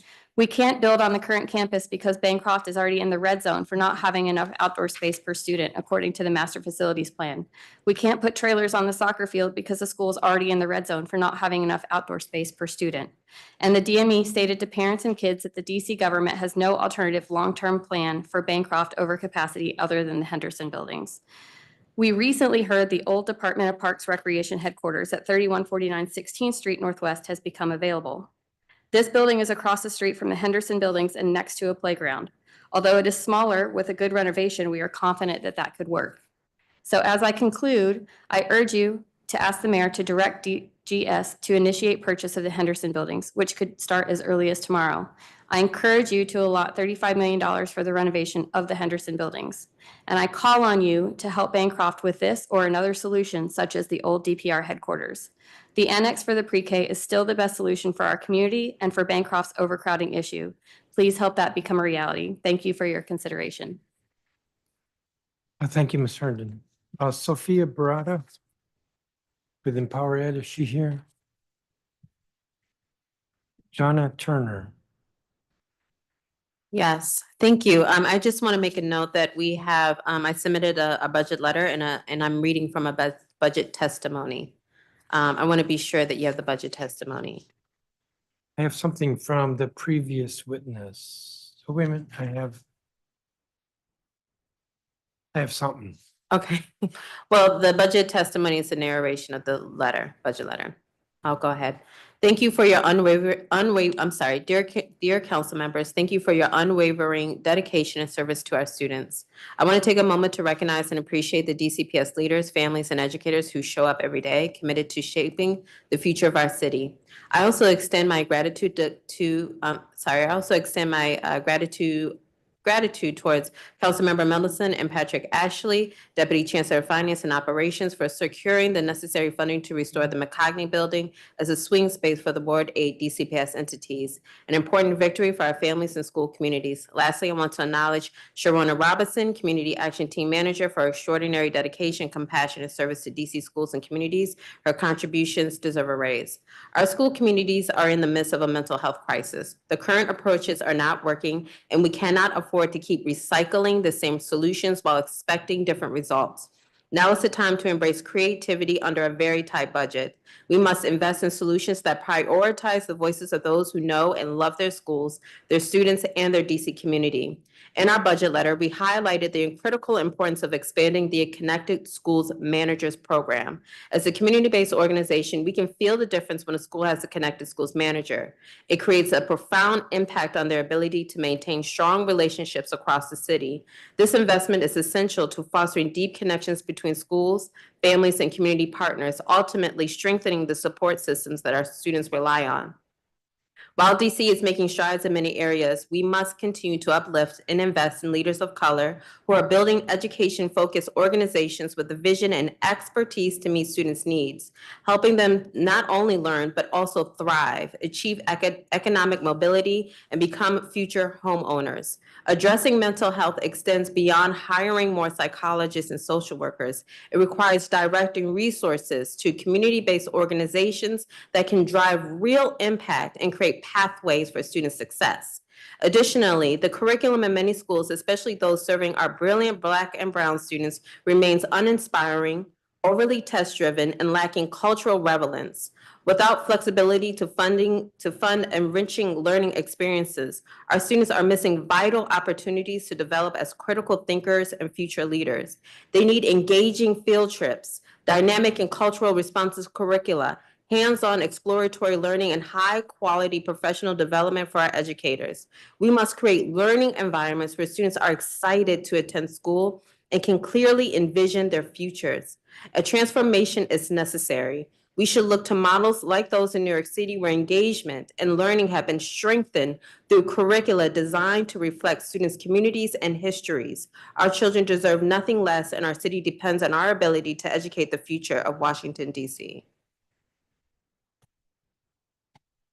Thank you.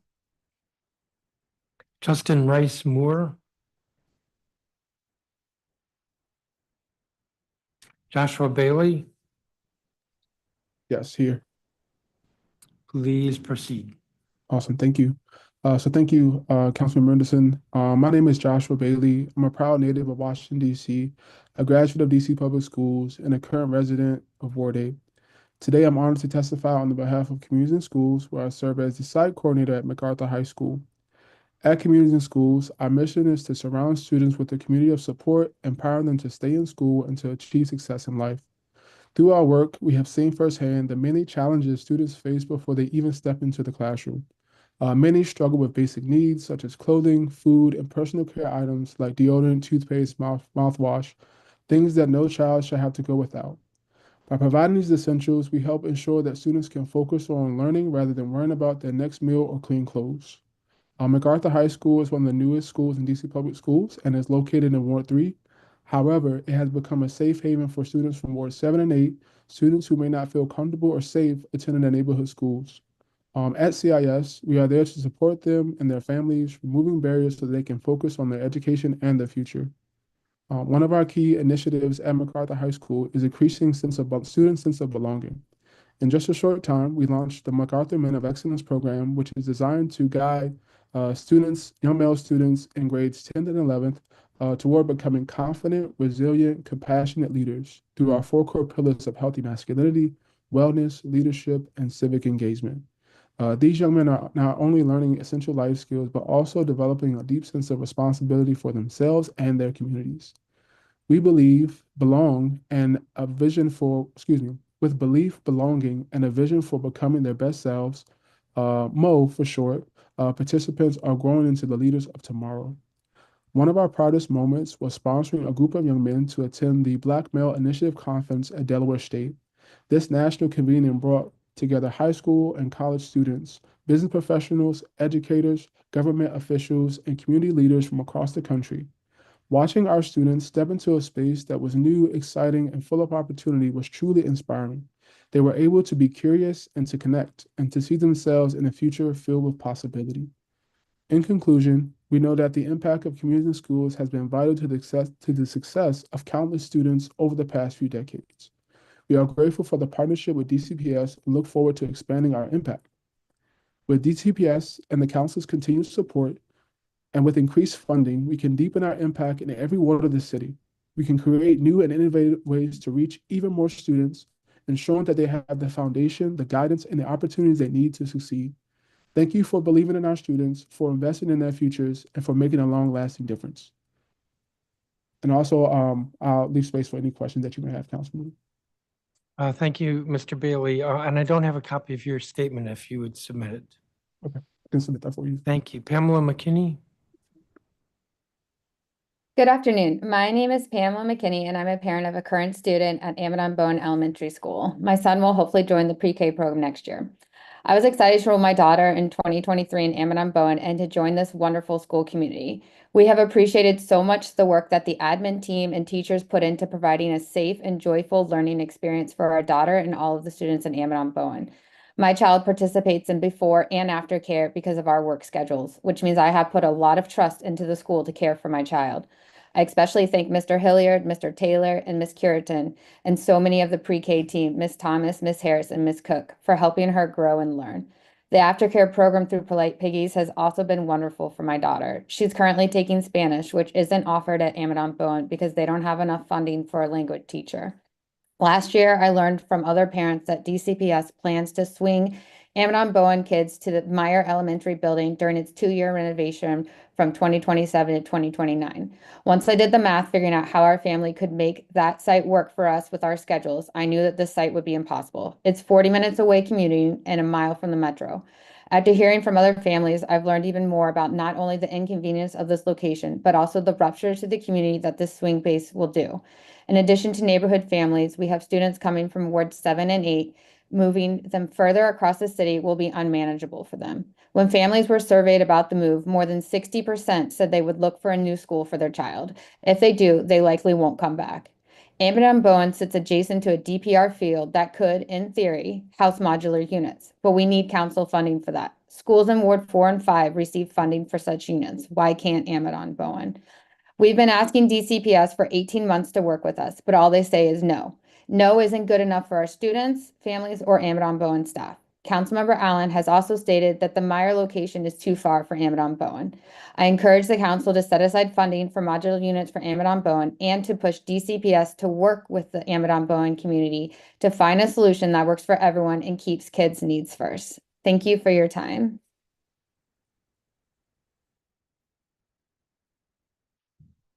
Thank you, Ms. McKinney. Maria Blauer? Thank you very much. Chairman Mendelson, members of the Committee of the Whole, my name is Maria Bloyer, and I'm Director of Programs and Outreach at Advocates for Justice and Education. Thank you for allowing us to testify today. We are finalizing our final written comments and we'll email them to you before the record closes, but in the interim, I have shared a draft for your convenience and reference. As you probably remember, AJE is the federally designated parent training and information center for the District of Columbia. We also serve as the Family to Family Health Information Center. This means that every year we assist hundreds of families through direct services, training, and advocacy.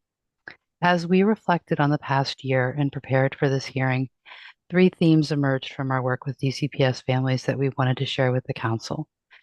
After we discuss those 3 themes, I'll also share a few suggestions for your conversation tomorrow with DCPS representatives. The first theme that emerged, which I know is something that Council's heard from us before, is DCPS's persistent failure to treat families with basic courtesy and respect. And this matters because it makes it more difficult for families to access services. And sometimes this lack of courtesy and respect extends so far as to become a substantive due process violation because families don't have adequate notice and an opportunity to be heard in matters like student transfers. We also see it showing up quite a bit in the ability to access home and hospital instruction. The second theme we really saw this past year was a disheartening lack of institutional learning on the part of DCPS. It seems to us like everything old is new again. And as we reviewed the OCR complaints from the last 10 years, we see themes emerging about the treatment of overage and undercredited students, about the accessibility of out-of-school time programs, and unfortunately, there has been a persistent issue about the administration of medication training, again, denying access to students with disabilities. DCPS is aware of what the standard is here and has struggled for years to implement and provide those services as appropriately. Finally, the other third theme that really emerged was the use of litigation to ration resources and shift the burden onto families to enforce the rights of their children, especially those with disabilities. Simply put, DCPS doesn't pay for their litigation expenses and attorney time the way charter schools do, and it shows. We see it in how families are treated. We see it in a lack of responsiveness to their requests. And we also see it in a failure to apply the learning that I was just talking about in regard to the OCR complaints. Moving on very quickly now to the suggestions for your conversation with district representatives tomorrow. As we reviewed the agency responses, we saw that several pieces of litigation were not referenced. Specifically, the payment to our attorneys as a result of FOIA was not listed anywhere, neither was the judicial decree in that matter.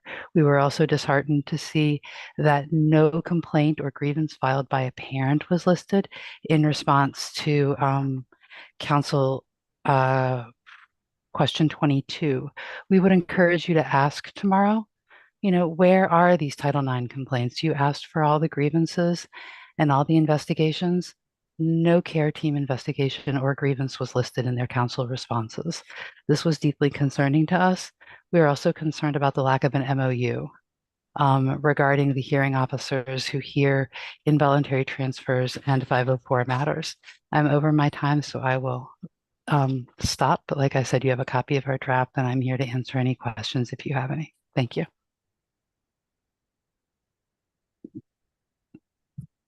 I don't have a copy of the draft, but even if I did, when are you going to submit the final? Because it's sort of hard for me to use that for tomorrow if I don't have it. I am hoping to get it to you this evening. I have a dental appointment, so as soon as I get that, but I can resend the draft, which is 99% of the way there. It's mostly OCR footnotes that I'm missing right now. All right, thank you. Mm-hmm. William Dickey. Chairman Mendelson, committee, thank you for hearing my testimony. My name is Willem Dika, and I coach soccer for DC Scores at Amadon-Bowen Elementary School in Ward 6. I'm testifying on my own behalf and not that of DC Scores. Chairman Mendelson, I want to begin by commending your staff, specifically Ms. Leah McNeely and Ms. Pat Joseph. I testified at a health oversight hearing last October that you, Mr. Mendelson, also attended, and where Ms. McNeely reached out to me regarding an overcrowding situation at Amadon-Bowen, which was resolved. 1 month later, I contacted Ms. McNeely, asking her help in getting a dear friend of mine who has a housing voucher and was in a house filled with black mold with her son, daughter, and 3 grandchildren. They were stuck with a landlord who refused to do anything about the mold and multiple other health code violations. Ms. Joseph and Ms. McNeely contacted and followed up with the DC Housing Authority, where the approval process my friend needed to move into a new home had seemingly stalled. She is now currently in a new home, I'm happy to report, and much healthier, so thank you. At that hearing, Mr. Mendelson, you held DC Health's feet to the fire, to put it mildly, over the failures of the current nurse cluster model. During the questioning of DC Health, you cited an informal survey done by one of the parents I work with that contradicted DC Health claims that 100% of school health suites had full-time health suite coverage. This inspired me and a couple of other parents to call every DCPS school and simply ask them if their health suite was staffed 40 hours a week. The result was that roughly 90% of schools claimed to have full-time coverage, contradicting DC Health's 100% claim.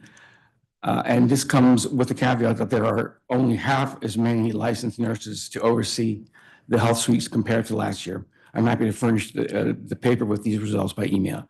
I urge you to continue to hold DC Health's feet to the fire as you did in October, and that you and the council support and fund the legislation introduced into the council by the State Board of Education, on which Ward 3 SBOE member Eric Goulet testified earlier, to put a full-time nurse back into every DCPS school by 2028. I would also urge you to hold the DC public school system to account for its lack of a clear, unambiguous statement for support for students of immigrant families. Thousands of children of immigrant families, regardless of their or their family's immigration status, are no longer coming to school for fear of immigration raids. The response from DCPS should be obvious. Students, we have your back. Every child in this country, regardless of immigration status, has the right to an education, and no ICE official can enter any school without a warrant and cannot question any student without a parent's presence, period. Disturbingly, DCPS seems to have been scared into silence about immigrant families' rights, fearing blowback from the Trump administration and Congress. And in so doing, they are abandoning those who most desperately need our voices and support. This is not the time for DCPS or any of us to give into fear. And I agree with previous testimony that DCPS putting its head in the sand will not prevent the president and Congress from coming for DC home rule. We must all meet the moment we're in. because our children will one day ask us about this historical period. What did you do? And I want to be able to tell my now 11-year-old daughter and brave girls like Lily that, sweetie, they may have come, but we came back swinging. Lastly, I echo the concerns of my co-advocate at Amidon Bowen, Pamela McKinney. I hope you can support Amidon's parents, teachers, staff, and students' effort to build temporary modular units on the field behind the school, which almost all of them agree is the best solution. Thank you for your time. Thank you, Mr. Dickey. Jorge Mbreño.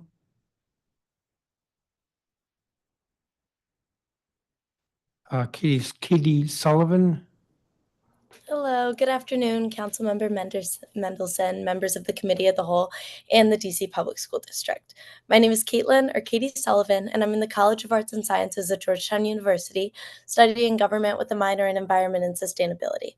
I'm here today to support DC Public Schools in further embracing the DC Green Food Purchasing Amendment Act. Firstly, however, I would just like to thank you on a very personal level for already beginning to integrate climate-friendly food into student meal plans. I was a Chicago public school kiddo my entire life, and I have insanely vivid memories of the school cafeteria.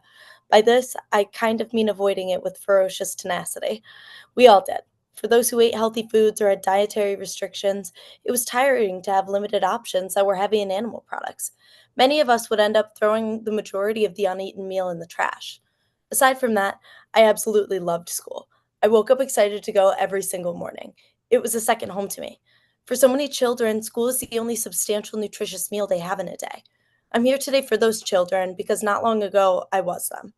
To defend their right to autonomously choose from a plethora of nutritious foods by reinforcing and revitalizing the Green Food Purchasing Amendment Act in DC public schools.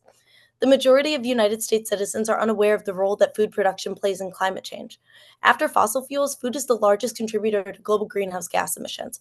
New York even found that food systems are responsible for 20% of their climate and pollution, which is comparable to all vehicle exhaust emissions.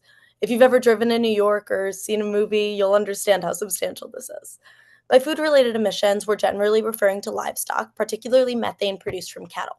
Methane is one of those super potent, complex molecules with a really long atmospheric lifespan. One of the many benefits of eating more plant-based foods is that it's one of the most effective greenhouse gas reduction strategies, and plant-based proteins have far less impact on global warming compared to animal-based proteins. Plant-based proteins reduced impact on global warming by 67% compared to chicken, 88% compared to pork, and 94% compared to beef. The Green Food Purchasing Amendment Act, passed in 2021, aims to reduce the carbon footprint of food bought within public funds by 25% in 2030, with interim goals of 10% this year and 18% by 2027. Following this plan would reduce our carbon footprint enormously and have extremely positive effects on student health. And, as I mentioned before, simply continue to create an environment where students learn to autonomously select healthy meals. We're tasked with the enormous responsibility of molding young minds. Understanding the morality leading us here today and the importance of this bill is vital for the generations in this meeting. More importantly, though, passing this knowledge down to school-age children will aid in the curation of a generation that makes environmentally responsible, nutritious food choices. I'll spare you of any more grandiose statements and childhood anecdotes and simply ask that the Green Food Purchasing Amendment Act is further upheld in DC public school systems. Both the environment and the health of school-age children would experience positive ramifications in doing so. Thank you so much for your time and consideration. And please feel free to reach out to me with absolutely any questions. I hope you'll excuse me. I do have to run to class, but thank you. Thank you, Ms. Sullivan. Navia Williams. Sarah Buckley.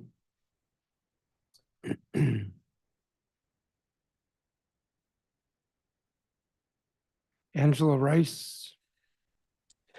Good afternoon, Chairman Mendelson. My name is Angela S. Rice. I've been a District of Columbia resident for all of my 72 years, and I was an educator in the DC public school system for 33 years. I'm here to propose a name change for Thomas Jefferson Middle School, formerly Jefferson Junior High School, a school named after a slaveholder, to Vera M. White Middle School after Jefferson's former illustrious principal, Vera M. White. As a former teacher at Jefferson Junior High School, who had the supreme honor and privilege to work with Mrs. White when she was the principal, this has been a mission of mine and Mr. Ahmad Nuruddin, who has worked so hard and been so dedicated to see this honor become a reality. He has reached out to the city council member, Charles Allen, to the ANC, a former principal at Jefferson, and a current principal.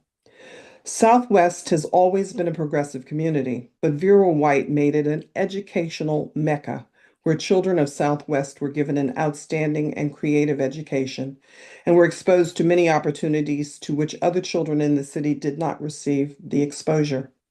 Children in Southwest felt loved and special at Jefferson and went on to high school with a superior education. Eventually, Jefferson became the school that many DC parents across the city wanted their children to attend. But Southwest children always came first. Mrs. White changed lives all over DC, but most importantly in the Southwest community, and deserves a place in the history of Southwest and the District of Columbia. Jefferson, under Mrs. White's leadership, hosted a future president of the United States, Bill Clinton, countless congressmen and senators, as well as ambassadors, kings, dignitaries from all over the world, because they wanted to witness a world-class education. Jefferson Junior High, under the leadership of Vera M. White, was the first school to receive a $1 million grant from a school partnership, ComSat, and we were chosen to have the Challenger Center for Science in our school.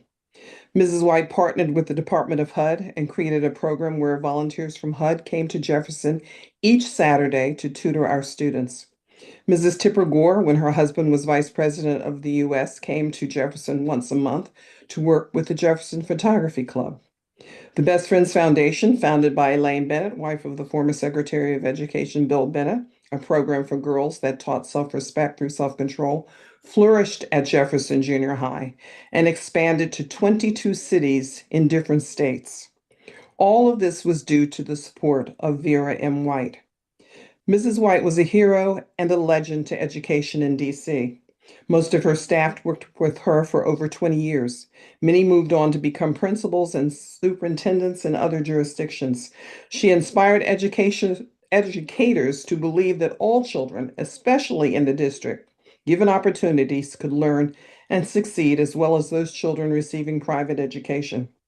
Her former students believed that their Jefferson education was the most significant in their lives. Mr. Nuruddin, Jefferson alum, and I would be honored to participate with more testimony to answer any questions that you have. We truly feel that Mrs. White deserves this honor. She served this city with honor and dignity for over 50 years. Thank you.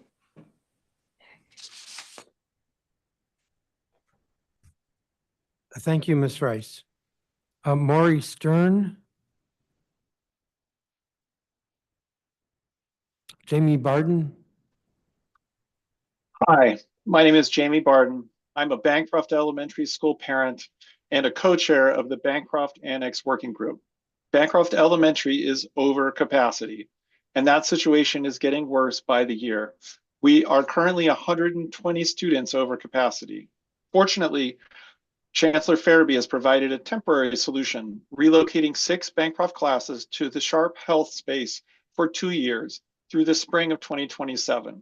However, even in that second year, that space will be shared with another elementary school. With swing spaces in high demand, we need a permanent solution. Fortunately, there are 2 buildings available that could provide long-term solutions to the overcapacity issue. In last year's budget, the City Council appropriated $9 million to make the Henderson buildings into an annex for Bancroft. The mayor, the deputy mayor for education, DCPS have toured the building.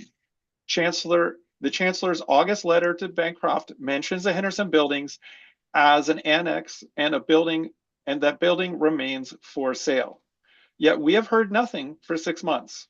Second, we've heard that the former DPR headquarters at 3149 16th Street is available.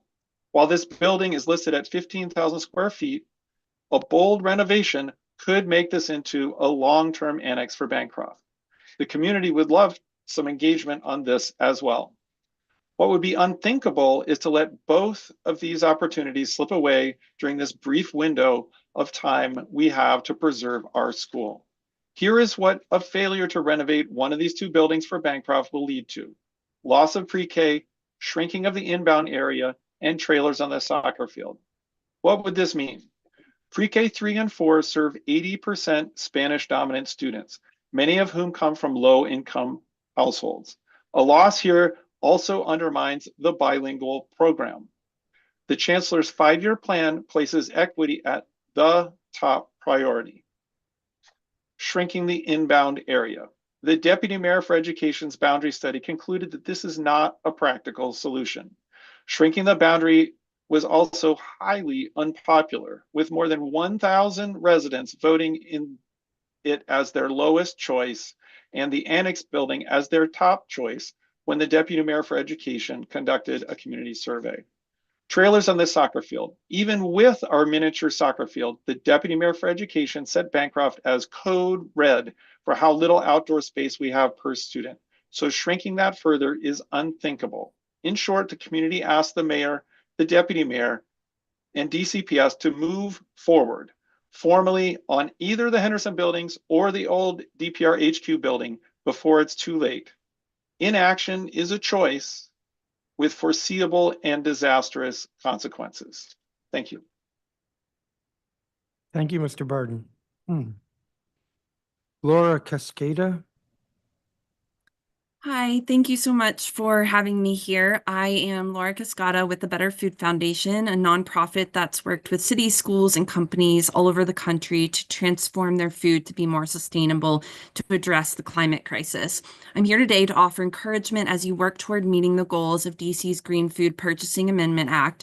In the global food system, animal agriculture uses 77% of all farmland and produces 57% of emissions, yet provides only 37%. You're going to see my cat, I apologize. 37% of the protein. And if cattle were their own nation, they would be the world's third largest emitter of greenhouse gases. So clearly this issue is urgent, and you now have a critical opportunity to address it. Fortunately, transforming the food you serve can be easy, cost-effective, and inclusive simply by using behavioral nudges. These have been used by hundreds of universities, hospitals, schools, conferences, and more, and make plant-based the easy choice without sacrificing freedom of choice. The most effective way to nudge people is by making plant-based food the default and allow diners to request animal products if they wish. Because we naturally gravitate toward foods that feel normal and accessible, most people simply stick with the plant-based option.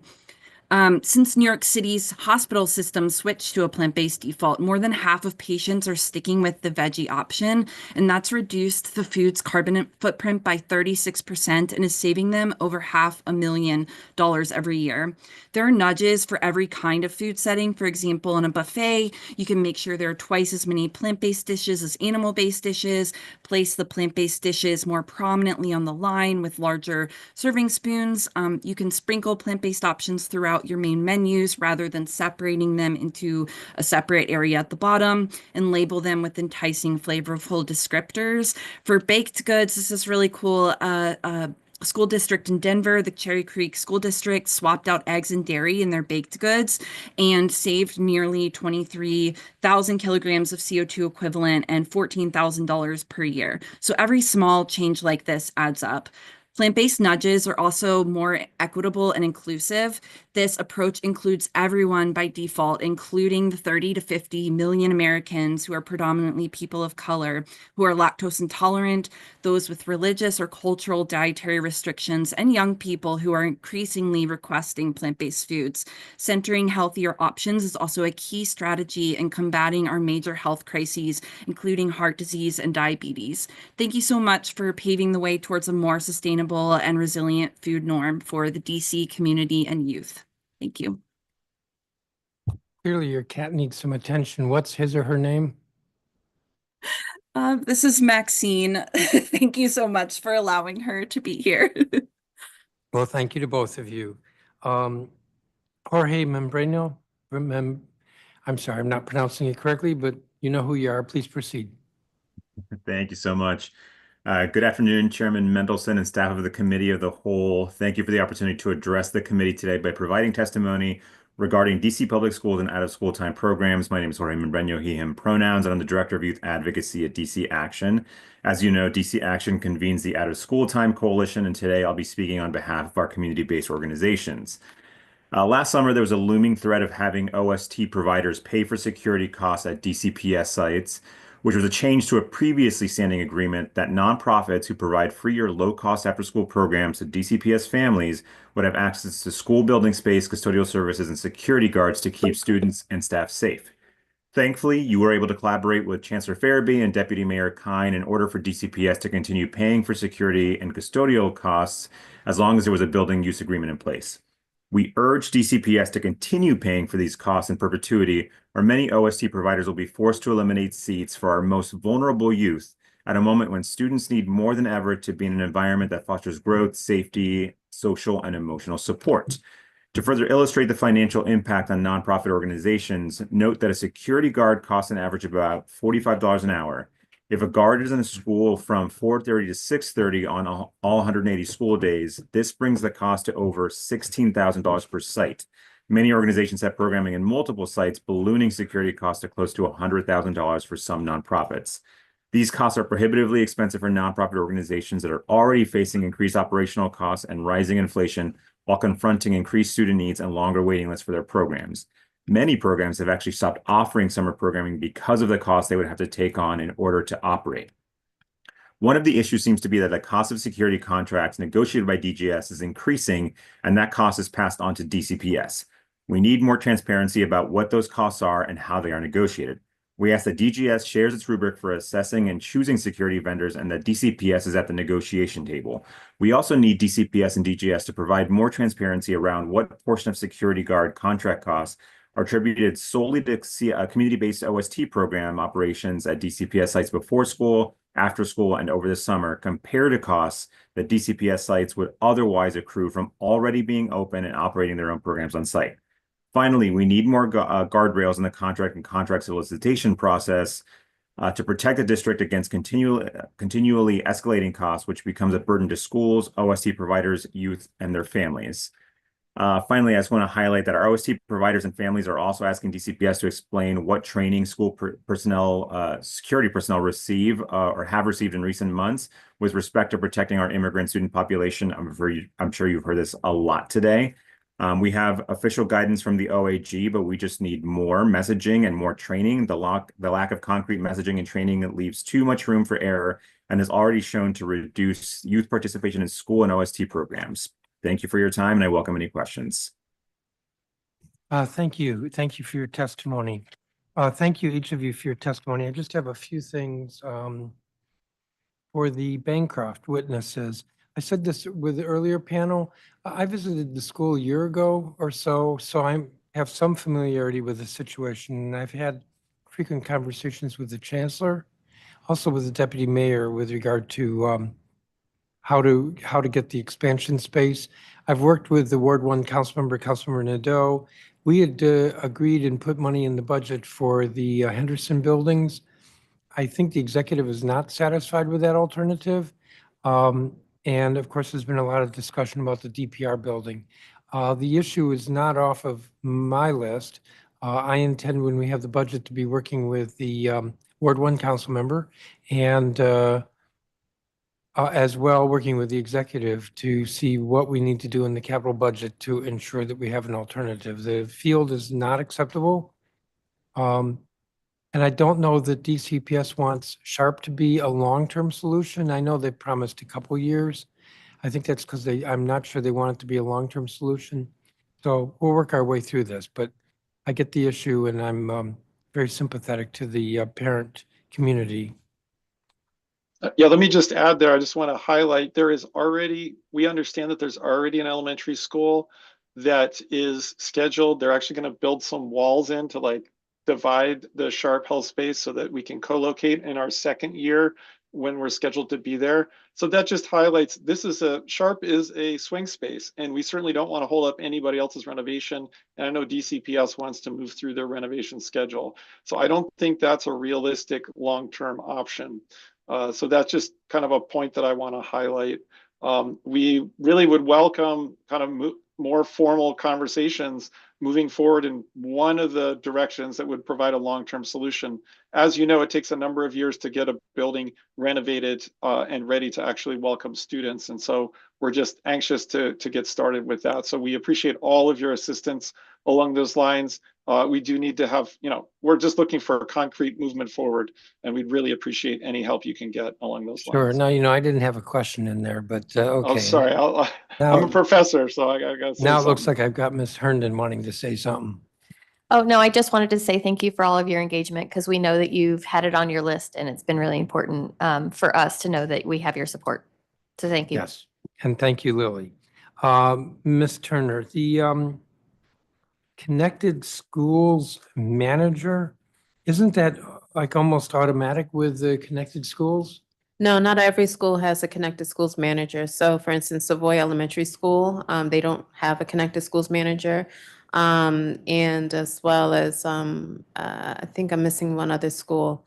But we notice a difference when a connected schools manager is there and when one is not. And that's a permanent arrangement, because sometimes people will come and go. So Savoy just has not had one. No, Savoy does not have one. Also, Savoy doesn't have an art teacher, and also their principal is on sick leave.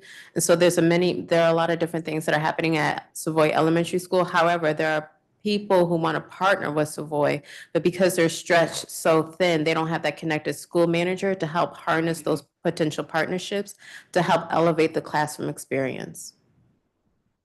And schools like Savoy need a connected schools manager because it helps to create stability in the community, stability in the school. Could this be a decision of the principal? Well, what we've noticed is that schools have very dicey decisions when it comes to the budget. And there are certain places where they choose to, one person has to be relieved for another, for something else to come in. And so it's not something they just have. And what we're advocating for is that all schools should just have a connected schools manager. Sure. No, I get the advocacy. I do believe in trying to elevate principal autonomy, so we then can kind of hold the principal accountable if things are not happening. In any event, I appreciate your testimony on this. Yes, and I do want to say we do have to hold principals accountable, but principals are stressed out with all the decisions that they have to make. Some things shouldn't be a choice. They should just have it. And that is a connected schools manager. With regard to the witnesses regarding Amadon Bowen, Ms. McKinney was one. I'm going to look to the Ward 6 council member who I know has been quite involved. And I get it that the swing space is not good, not a good option. I'm going to probably ask the chancellor generally about swing space tomorrow, rather than getting into specific schools, because there's several schools that are complaining. But I'm supportive of a better solution than what's been so far offered to Amadon Bowen, and looking to work with Councilmember Allen on that. The last issue was, Mr. Dickey, you mentioned the nurses, and we should support a bill that I guess was introduced. I don't quite remember. In any event, most recently, Councilmember Henderson, chair of our health committee, and I met with the director of the Department of Health. As I think you know, there's just a shortage of nurses, and my view is that we need to have a policy that reflects reality. So we're not saying, and this is the problem with some of the legislation we've had, every school is going to have a nurse. But if we had our druthers and we as the council, we want every school to have a nurse. So it's just figuring out what is the best solution right now, given that there are not enough nurses. You know, the DCPS or Department of Health or the education system went to this cluster model, which I think it'd be really hard to find somebody who supports that or thinks it's working. So I would say it's in process, but the legislation, I think, was a little too not nuanced and didn't reflect reality, and that's a challenge. May I just add that I think part of the reason that there's a lack of nurses is that they're not being paid, I think, the kinds of salaries that we're seeing in the region. And I remember talking to the director about that. I know I'm interrupting. Prince George's, I think, is paying more, yes, but otherwise we're competitive, I believe, with the rest of the region. Now, that doesn't mean that we don't need to figure out what to do about Prince George's if they're paying more, but it's not like we're out of whack. no, but I also think that nurses are leaving because, they Burned they're- out? Well, no, I think they're being given responsibility for four schools, right, overseeing medical technicians. And I think that's a difficult ask. Well, I think that's a problem with the cluster model. Yeah. But there weren't enough nurses. That's why the city thought the cluster model was a solution. Right. It doesn't seem to be working. So all I can say is that, probably a lot I can say, but we share your concern and we, the council, are trying to find a solution. I think I'll leave it at that. Thank you. So I want to thank everyone for their testimony, for the time you put in, since we're near the end of the hearing. So you all are excused. The remaining witnesses are from Black Swan Academy, Star Short, Marcus Williams, Kelsey Payne, Ty Duckett, Tyler Dawson, Alea Harris, Daniel Treveria, Naomi Tony, Jermaine Williams, LaGeorgia Callahan,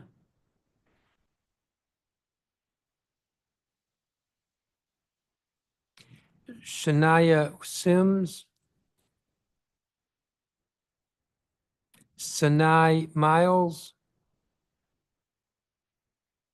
Elias Lucas, Israel Jefferson, and Irene Jacobs. Good afternoon. I am here. I see that you are. Give me just a second.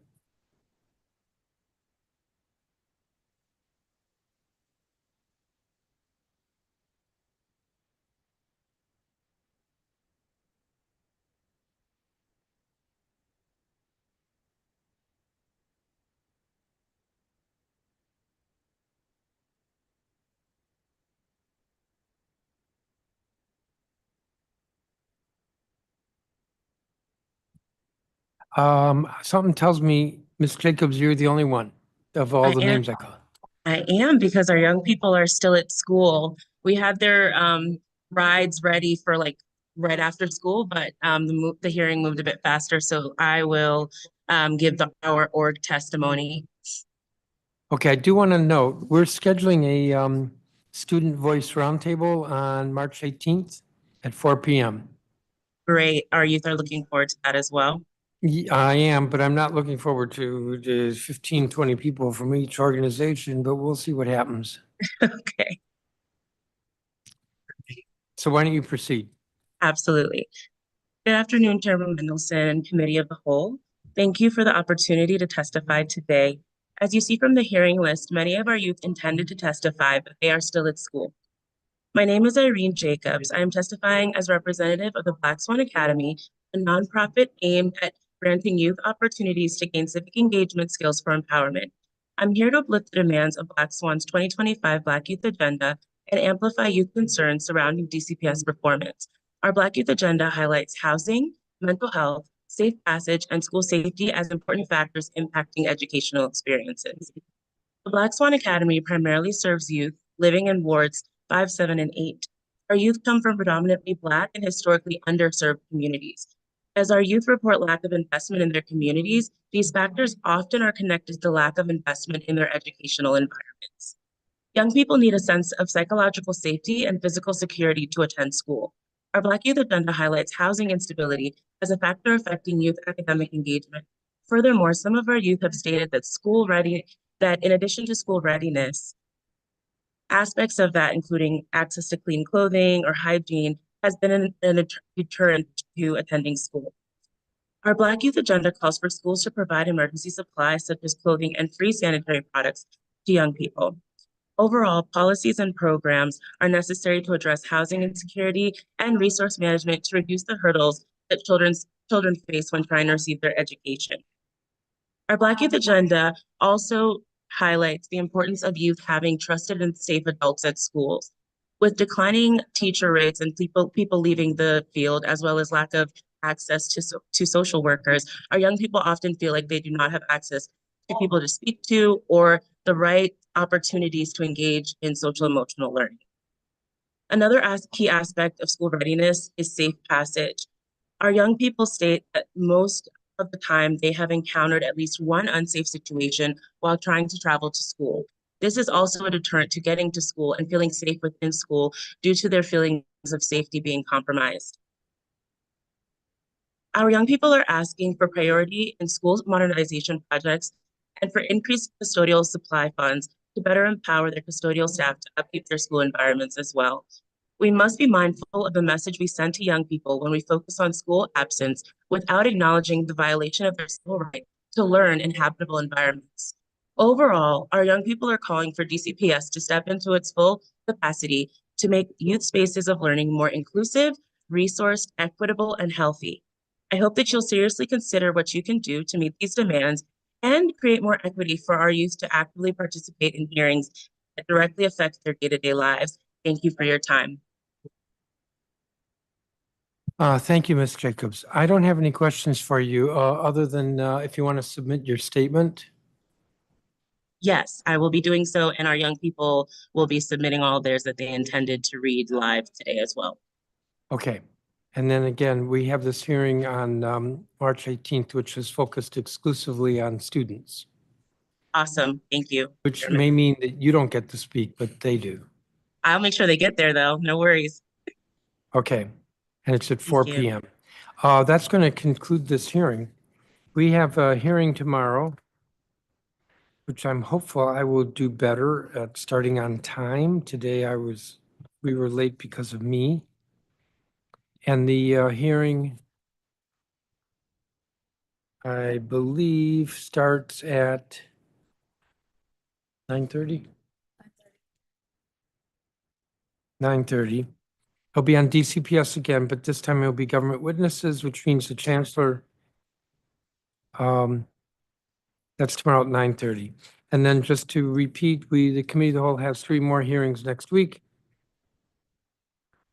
On Wednesday, the State Board of Education, the Student Athletic Association, University of the District of Columbia, the Deputy Mayor for Education, the DC Public Charter School Board.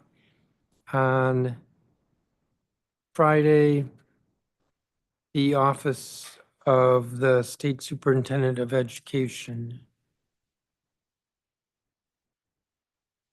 I'm noticing the council's hearing notice says government witnesses only on Friday, but I believe it's both public and government with regard to OSSI on Friday, the 7th. The time is 3:09 p.m. and this hearing is adjourned.